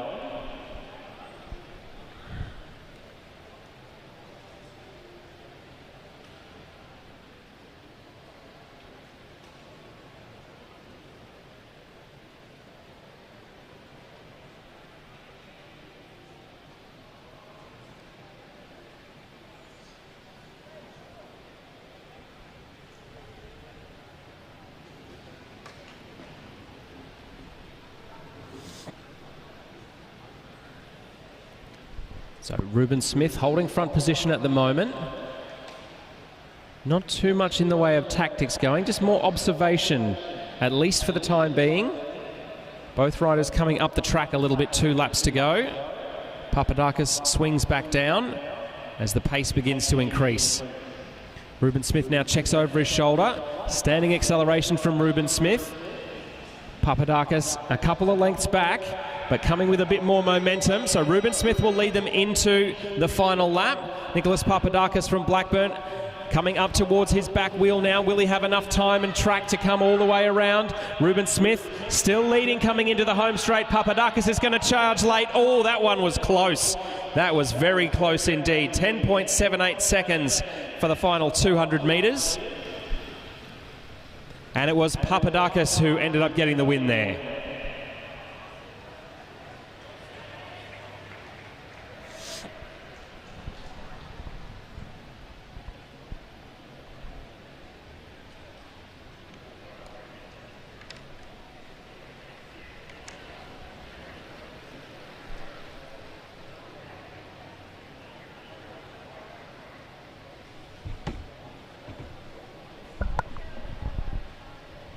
And the commissaires have announced there will now be a 5-minute break before we get into the second heats for each of our sprint finals.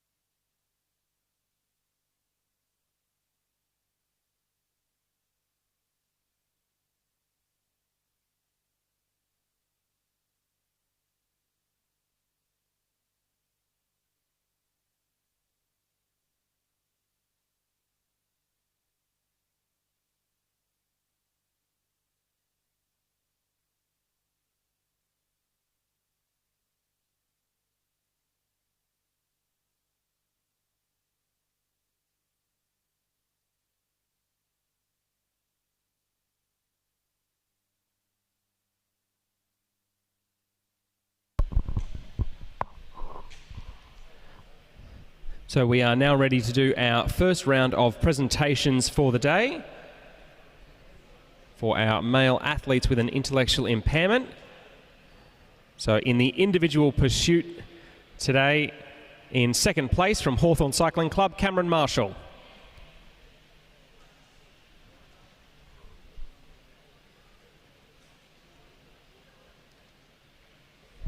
John Mitsunikos, AusCycling Commissaire, making the presentations. And in first place today from Preston Cycling Club, Harry Metzger.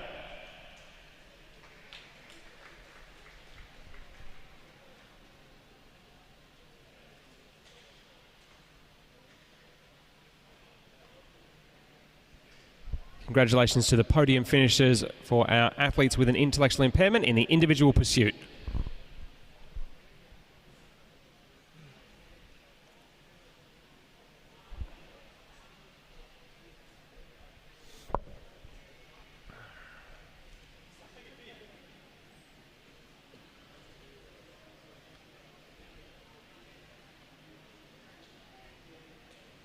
We will now have the presentation for the men's athletes with an intellectual impairment for the sprint.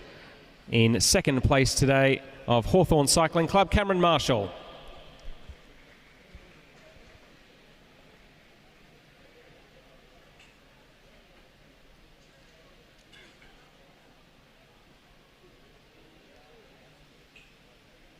And in first place, and the winner of the gold medal from Preston Cycling Club, Harry Metzger.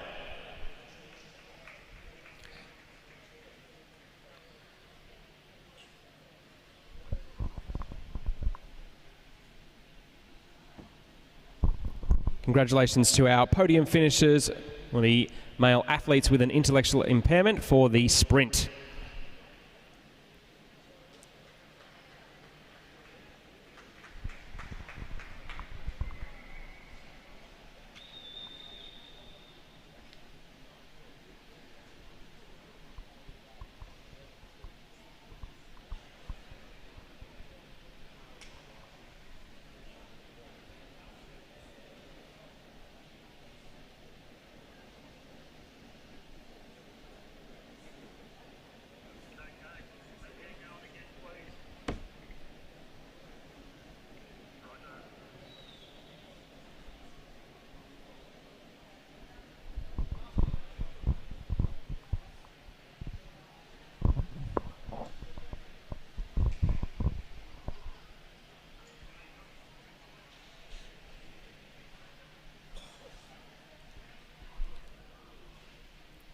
So with those presentations concluded, we're now moving on to Heat 2 of our sprint semi-finals.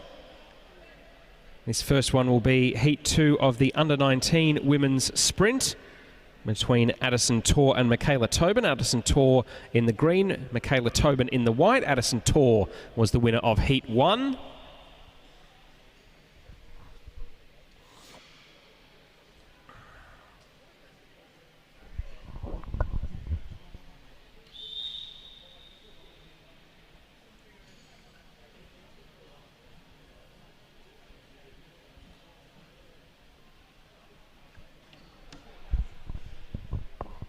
And as with the last hint with these two, Michaela Tobin not particularly interested in playing a positioning game or track standing. Gets rolling to a fairly brisk start, certainly compared to some of the very tactical track standing battles we had in some of our other semi-finals.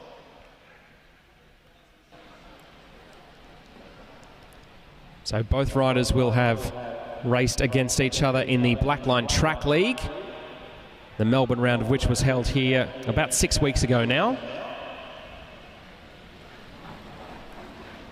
So Addison Torr now opening up the sprint. Coming in towards the bell now. So the rider from Bendigo and District Cycling Club with a lead of a few lengths. Michaela Tobin with a little bit of ground to make up. So this was the strategy for Addison Torr in Heat 1. She's applied the same tactic in Heat 2.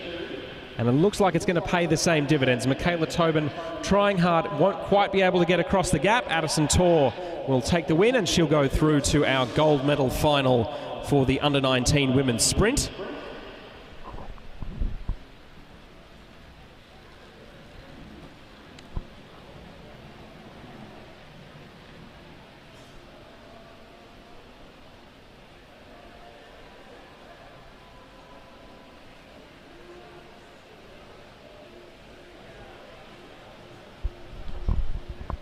So Addison Tor winning that sprint there with a time in the final 200 metres of 14.12 seconds.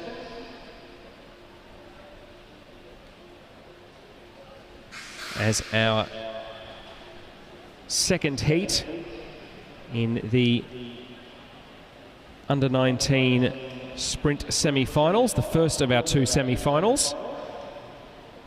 Our competitors getting ready to go. Riley Boyd in the orange and purple of Brunswick. Alistair Norris in the grey and fluoro yellow of Team Royal Bikes. The rider from Blackburn.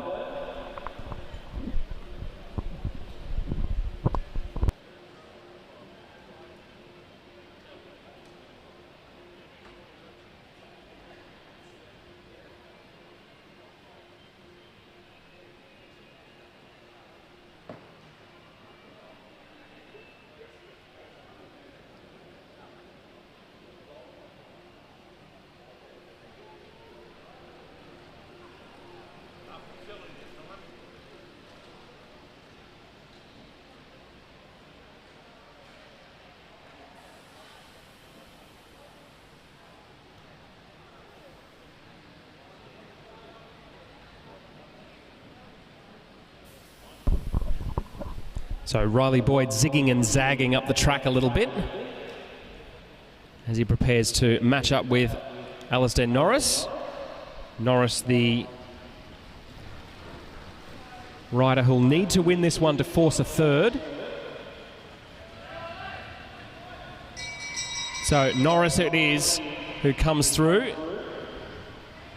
Boyd challenging down the back straight. He's up to the hip of Alistair Norris. He's now up to the shoulder as they come into turn 3. They are neck and neck coming out of turn 4. It's going to be close all the way to the line. Riley Boyd will get there. 11.14 seconds for that final sprint.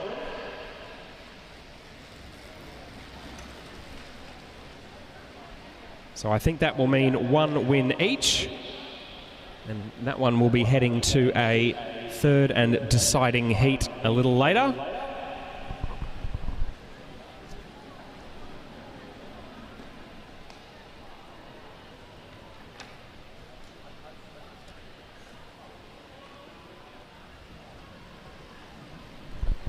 So a neck and neck sprint there between those two riders.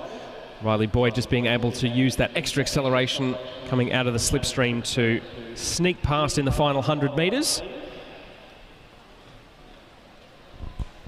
As our next two riders on track, Benjamin Woods and Lockie Trenton.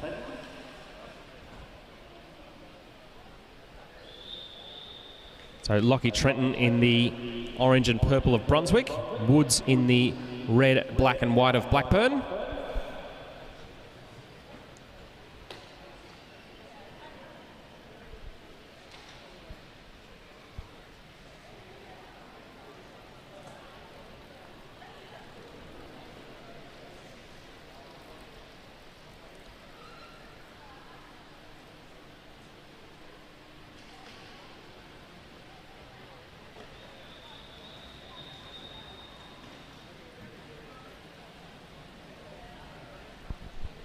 Benjamin Woods happy to give Lockie Trenton a few metres here. Dummies down the inside of the track a little bit. So both riders watching each other very closely here. Oh, a dummy move up and down. Zigging and zagging they are as they're starting to straighten up now at last. Coming into the bell, Trenton will lead them. Woods will have to accelerate from second place. The Blackburn rider now drawing level with the Brunswick rider as they come down the back straight. Woods really with a good turn of speed here. He won the first heat. He checks over his shoulder. He'll win the second heat as well. So he'll go straight through to the gold medal final.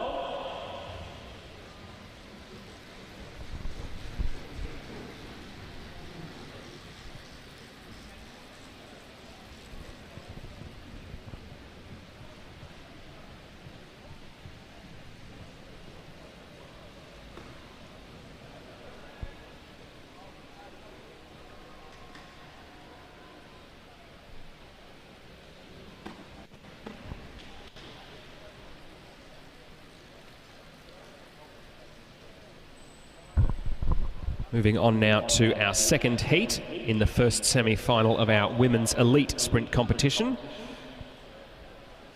between Imogen Gelbart and Ruby McLean. So Gelbart at the bottom of the track with the white socks and all black helmet. McLean settles into second wheel with the black socks and white stripe down her helmet.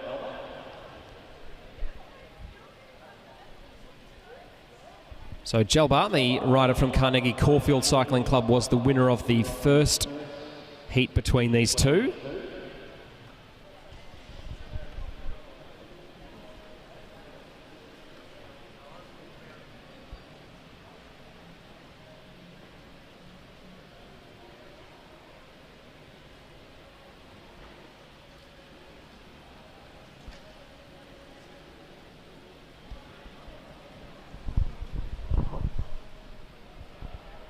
So Gelbart just intermittently, there we go, got it in the end, checking over her shoulder for McLean's position. So the Bendigo and District rider in second wheel, now starting to slowly close the gap to Gelbart.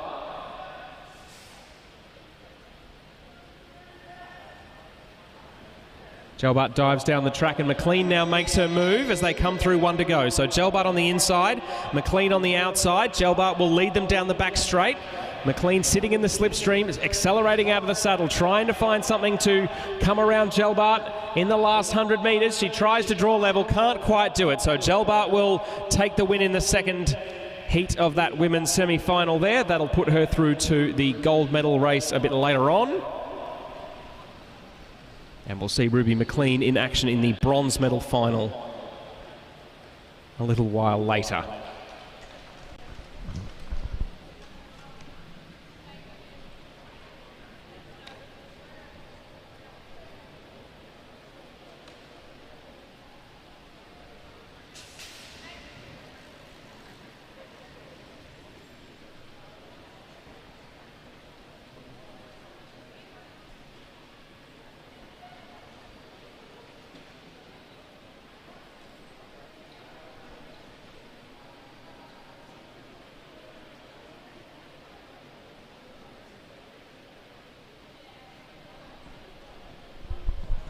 So the competitors in our second heat, in our women's elite second semi-final, now on track. Hope Harnetti in the yellow, Ning Chen from Blackburn in the black and red.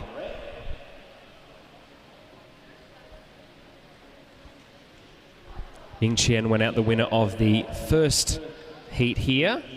So Hope Harnetti will need to take the win in this race to keep her gold medal hopes alive.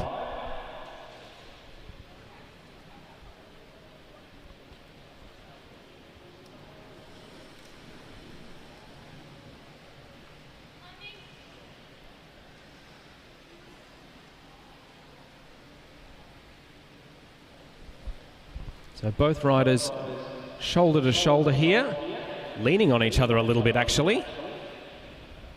So not at all uncommon to see a bit of body contact every now and then in track sprinting.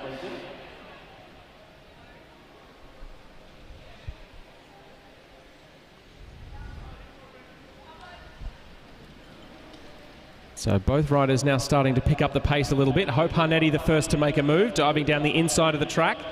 She's got a gap of, I would say, 2 or 3 bike lengths on Ning Chen. It might actually be more like 10 metres.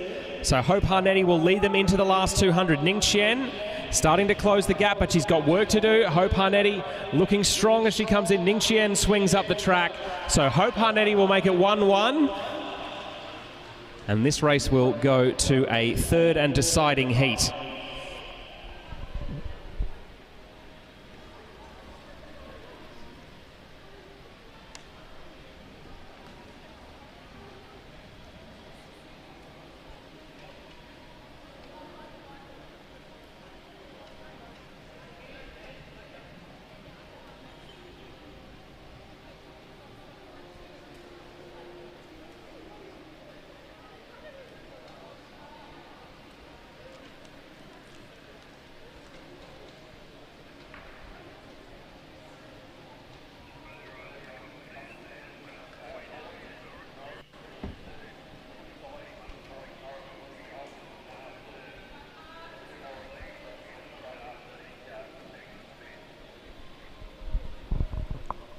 So we're now moving into our men's elite semi-finals. Our second heat, this one between Jade Madden from Castlemaine, he's in the yellow, and Daniel Power of Brunswick in the orange and purple.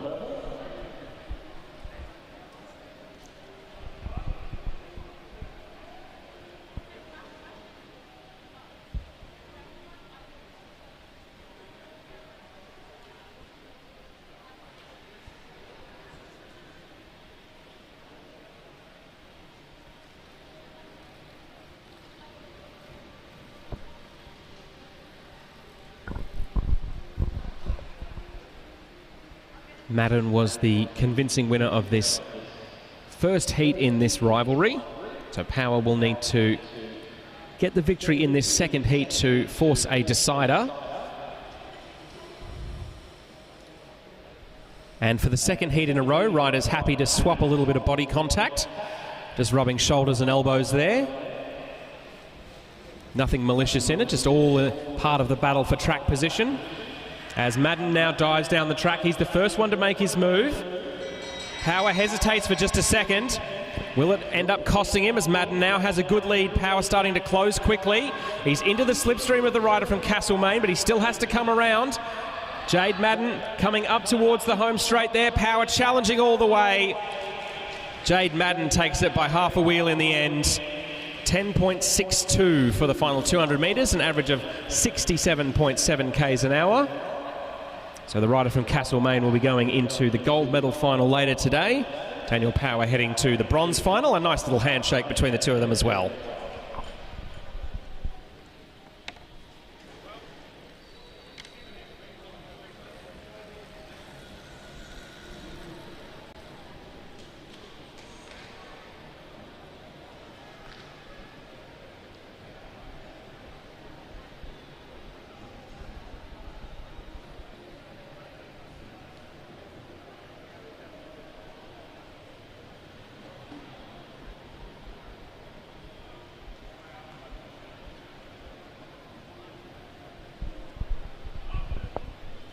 So heat number 2 of our second men's elite semi-final now on track.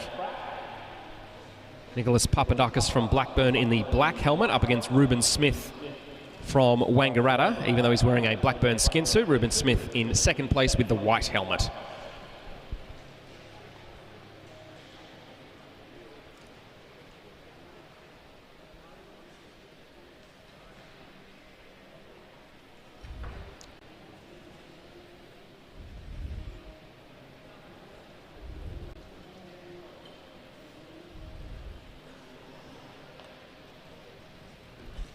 So a little bit of position battling there.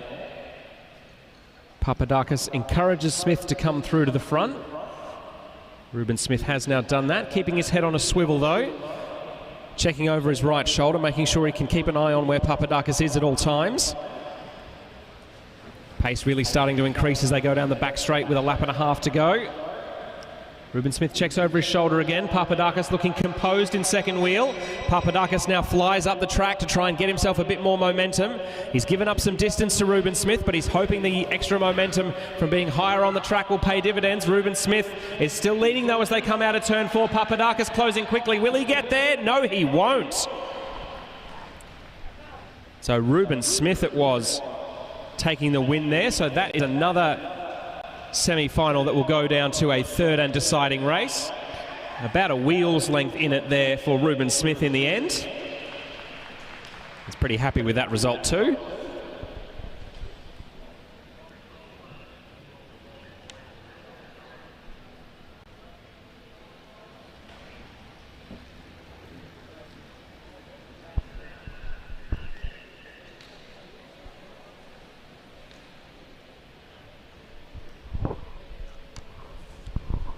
So we're now moving into our third and deciding semi-final races.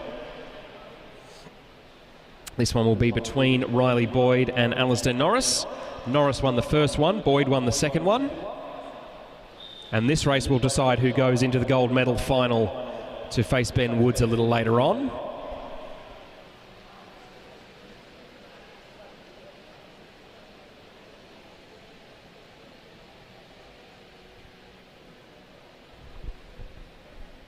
So the rules dictate that riders must maintain at least walking pace, and Alistair Norris and Riley Boyd don't seem too keen to exceed that at the moment, just in case there's a speed camera around the next corner.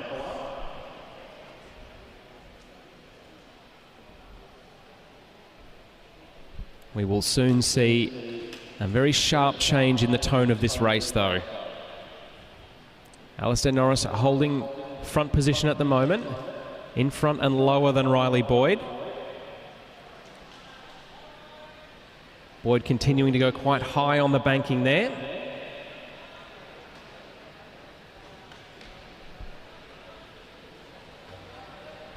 Two laps to go and the watching continues. Riley Boyd was our fastest qualifier in the flying 200s this morning. So of the two, you'd say he's the favourite, but Alistair Norris isn't here to think about who's the favourite. He's here about winning. So Norris it is who will lead them into the home straight. Riley Boyd in second wheel at the moment with some chasing to do. So as they come down the back straight now, Riley Boyd now moving up to the hip of Alistair Norris, coming up to his shoulder as they come out of turn 4. It'll be neck and neck all the way to the line, the throw to the line. Riley Boyd gets it. Not much in that one at all as they came up towards the line. I'd say maybe the width of a rim between that one. An excellent battle between those two. So Riley Boyd will progress to the gold medal final. Alistair Norris will fight it out for bronze.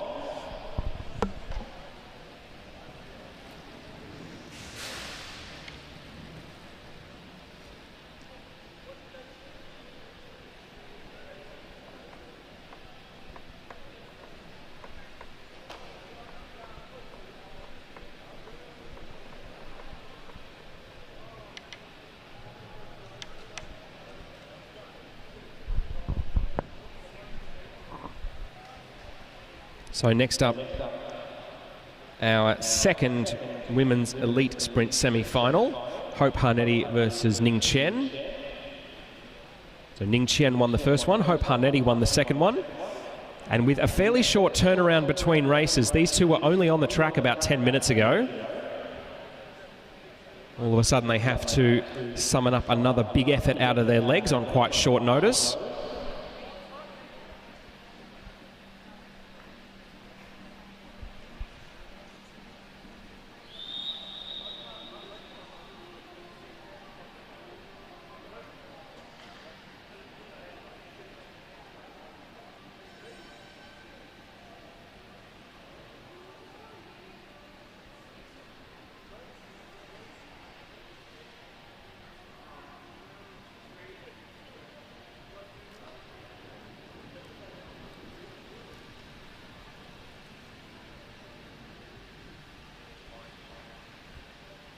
So Ning Chen holding first position there. Hope Harnetti comfortable in second wheel at the moment.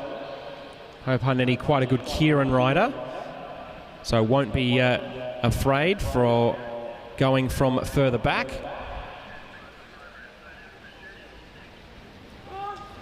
So Hope Harnetti accelerating and taking first position now as they're coming out of turn 4. They'll nearly be shoulder to shoulder as they come through the bell. Hope Harnetti was checking over the wrong shoulder there. Oh, a little bit of body contact there coming out of turn 2. Hope Harnetti comes out the best of it. So the rider from Castlemaine leading them as they come in towards the home straight now. Hope Harnetti will take the win. I think Hope Harnetti was checking over her shoulder there with 1 lap to go and was surprised to see that Ning Chen was actually below her rather than above her. That led to a little bit of body contact coming into turns 1 and 2 on that last lap. But both riders able to maintain their composure, and Hope Harnetti coming away with a win. So our gold medal final for our women's elite sprint will be Hope Harnetti versus Imogen Gelbart, and our bronze medal final will be Ruby McLean versus Ning Chen. In our men's under-19s, it will be Riley Boyd in the gold medal final against Ben Woods. And then the bronze medal final will be contested between Alistair Norris and Lockie Trenton.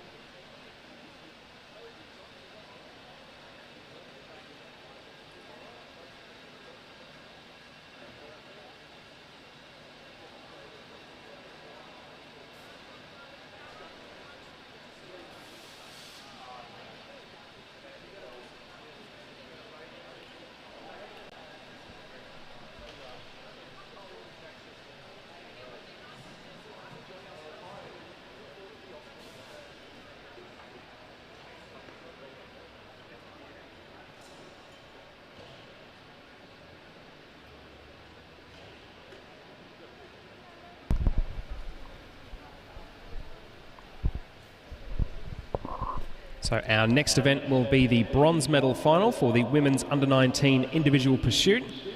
Starting in the home straight, in the all black will be Lavinia Ward of Blackburn. And in the back straight, in the black and green, will be Addison Torr of Bendigo and District Cycling Club.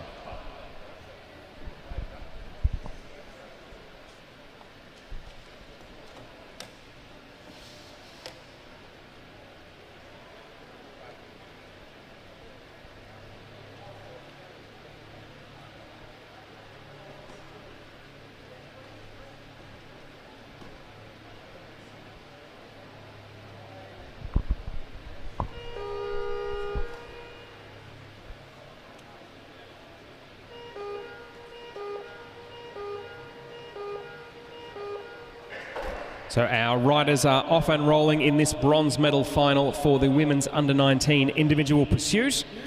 So 12 laps, 3,000 metres of riding ahead of both of them.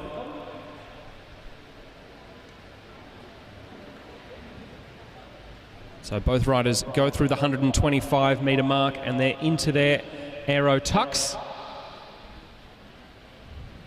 So Lavinia Ward leading, she's up by 1.2 seconds over Addison Torr after that first lap of 12.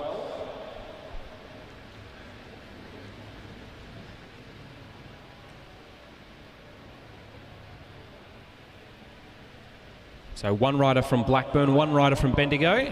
Not too much to separate them there, just 0.37 seconds as they came through 500 metres. Lavinia Ward on the happy side of that divide.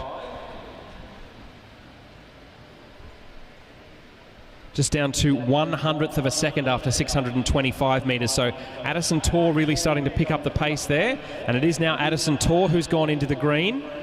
0.23 of a second over Lavinia Ward at 750 metres done. So Addison Torr holding a lead after the first quarter of this race. So coming into 1,000 metres now, a third of the distance done. Addison Torr up by 0.22 seconds over Lavinia Ward. Lavinia Ward back in front after 1,125 metres, just 200ths of a second separating them. So these two are neck and neck. This is really close so far. Lavinia Ward picking up a bit of speed now. She's nearly half a second up on Addison Torr.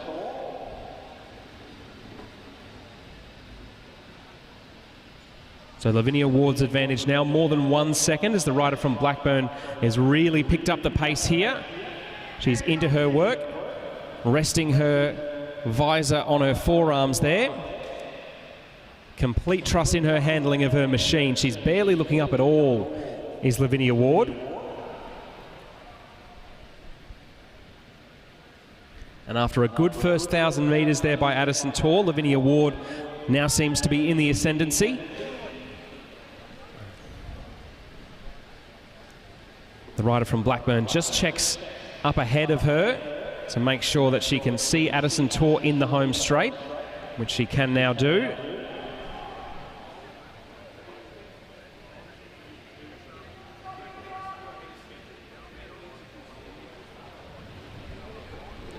All right, Lavinia Ward has now caught and passed Addison Torr. Lavinia Ward looking to set a good time here, maybe even a personal best. 3 laps to go now for the rider in black.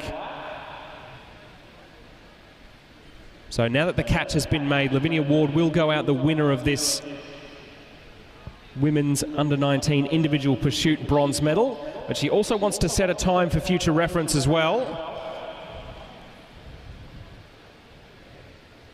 Possibly even to measure up against the 2 riders who will be up shortly in the gold medal final.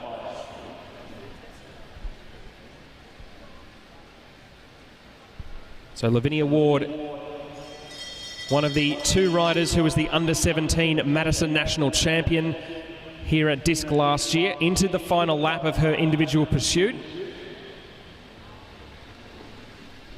Still looking absolutely rock solid in that position as she comes down the back straight. Coming up towards the line now to stop the clock. 3 minutes 55.412 for Lavinia Ward.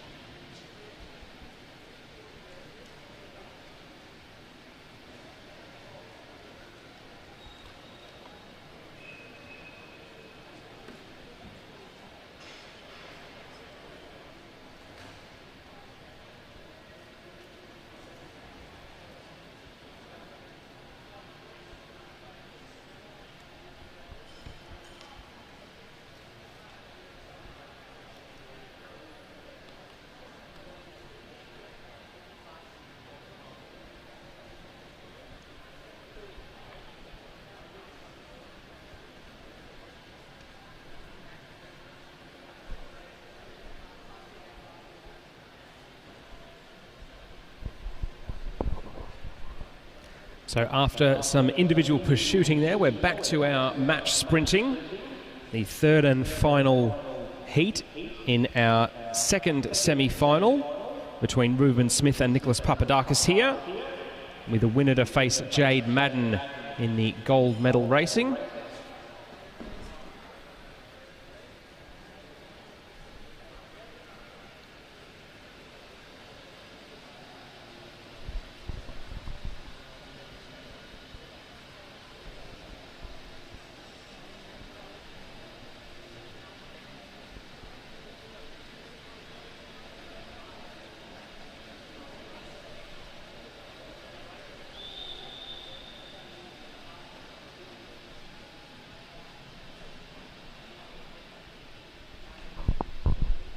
So the two riders both clad in the colours of Blackburn Cycling Club. Papadakis in front with the black helmet and white socks.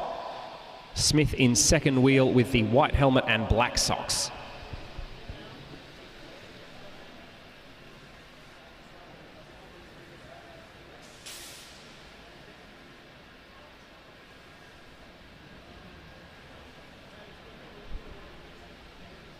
So these two have proved evenly matched so far. Papadakis won the first sprint. Smith won a nail-biter of a second sprint. And both riders picking up good speed with a lap and a half to go. Papadakis taking Smith high on the track here, trying to limit the leverage that Smith can potentially gain over him. Papadakis now dives early, coming into turn 2 there. Smith now charging from behind. Will he be able to come around Papadakis? Papadakis leading as they come out of turn 4. Smith challenging all the way, but Papadakis will hold on. A little fist pump there for the rider from Blackburn. He'll go through to the gold medal final, and it will be a trip to the bronze medal final for Reuben Smith. So it will be Jade Madden and Nicholas Papadakis in the men's gold medal final for the elite sprint. And then Daniel Power and Reuben Smith will battle it out for bronze.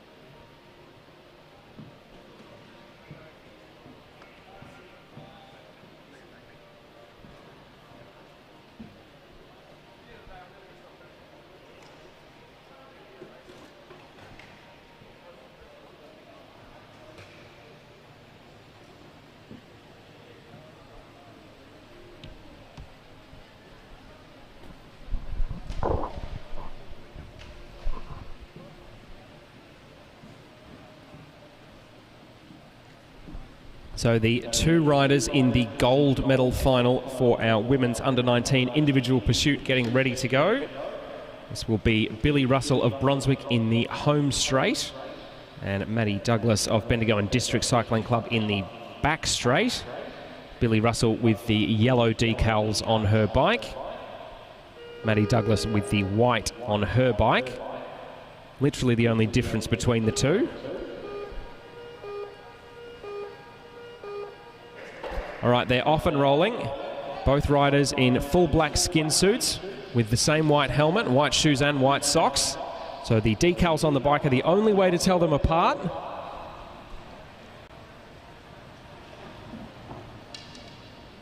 So a strong start here. Maddie Douglas marginally ahead on the first half a lap. Both riders into their aero tucks now. So Maddie Douglas up by 0.67 of a second, 2/3 of a second already for Maddie Douglas. We saw Billy Russell come home with a wet sail in the qualifying round earlier this morning. Be interesting to see if that follows suit here.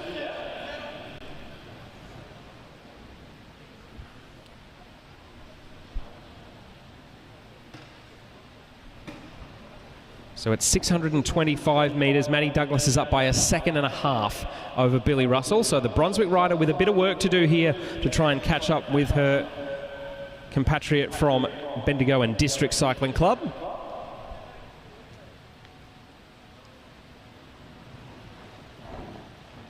Both riders now well and truly settled into their rhythm and into their position. I think Maddie Douglas's cadence might have slowed just a touch. She still has 0.71 of a second's lead at the 1,000 metre mark, so a third of the way through this individual pursuit gold medal final for junior women.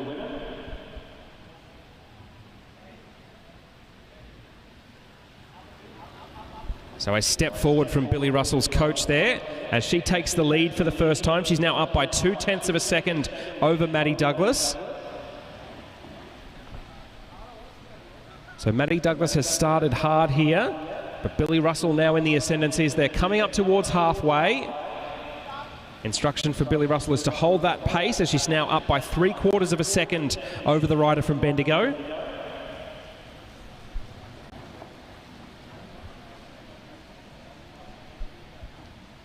Still at 0.75 of a second, so both riders lapping in the same time for that previous 250 metres. Maddie Douglas takes back 0.1 of a second there. So this race ebbing and flowing a little bit between Russell and Douglas, both riders seeming to have good laps and bad. Maddie Douglas continuing to close down the gap. Billy Russell still up by more than 0.5 seconds though. Now it's under 0.4 of a second. Maddie Douglas is really starting to make some progress. This will be a very, very tense and tight finish here. So they're just about to come into 3 laps to go. Billy Russell and Maddie Douglas. This is going to be tight all the way to the line here. 0.33 of a second with 3 laps to go. So Maddie Douglas has been just gradually chipping away at the lead of Billy Russell there. 0.1 of a second at a time or even less. But will she have one last burst in the tank? They come through 2 laps to go now. It's 1/4 of a second. It was 0.5 a second, then it was 1/3 of a second. It's 1/4 of a second with 2 laps to go now between Billy Russell and Madeline Douglas. So both riders going to get the bell pretty much simultaneously here. They come in to the bell, 0.06 of a second separating the two of them, Billy Russell and Maddie Douglas. This is going to go all the way to the line. There's going to be absolutely nothing in this one, folks. They're both in their final 125 metres. Maddie Douglas has gone into the green. She's now leading. Does Billy Russell have enough to come back and take it at the last? Maddie Douglas takes the win. A wonderful seesawing women's under-19 individual pursuit final there. Genuinely had no idea who was going to take that one all the way up to the line. So Madeline Douglas from Bendigo and District Cycling Club goes out the winner there. A valiant silver medal for Billy Russell. And warm applause for the crowd for both athletes, and richly deserved too.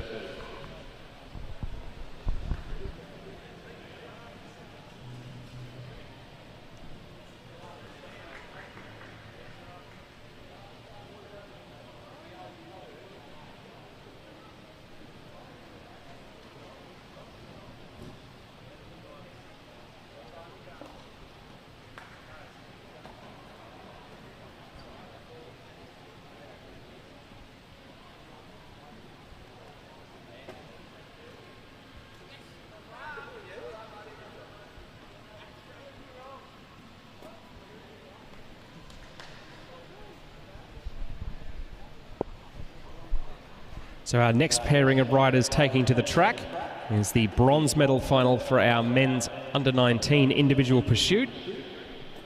In the home straight, in the white jersey there, that is Declan Pritchard from Geelong Cycling Club. He'll be going up against Benjamin Lucia from Brunswick, who's in the fluoro yellow, starting in the back straight.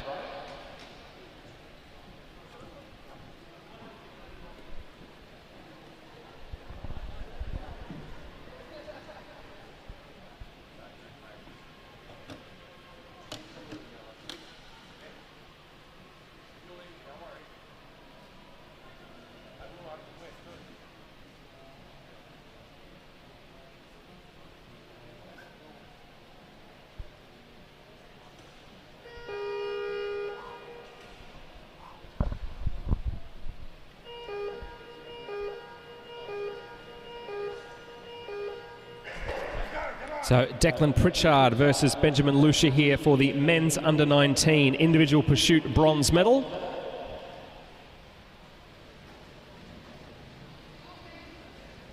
So Lucia with an early lead here. I think Declan Pritchard perhaps a little bit slow out of the gate. He's got several bandages across his arms and wrists, Declan Pritchard, so I think he might have had a recent tumble that might have hindered his ability to thrash himself straight out of the start gate.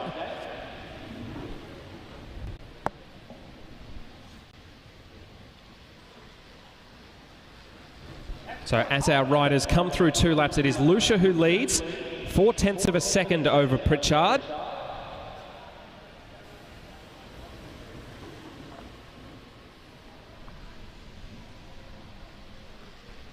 So this 3,000 metre individual pursuit final, it's about half a second at 750 metres.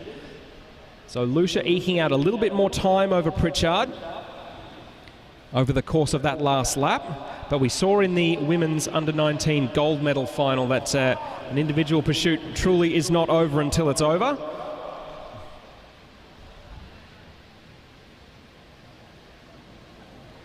Benjamin Lucia looking very solid and strong in his aero tuck.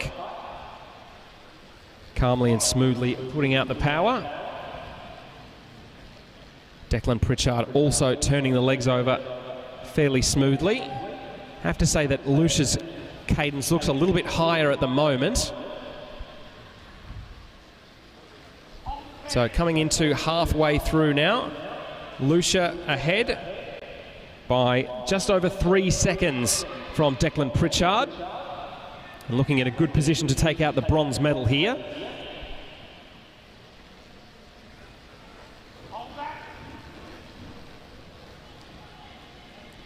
The call comes for Declan Pritchard to lift. And the coach in the infield there, Benjamin Lucia, trying to maintain the rage. 2,000 metres done for Benjamin Lucia, 2:20.314.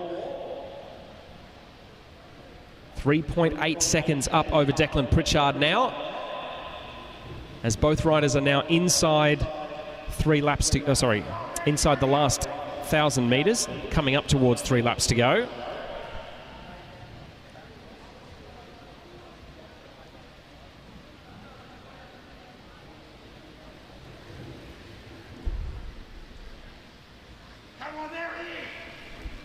Two laps to go now for Benjamin Lucia at the front of this race. Still holding a good solid lead over Declan Pritchard there, 4.31 seconds. I'd say that Pritchard has stabilised the gap a little bit in this last section. So the rider from Geelong looking to finish strongly here as Lucia now takes the bell. Bell as well for Declan Pritchard in the home straight. Benjamin Lucia now 125 metres away from what will be a bronze medal in the under-19 men's individual pursuit at the state championships. Goes up towards the line, crosses the line in 3:28.355, and then it'll be a valiant 4th place for Declan Pritchard, 3:33.327.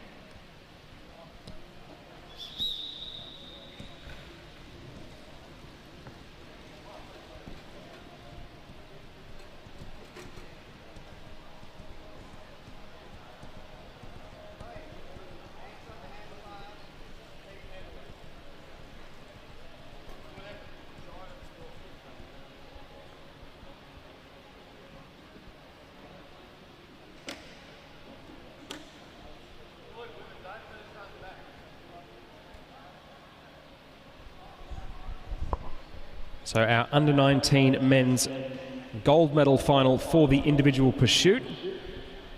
Our riders getting ready to step up to the track. In the home straight, it will be Alistair Forsyth in the orange of Team Brennan from Ballarat Sebastopol Cycling Club. And in the back straight, Alasdair Norris in the grey of Blackburn.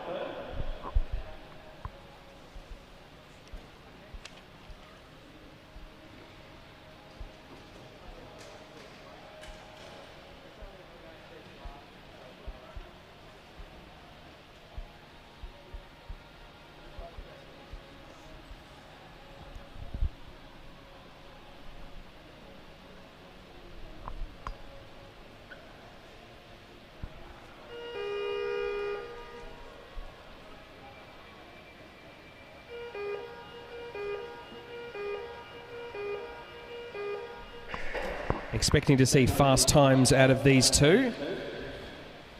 So Forsyth, a former age group time trial national champion on the road, a discipline that obviously has a lot of similarities to the individual pursuit on the track.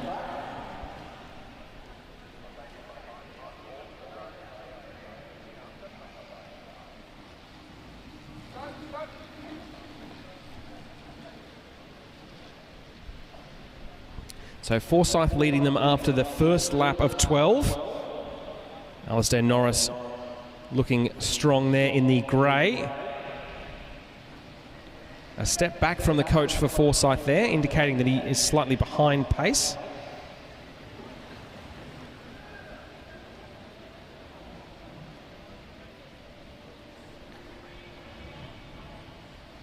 So Forsyth leading comfortably now at the 750 metre mark, a quarter of the way through. 4.39 seconds over Alistair Norris from Blackburn.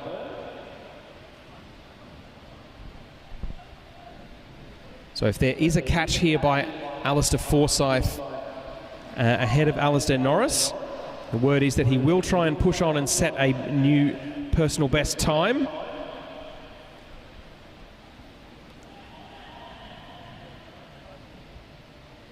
Forsyth set a 3 minutes 17.166 in qualifying this morning, and as he goes up and passes Alistair Norris on his right-hand side, he'll be looking to improve on that now. So through the halfway mark for Alistair Forsyth.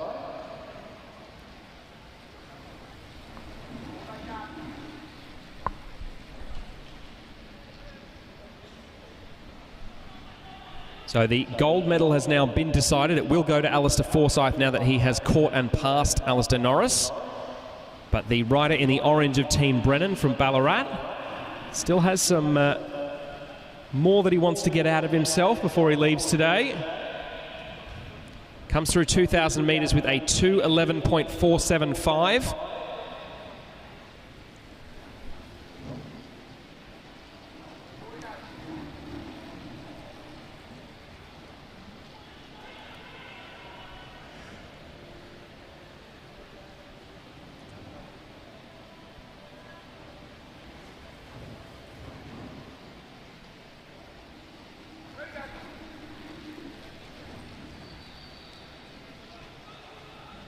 Two laps to go now for the rider from Ballarat. He's currently 2:44 through 2,500 metres. And be looking to polish this off in a hair over 3:15, I would say, as he gets the bell there. Just over 3 minutes flat. So Alistair Forsyth pushing all the way through turns 3 and 4 here. Coming into the home straight now, he'll take the gold medal and he'll finish in a time of 3:16.918. So about 2/10 of a second faster than he went in qualifying this morning. And Alistair Norris will go out the winner of the silver medal for the men's under-19 individual pursuit in a time of 3:31.423.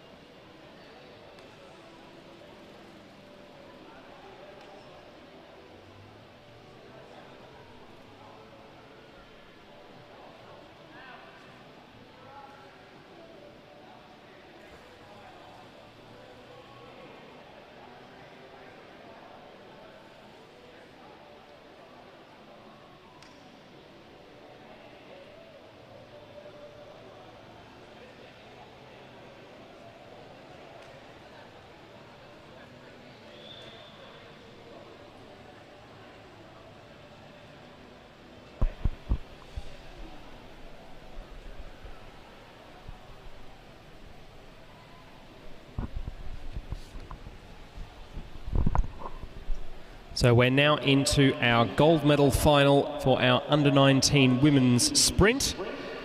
This will pair Alana Lake in the red and black of Blackburn up against Addison Tor in the green of Bendigo.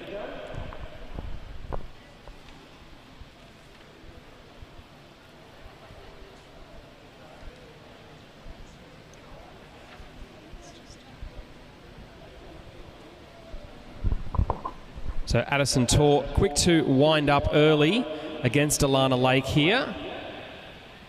The Blackburn rider now getting back into the slipstream of the woman from Bendigo.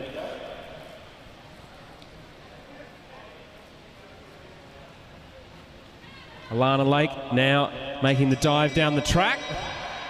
So the rider from Blackburn now in first position there. Addison Tor doesn't look like she'll be able to get across. So Alana Lake is going to win the first of the heats in our women's under-19 sprint gold medal final. So a comfortable win there for the rider from Blackburn.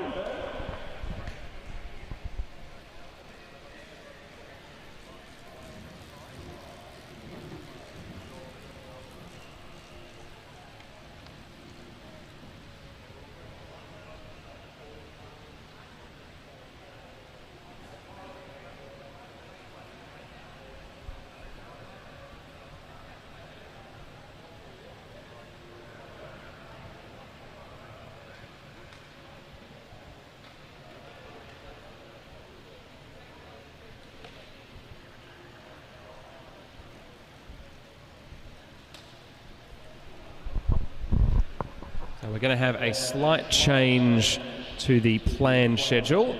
Alistair Norris has only just come off his individual pursuit bike, and he would ordinarily be getting straight onto his sprint bike for his bronze medal final heat in the sprint.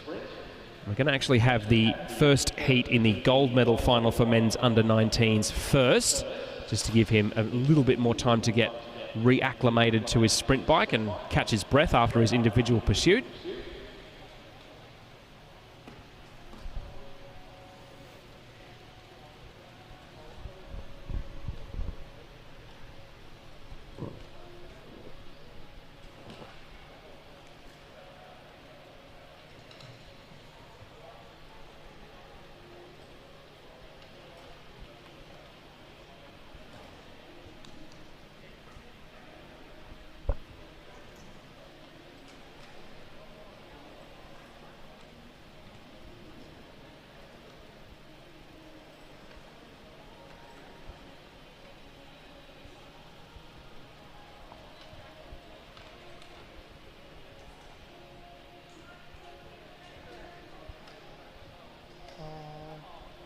A cold drink? I mean, there's Coke in the fridge there, but I can... Oh, if you can, lemon lime bitters would be good. So the first heat of our under-19 men's gold medal final between Ben Woods and Riley Boyd. Woods in the red and black of Blackburn, Boyd in the orange and purple of Brunswick.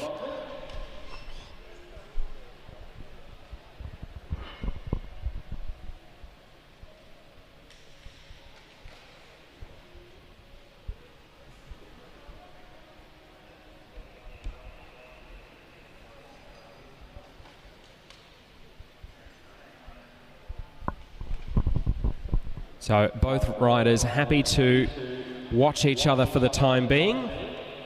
Woods low on the track, Boyd's high on the track. Neither really conceding an inch to the other tactically at the moment as Boyd just comes down the banking. Ordinarily a rider would do that to gain enough speed to make an overtake, but that doesn't seem to be on Riley Boyd's agenda right now.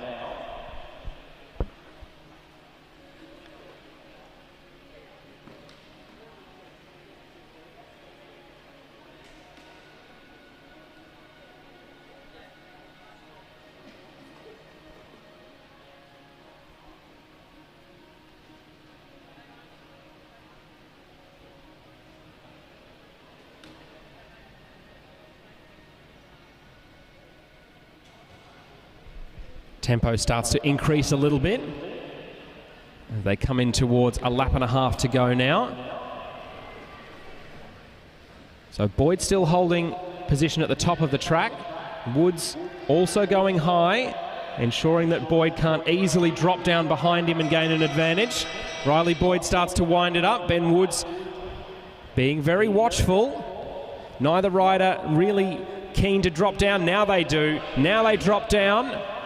So Benjamin Woods holding first position. Will Riley Boyd have enough time and track to come around the outside?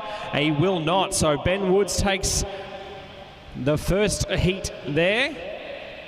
So edges himself a little bit closer to a gold medal in this men's under-19 sprint.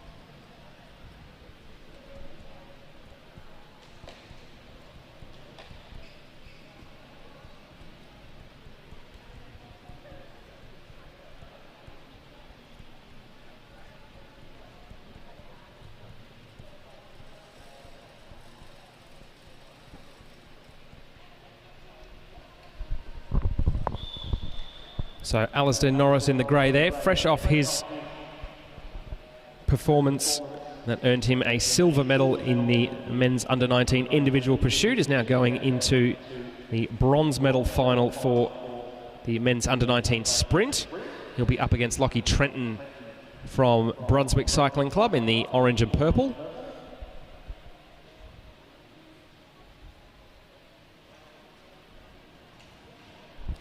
Be very interesting to see how having so recently completed that individual pursuit will affect Alistair Norris here.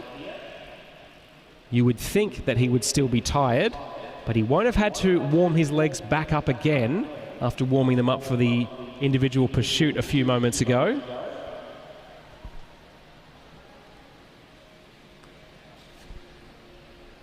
So Lockie Trenton trying to dummy down the track from second wheel there to try and spook Alistair Norris. Norris didn't bite, now starts to lead it out with a lap and a half to go. They both dive down the track together. Alistair Norris will lead them into the final lap. Lockie Trenton trying to come around the outside, the rider from Brunswick, up to the hip of Alistair Norris as they head down the back straight. And Lockie Trenton, I think, is going to take this one. Alistair Norris swings high up the banking and concedes that Lockie Trenton will take this first heat for this bronze medal final.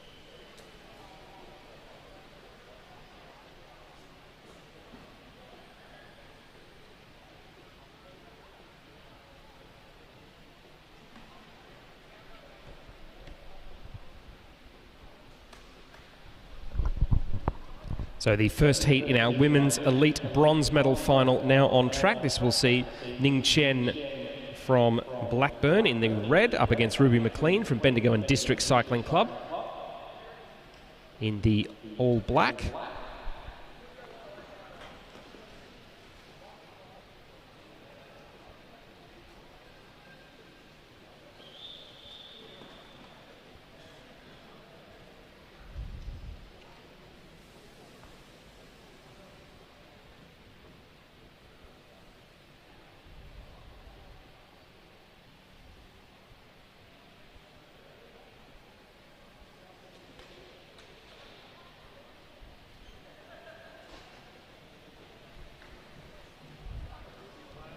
So things quite tactical early on. So McLean it is in first place there. Ning Chen in second wheel.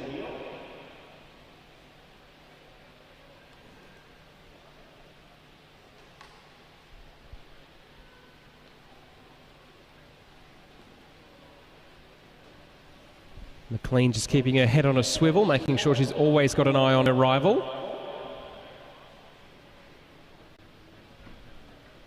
Amazing. Both riders staying low on the track, close to the Côte d'Azur.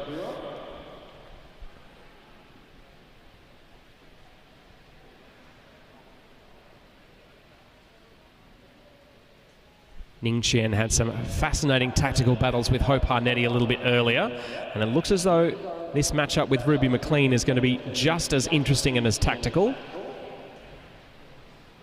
Riders going to have to start accelerating now because they're about to come in and get the bell. Ning Chen now makes an acceleration up the inside as both riders are now out of the saddle as they come through and get the bell. So Chen on the inside, Ruby McLean on the outside in the black. Ruby McLean, the rider from Bendigo, has a good jump there and has got half a bike length's lead. It's a whole bike length now. Ruby McLean looking strong coming out of turn 4, and the rider from Bendigo will take heat number 1 here in this women's bronze medal final.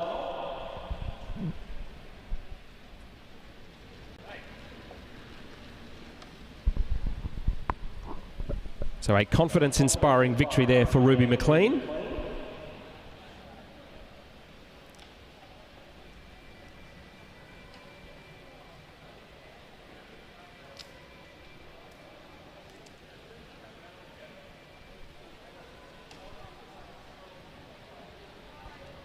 As next up on the track, our 2 riders in the Women's Elite Sprint Gold Medal Final. Imogen Gelbart in the all black from Carnegie Caulfield Cycling Club. Hope Harnetti in the yellow of Castlemaine.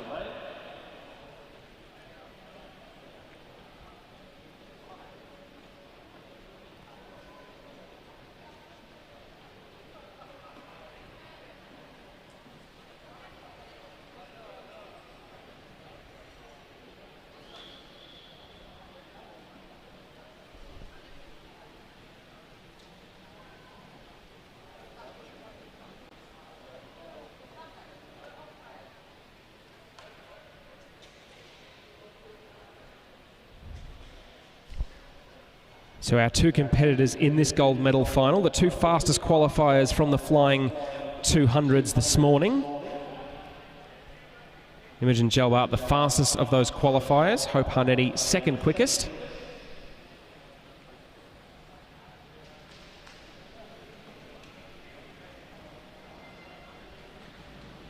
And some movement up and down the track as Hope Harnetti now moves into first position. Winding up very early is Hope Harnetti. She's got 2 or 3 bike lengths on Imogen Gelbart. She's trying to capitalise that and go early, maybe trying to catch her rival unawares. Standing acceleration from Harnetti as they come through the bell. Gelbart now up to the back wheel of the rider from Castlemaine, and Gelbart accelerates around the outside as they go down the back straight. Hope Harnetti kicks in the clutch and concedes that Imogen Gelbart has gotten the better of her in this first heat of 3 for the Women's Elite Sprint Final for the gold medal. So first blood there to Imogen Gelbart. Final 200 metres covered in 11.86 seconds.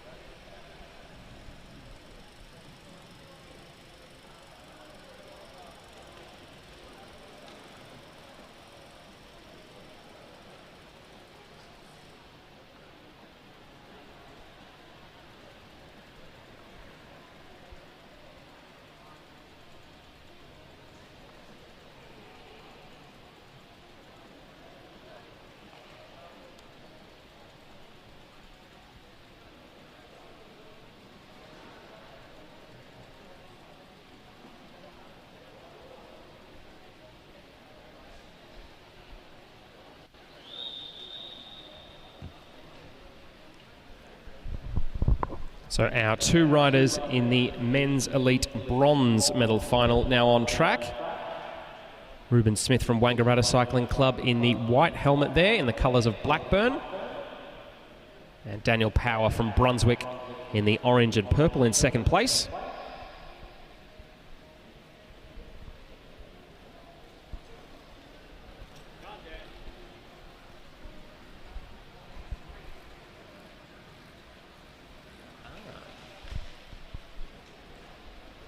So Ruben Smith currently residing in Adelaide, training with the South Australian Sports Institute, but he's come back to Victoria to get among the racing action this weekend. So coming into a lap and a half to go, both riders now getting up a fair turn of speed here. Daniel Power going all the way to the top of the banking, trying to get as much momentum as he can. Ruben Smith will lead them through the bell. Daniel Power with some ground to make up, but he's got the banking on his side there. The momentum carries Power past. Will Smith have anything left? He's resisting well. Power comes up, and Power it will be. A full bike length in the end. So the first heat of that bronze medal final going to Daniel Power there over Ruben Smith.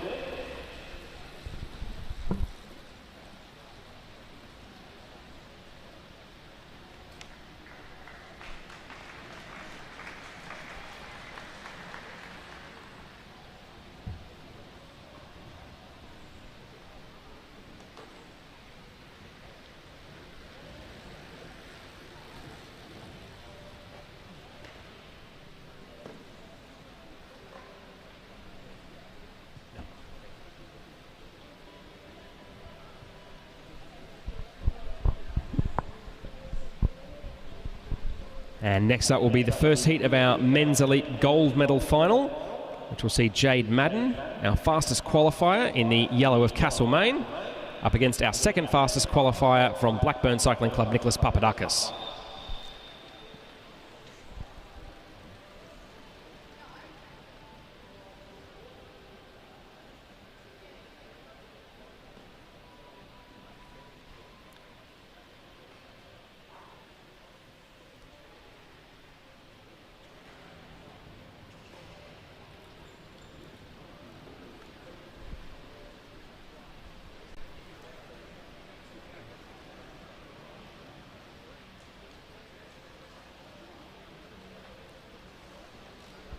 So both riders rolling fairly smoothly through lap one.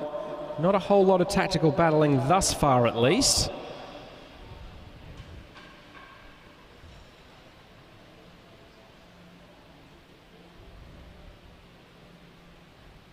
So Jade Madden in the higher position on the track. Nicholas Papadakis just a little lower and a little bit further forward.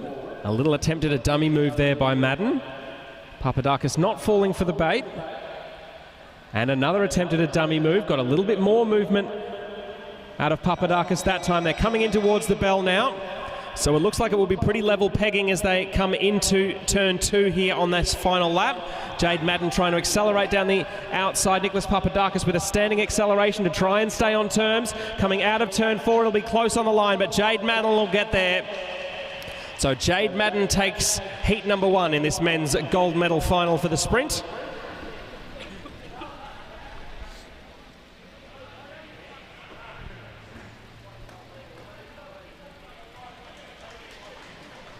So a little bit of a chat between the two riders there at the conclusion of that race. A little bit of a laugh and joke between them, which we always like to see.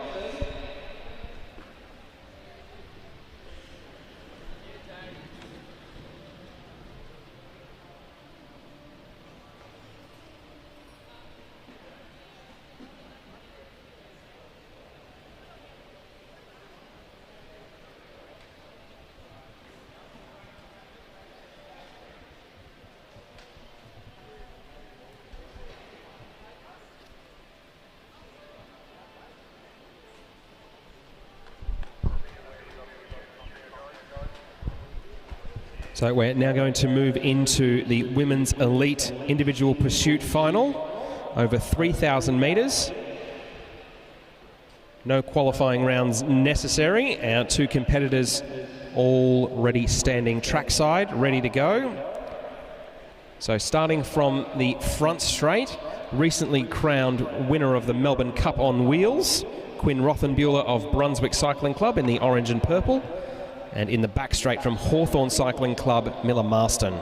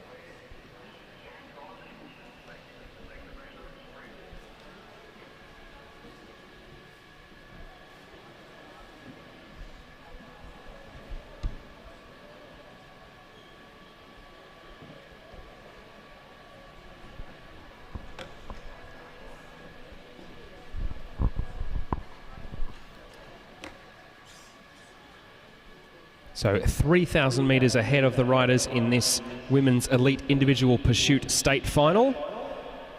Quinn Rothenbuehler will start from the home straight in the colours of Brunswick, the orange and purple. Miller Marston in the navy blue from Hawthorn will be in the back straight.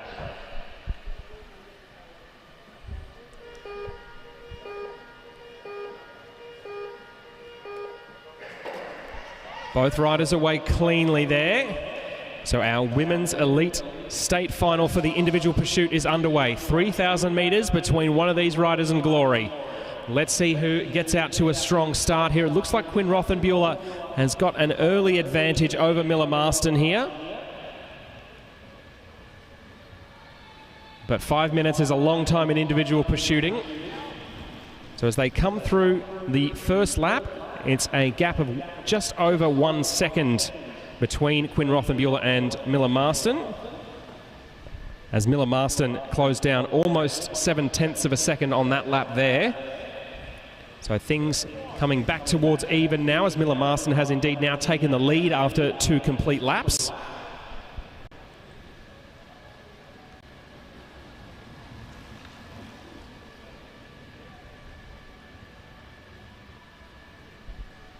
So both of these riders were right in amongst the thick of the action in the Melbourne Cup on wheels. Quinn Rothenbuehler ended up getting the victory on that day, but Miller Marston has really got the bit between her teeth now as they go through just shy of 1 kilometre. Miller Marston coming through to check off the first third of her individual pursuit effort now. She crosses 1:20.361 for the first K. 1 3/4 seconds ahead of Quinn Rothenbuehler.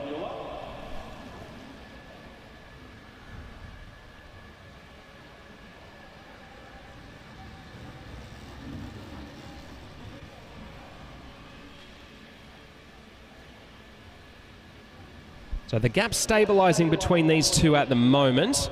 They're not too far away from coming through the halfway point of this 3,000 metre individual pursuit.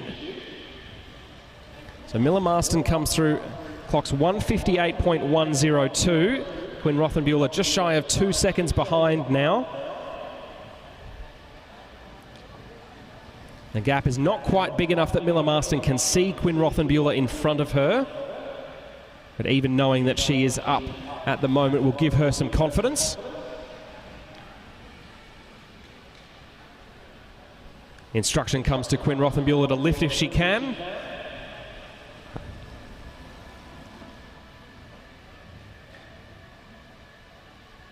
So Miller Marston coming up to the 2 kilometre mark now. 2 minutes 36.199, 2 3/4 seconds up on Quinn Rothenbuehler. So the rider from Hawthorn looking in a commanding position here as they're inside the last 4 laps now.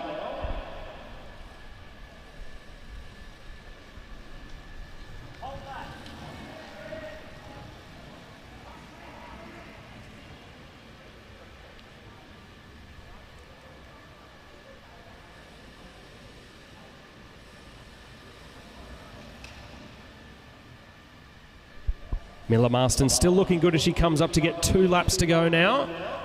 3 minutes, 14.693. Quinn Rothenbuehler over 4 seconds down now. So Miller Marston looking good to take out the gold medal in this women's individual pursuit final.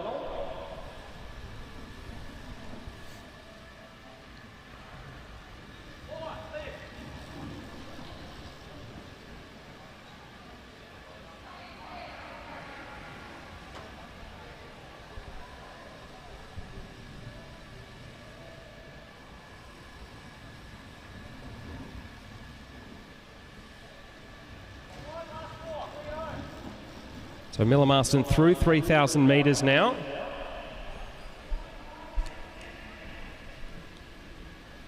I made a bit of a mistake before. It's actually a 4,000 metre individual pursuit final for the women's elites.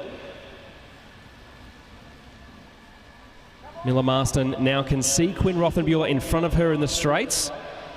Knows that the potential of a catch is there. Quinn Rothenbuehler getting plenty of encouragement from teammates and clubmates on the inside of the track and in the crowd as well.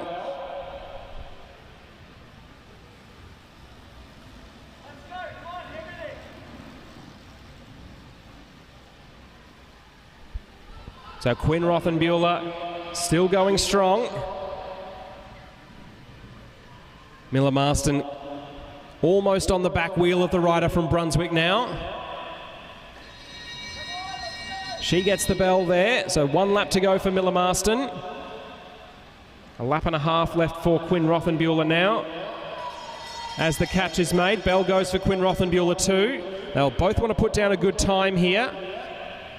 Miller Marston now coming into the back straight. She'll go up and she will take the win in this women's elite individual pursuit final. 5:08.519 for the rider from Hawthorn. So she goes out the winner over Quinn Rothenbuehler by 10.92 seconds in the end. So Miller Marston, your new women's elite individual pursuit state champion. And a silver medal for Quinn Rothenbuehler from Brunswick.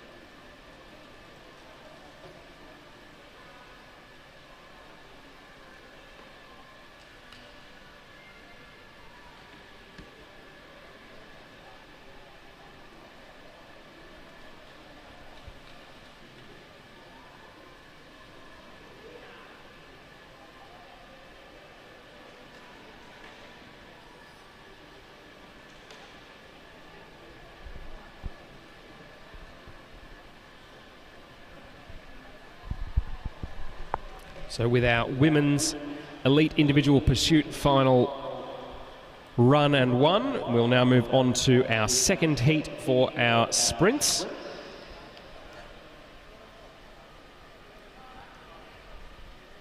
So next up will be Heat 2 of our gold medal final for under-19 women between Alana Lake and Addison Torr. Alana Lake, the rider in the red from Blackburn, the winner of the first heat, and potentially only one win away from taking the gold medal and the state title. Addison Torr will have other things to say about that, though, I'm sure. A rider in the green from Bendigo and District Cycling Club.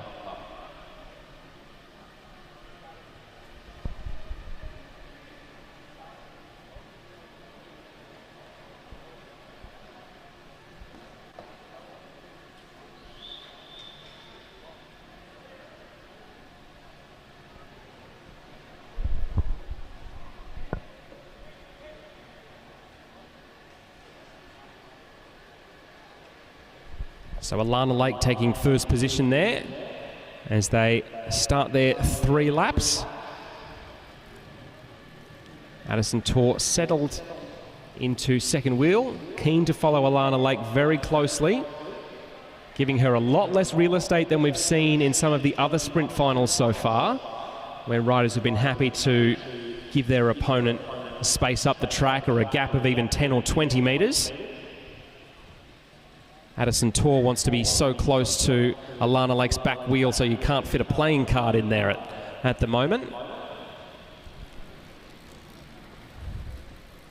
Now moving up to the inside of the rider from Blackburn, forcing her high up the track. Addison Tor now makes the dive down, as does Alana Lake. So coming into one lap to go, Addison Tor will lead them in. Alana Lake in second place at the moment, trying to close down the gap to the rider from Bendigo and District Cycling Club. The Blackburn rider now moving up and around the outside of Addison Tor there. Alana Lake looking strong as she comes out of the final turn and into the home straight. So Alana Lake will take the win, and she will be your new state champion for the women's under-19 sprint.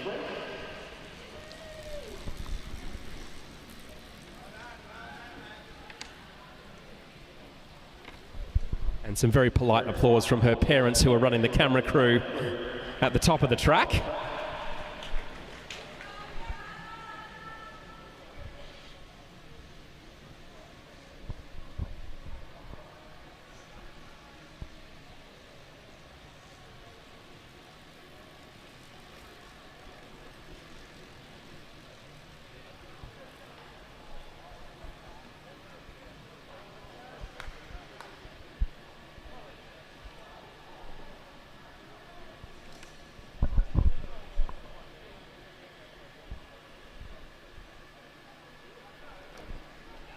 So next up, we are keeping the same order as for our first lot of heats for our men's under-19 sprint. So our gold medal final will go first, rather than the usual position of second. Just want to make sure all competitors have a roughly equal chance to recover between their efforts. Right, off and rolling. So Riley Boyd, the rider from Brunswick, in first wheel, just looking over his shoulder at his rival Ben Woods there. Woods was the winner of the first heat between these two. So Boyd will need to win this one to force a decider.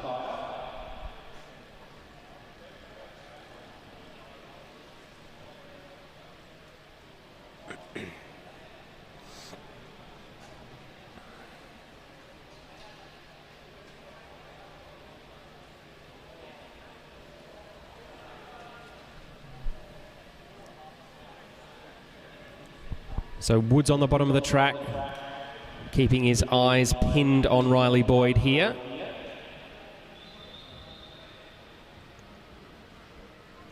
A little swing down the inside of the track there from Riley Boyd has forced Ben Woods back to second place, but I'm not sure how concerned the Blackburn rider is with being in that position. Boyd decides to open up his sprint as Woods went high on the track to try and get some leverage. Riley Boyd sent it to try and get as much distance as possible. Woods closing quickly now on Boyd. Coming up, they're level coming into turn 3. It looks like Woods has the momentum. He will hold on. So Ben Woods will take out the win in the second heat there and take the gold medal. Silver it will be for Riley Boyd.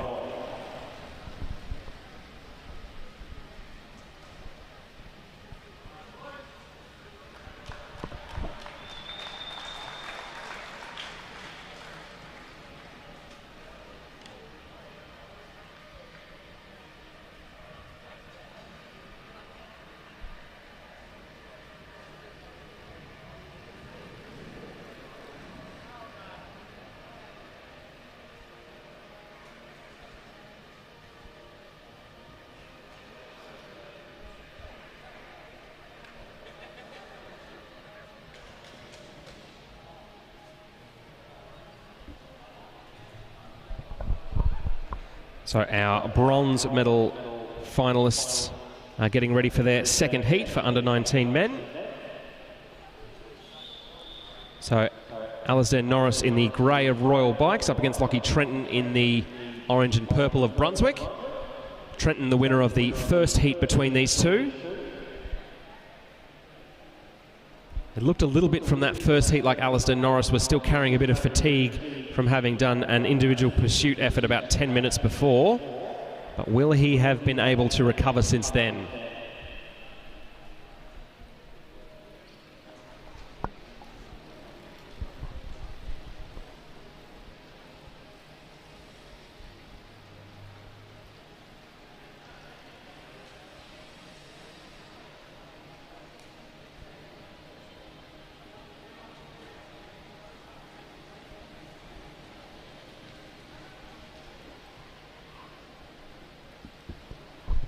So both riders very high on the banking at the moment. And now a dive inside from Lockie Trenton. He's the first to move down the track. Alistair Norris has the challenge now of trying to close a gap of, I would say, 20 metres as they come into the final lap. Alistair Norris has it all to do here. Lockie Trenton looking strong as they head into the back straight, but Norris is starting to close the gap now. Alistair Norris coming up towards the back wheel here of Trenton. It'll be close on the line. They throw to the line. Norris just gets there. And a fist bump between the two of them almost immediately there. They knew that one was a good race. I reckon Alistair Norris only took the lead with about 10 or 15 metres before the line. He really needed to wring himself dry there, Alistair Norris, to get all the way across that gap. I don't think it was a bad tactic from Trenton to try and jump out to an early lead and challenge the tired legs of Norris to get across, but the rider from Royal Bikes was more than up to the task. So that one will go to a decider.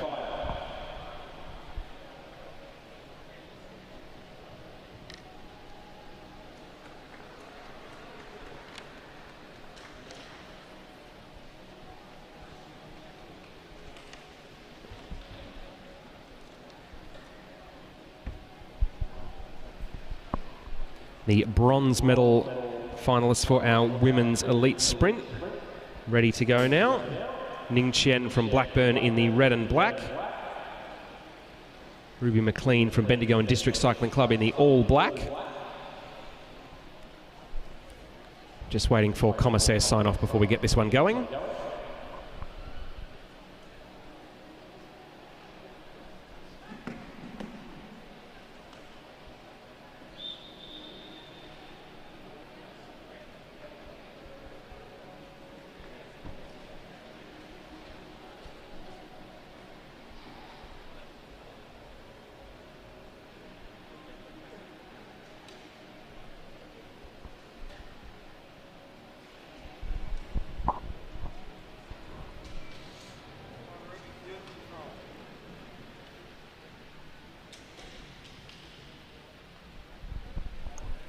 So tempo comparatively high in this opening lap. Ning Chien looking to change the calculus from last time where it was very slow early on and Ruby McLean ended up getting the better of her. So the Blackburn rider injecting a little bit more pace and seeing if that will change her fortunes. Ruby McLean now making a standing acceleration. Ning Chien also starting to turn on the gas here. So as they come through, one lap to go, Ning Chien leads them into turn one. Ruby McLean up to her hip as they come down the back straight now, level with her shoulder as they come into turn three. This will be very close on the line. McLean challenging around the outside, and she will get there in the end. So Ruby McLean takes the win and takes the bronze medal in the women's elite sprint final.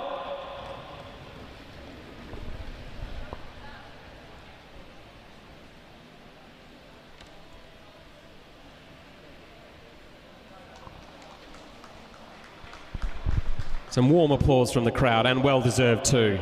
Some excellent sprinting action from both of those riders throughout today's racing.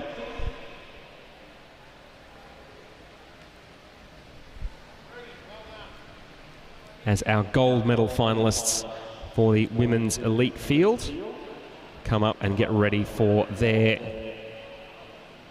second heat.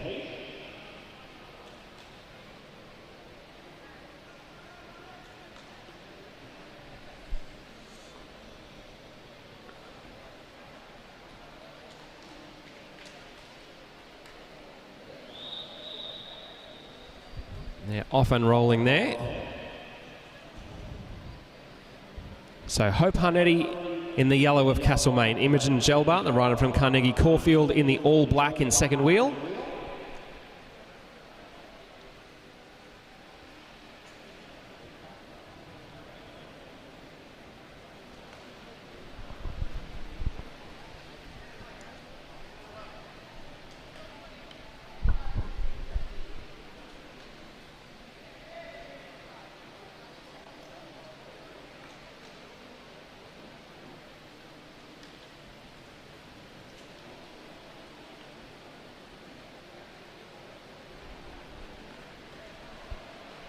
So both riders keeping a close eye on each other for the time being. Harnetti staying low on the track, Gelbart high.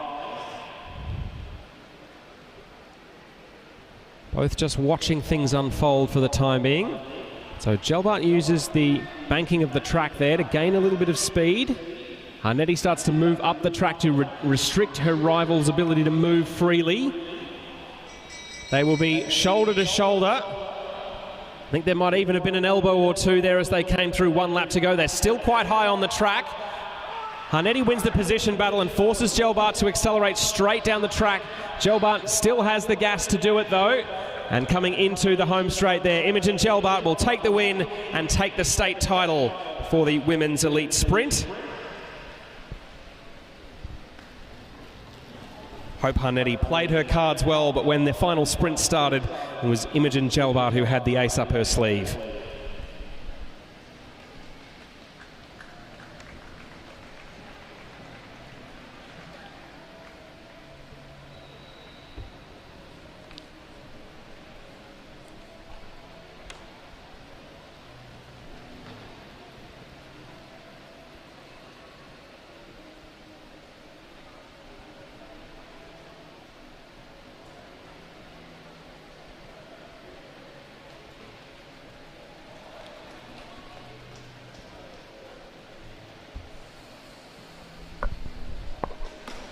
Now, bronze medal finalist for the men's elite sprint, now coming up for their second heat. Ruben Smith, the rider from Wangaratta Cycling Club, in the white helmet, in the red and black of Blackburn. He's up against Daniel Power in the orange and purple of Brunswick. An excellent name for a cyclist to have, Daniel Power, up there with the likes of Swift, Speed or Watts.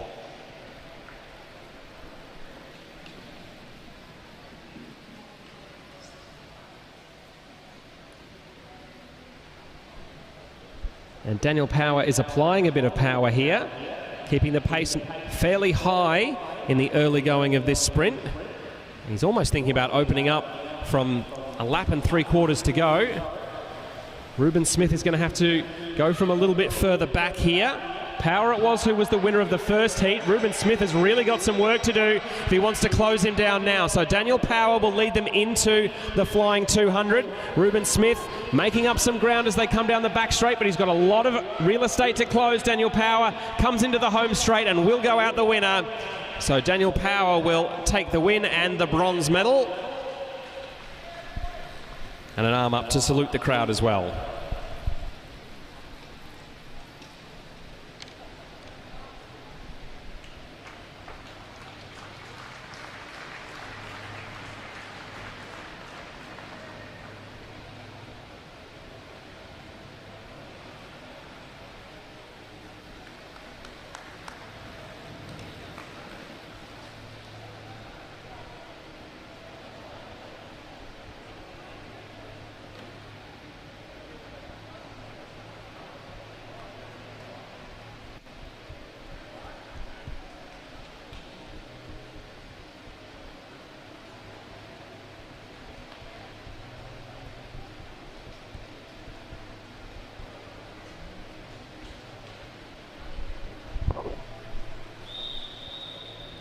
So our gold medal finalists for men's elite are now up for their second sprint heat. Jade Madden, the rider in the yellow of Castlemaine, was the winner of the first one. Nicholas Papadakis, the rider from Blackburn, in second wheel. We're looking to level the scores here.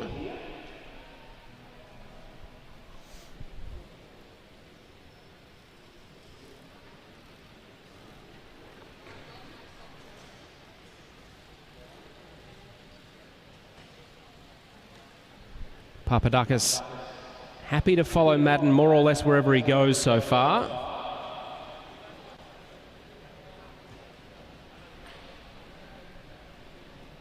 Jade Madden just checking over his left shoulder here. By staying up to the right-hand side of the track, he only needs to keep an eye on Papadakis when he dives down to the left, which he has now done. So Papadakis puts it all on the table with a lap and a half to go. Jade Madden with some accelerating to do. Coming into the home straight now. Jade Madden looks comfortable in second wheel. Coming up around the outside of Nicholas Papadakis as they come down the back straight. Jade Madden now starting to move clear. Papadakis looks to challenge in the last little bit, but he won't be able to get there. Jade Madden throws his arms up in celebration. He will be your men's Victorian state champion for the sprint. So a straight sets win there for the rider from Castlemaine. And the conclusion to an excellent day's sprinting action.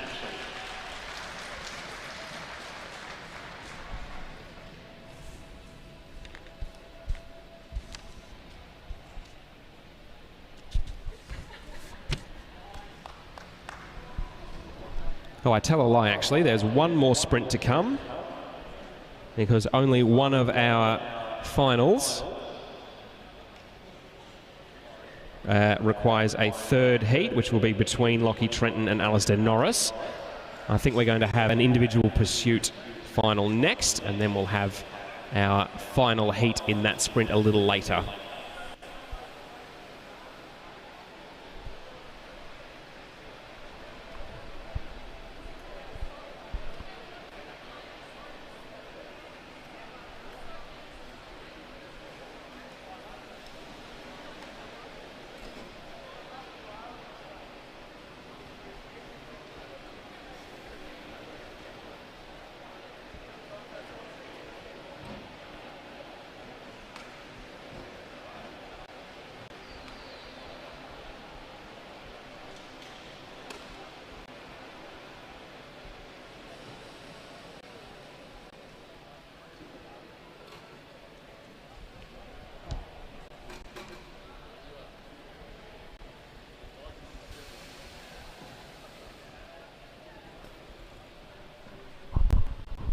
So we're now moving on to our bronze medal final for our men's elite individual pursuit over 4,000 metres.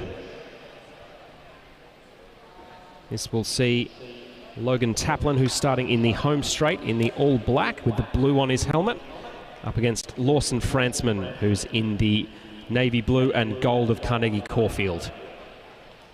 So Taplin starting from the home straight, Fransman starting from the back straight.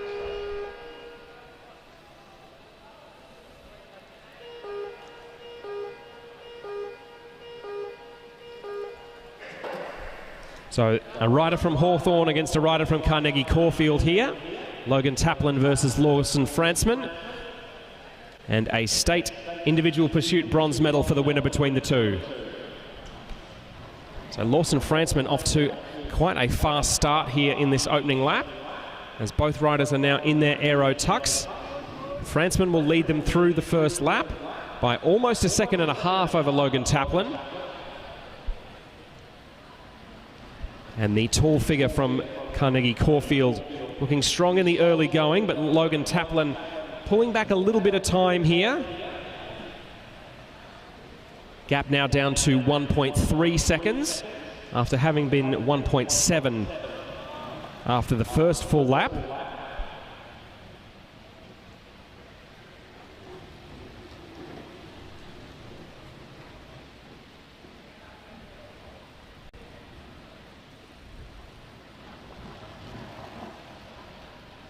So the gap under a second now as they come up towards 1,000 metres covered. So a quarter of the way through, and it's 2/3 of a second for Lawson Fransman ahead of Logan Taplin. But the Hawthorn rider in the black has been slowly chipping away at the advantage of Lawson Fransman so far. Down to just 2/10 of a second at 1,250 metres. So Logan Taplin with a little bit of a slower start, but he's really starting to pick up the pace now as he goes green for the first time. So Logan Taplin now in the lead, just ahead of Lawson Fransman. Just a tick shy of 3/10 of a second.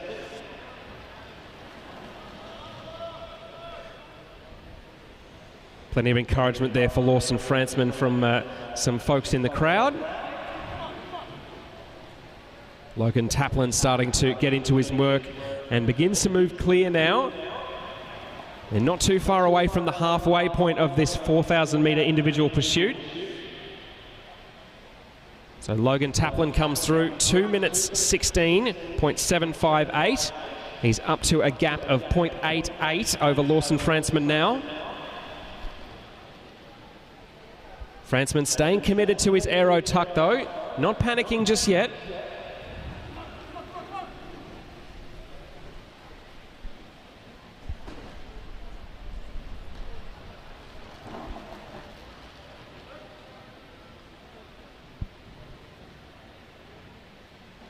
So coming into 6 laps to go now for Logan Taplin, as the gap is now over 1 second for the first time. So a bronze medal on the line. Lawson Fransman still not out of this by any stretch of the imagination here. We've seen riders start hard and fade late. Logan Taplin seems to be on good form at the moment. But Lawson Fransman did manage to pull back a little bit of time in that last lap.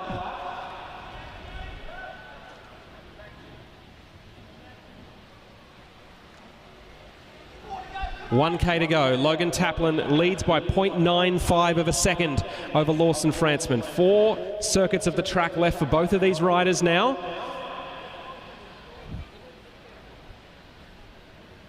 Fatigue starting to tell for both of these riders. There's a bit more of a rock and roll in the shoulders of Logan Taplin as he comes down the home straight. He's still holding a good advantage though. It's over a second to Fransman now. 1.14 seconds. With 2.5 laps to go. Logan Taplin continuing to look good here. Lawson Fransman putting in some good laps there, trying to challenge. So Logan Taplin just about to come through and get the bell.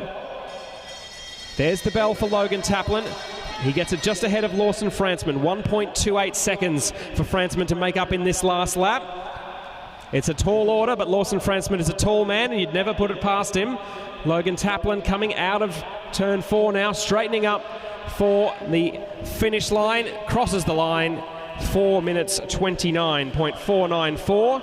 He takes the win by 0.86 of a second over Lawson Fransman. So the bronze medal goes to Logan Taplin of Hawthorn Cycling Club.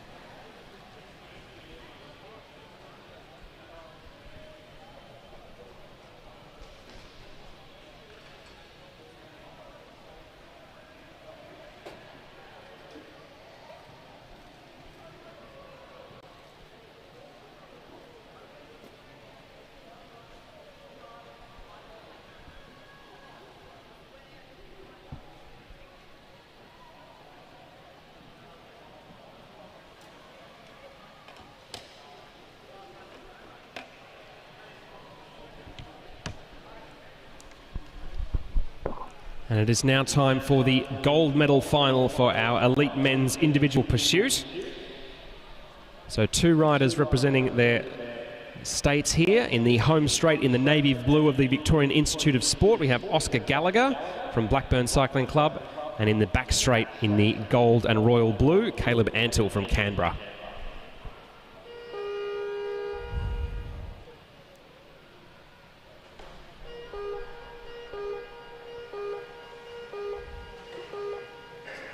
So not a lot separated these two in the individual pursuit qualifying early this morning. So it will be Oscar Gallagher versus Caleb Antill to decide who will go out the Victorian state champion and gold medalist.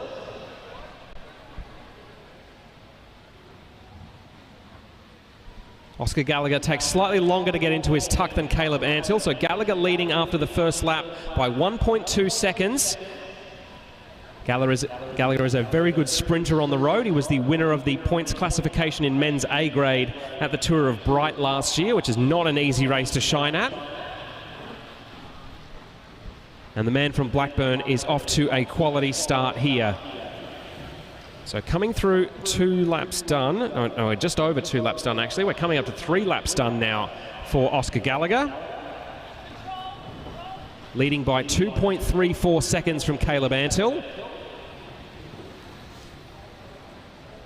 So the Victorian putting up a strong defence of his home state here against the interloper from the ACT.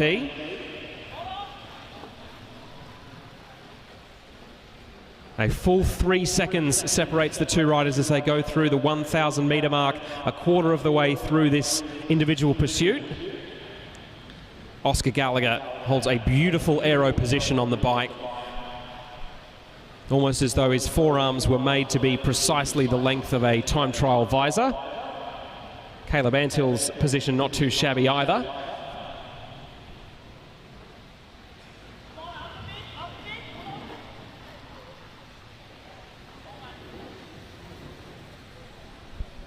So both riders turning the gear over smoothly. Just shy of the halfway mark now. And Oscar Gallagher will now have Caleb Antill in his sights as he comes down the straights.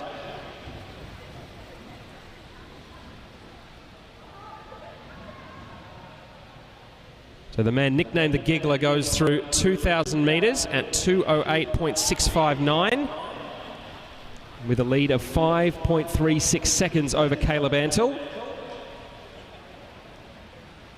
So we've received word that all of the VIS riders, including Oscar Gallagher, will try and push on and set a good time if they do end up making the catch. And it looks like Oscar Gallagher is well on his way to catching Caleb Antill here.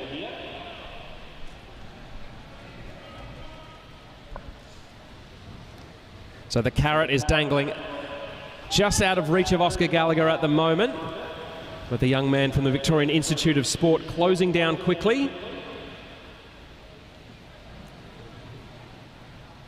So coming up towards the 3 kilometre mark, and it looks like Oscar Gallagher now going around the outside to try and make the pass on Caleb Antill.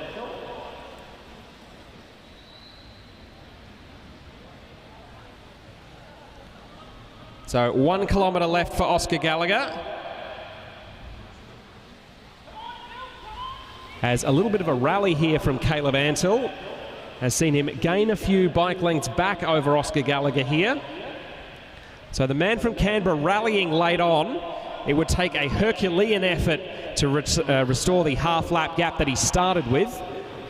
But a good little response here from Caleb Antill, not letting himself be caught, even though he is 7 seconds down now.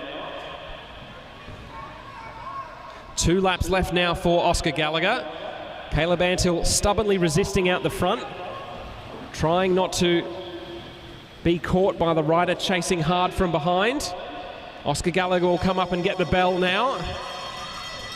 So the VIS man doesn't look like he will quite get his prey here at Disc this afternoon, but he will manage to take out the win and the gold medal here. So coming up towards the line now, Caleb Antill will hold off, but Oscar Gallagher will take out the win. 4:13.807 for Oscar Gallagher in the individual pursuit. Caleb Antill, a very respectable 4:21.511. So Oscar Gallagher went 6 seconds quicker in that race than he did in his qualifier this morning. Caleb Antill recording almost exactly the same time, so definitely a case where Oscar Gallagher had some superb legs here this afternoon. So Gallagher will go out the winner of the gold medal, Antill will take the silver, and Logan Taplin will go home with the bronze.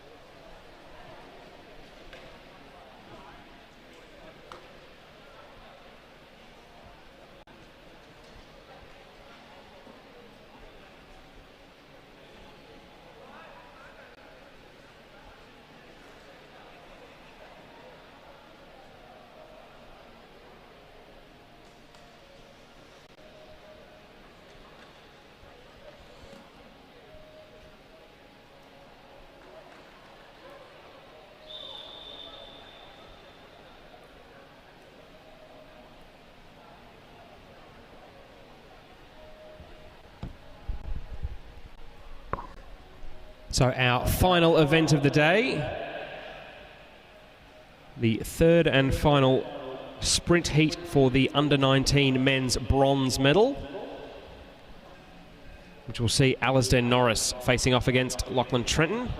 Lachlan Trenton in the orange and purple of Brunswick, Alasdair Norris in the grey of the Royal Bikes team.